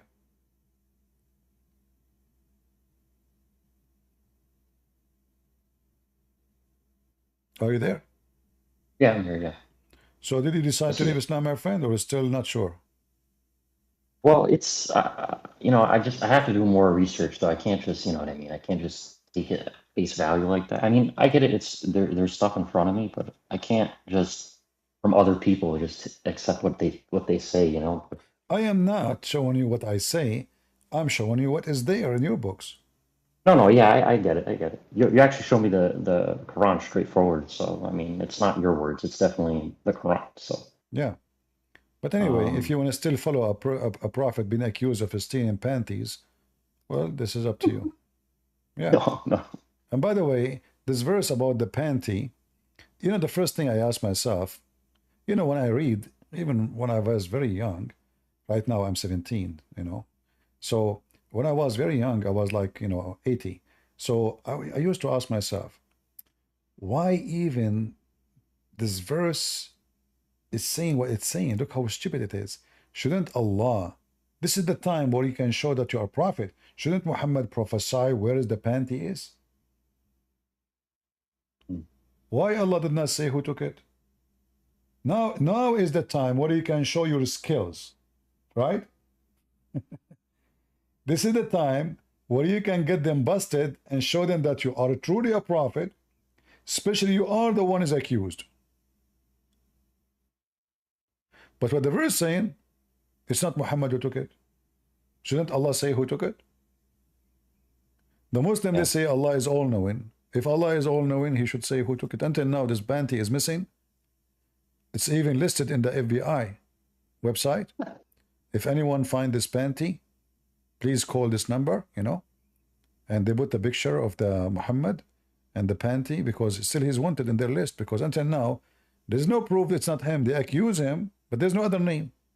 The only suspect in the case until now is Muhammad.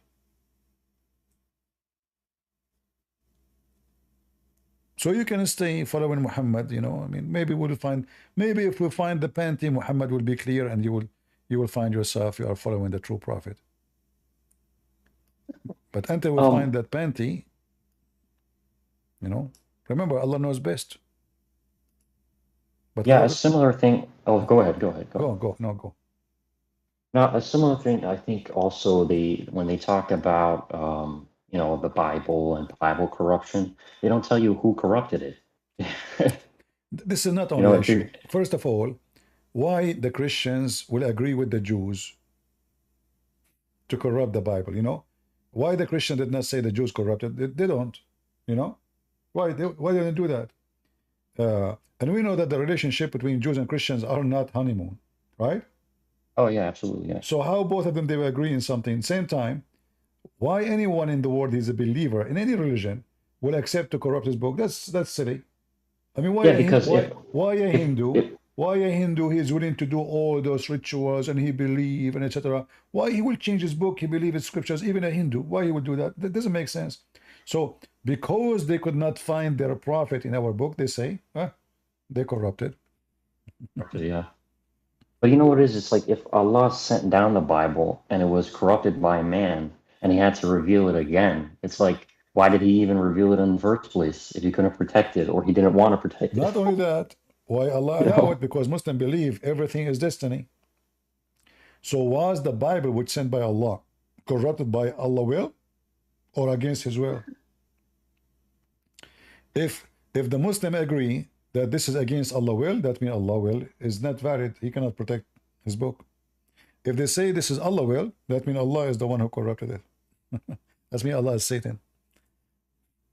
That means Allah is a deceiver, as the Quran says. So either way, they accept it's a problem. Either you say by Allah will or against will. Anyway, my friend, I cannot stay longer. I'm losing my voice. My throat is hurting. You can join us again. But I want you to be, you know, you promised me you will search for the one who took the panty because this is a very historic one. It's very important. No, seriously, it's very important. And you know, all those, I think all those who came to the Hajj every year, they are hoping to find the panty in the sand. This is why even some of them, they died because simply they wished that they would be buried there. And maybe when they bury them, they will find the panty. Otherwise, it doesn't make sense to practice pagan ritual, to go to the house in the middle of nowhere. And if you don't go there, there is something missing. Well, if God is God of everybody and his God exists everywhere, do I need to go to Mecca, make the Saudi rich, spend my saving, all my life saving those people from, Indonesia, Bangladesh, very poor people. They go all the way there to practice this pagan cult, which is the Arab they used to practice for centuries and centuries before Muhammad. Right? Yep. Yep. All right. I will be waiting for you to report for me any news about the missing panty, and don't hesitate to publish it online if you find anything, because I don't want the Muslim to accuse you of hiding the treasure of Allah. For if it is touched by the Prophet, it is a holy panty. All right, CP. Thank you. I appreciate it. I'll see if I can go back on a future day, but I appreciate it a lot. All right. Take care. Take care, man. And by the way, me myself, I will give anyone who can find the panty which is went missing $100. $100 gift from me, which I will steal from somebody because I'm a good Muslim. Somebody is not Muslim, because Muslims, we are not allowed to steal unless it's from non-Muslims, because we are decent people. So I will steal $100 from the Christian or the Jews or the Hindus, and I will give it to anyone he find the panty, which is, I mean, look what the Quran is talking. We're talking about panties. What kind of God this God is?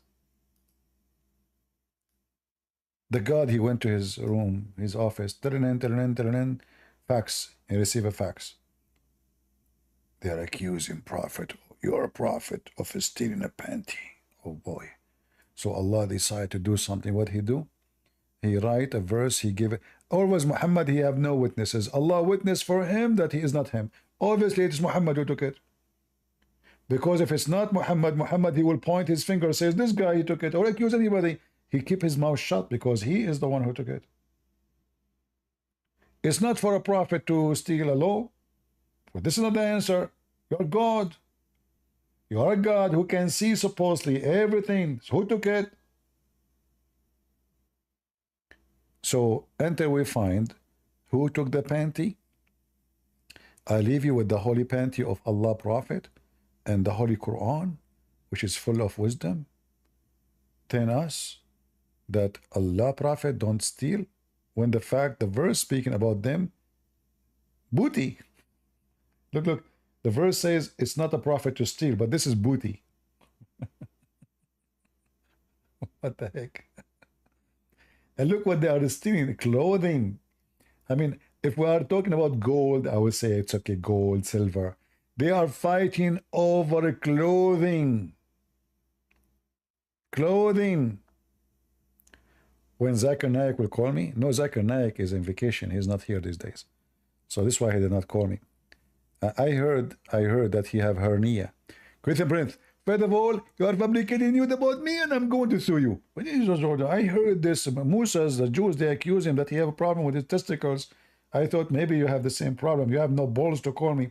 Christian Prince, first of all, don't talk about my balls. This is very sensitive with you. And I don't know way to speak about it. Wait, hold on. First of all, I don't think you even have one ball. Christian Prince, I swear by Allah, I have balls. Okay, what is the proof that you have balls? Christian Prince, first of all, I always play golfing. You play what? Golfing. What golfing have to do with the balls? I'm talking about the balls between your legs, you idiot. What golfing? Christian Prince, I'm very naive. I thought you were talking about golfing. No, I'm talking about your balls, you know, like balls between your legs. Christian Prince, first of all, I'm from Bangladesh, and our balls is not our between legs. Zakir Naik, are you serious? In Bangladesh, the balls is not between the legs. Where are they? Christian Prince, if you look at my neck, you will find that the big ball in my neck. Abdul, this is not the ball we are talking about. That thing there, they call it the apple of Adam. This is not the two. This is one. Zakir, go down. Look down. Christian Prince, I have to go because this is time of prayer. I have to pray. Okay. No comment.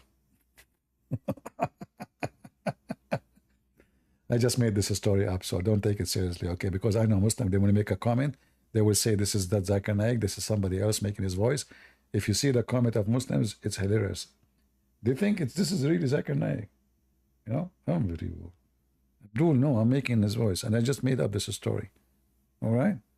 Yeah. Here we go. I just made Quran. See how easy? All right. Did we have a good time?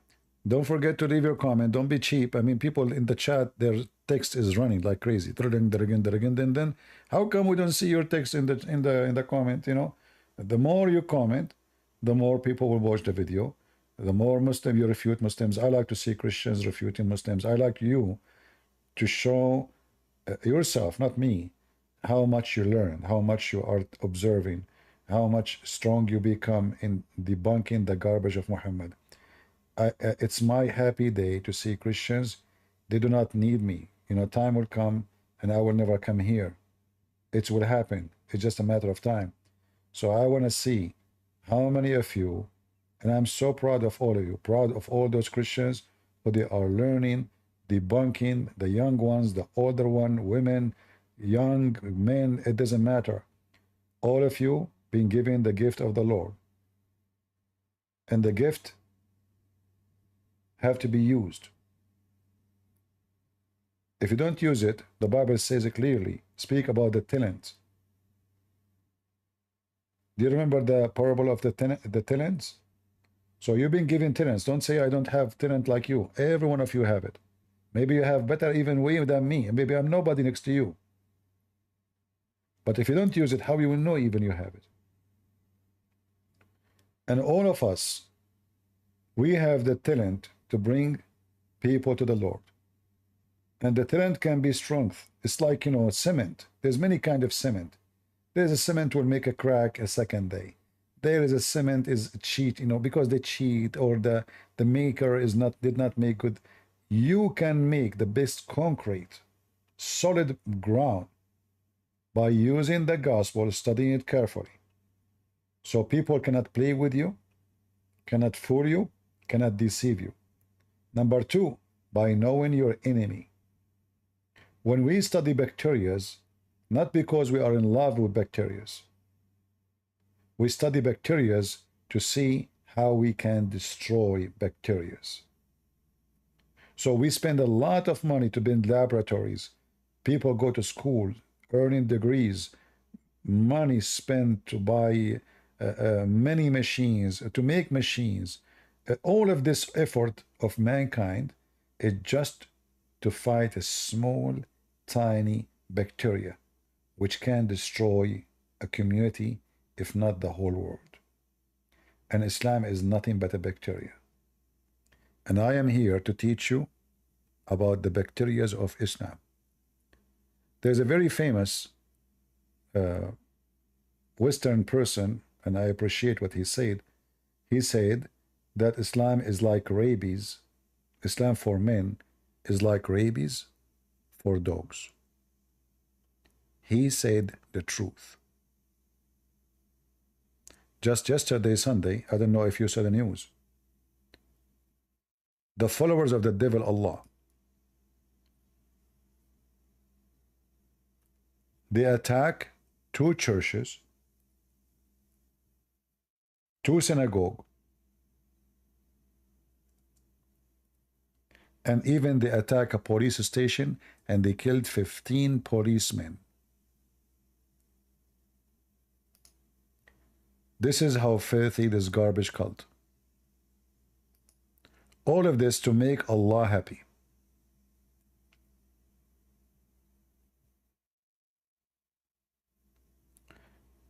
Allah now is happy because many people die. When people die, the devil is dancing.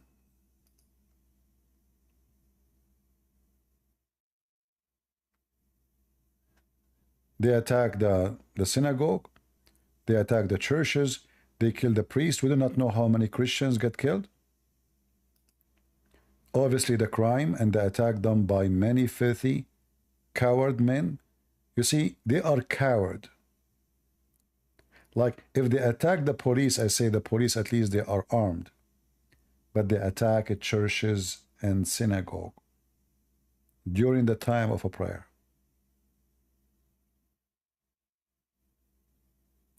And I know that Putin, he will defend the Prophet of Allah.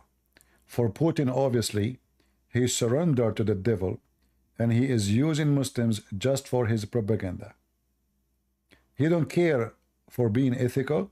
He don't care for being truthful, and he is obviously not a Christian.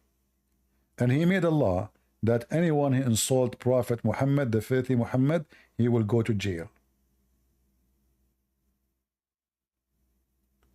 Putin, he have respond. Let me guess, he will accuse Ukraine that they are behind the attack, not Prophet of Islam. For Putin is nothing but a scumbag. I used to respect this man, but I have nothing to say except may God take you to his hell and get rid of you. You caused the death of millions of Christians. What a filthy scumbag. Thank you all for being here. May the Lord bless you. This is your brother Christian Prince who was serving you humbly for today. Until we see you again soon. God is good. So is Jesus.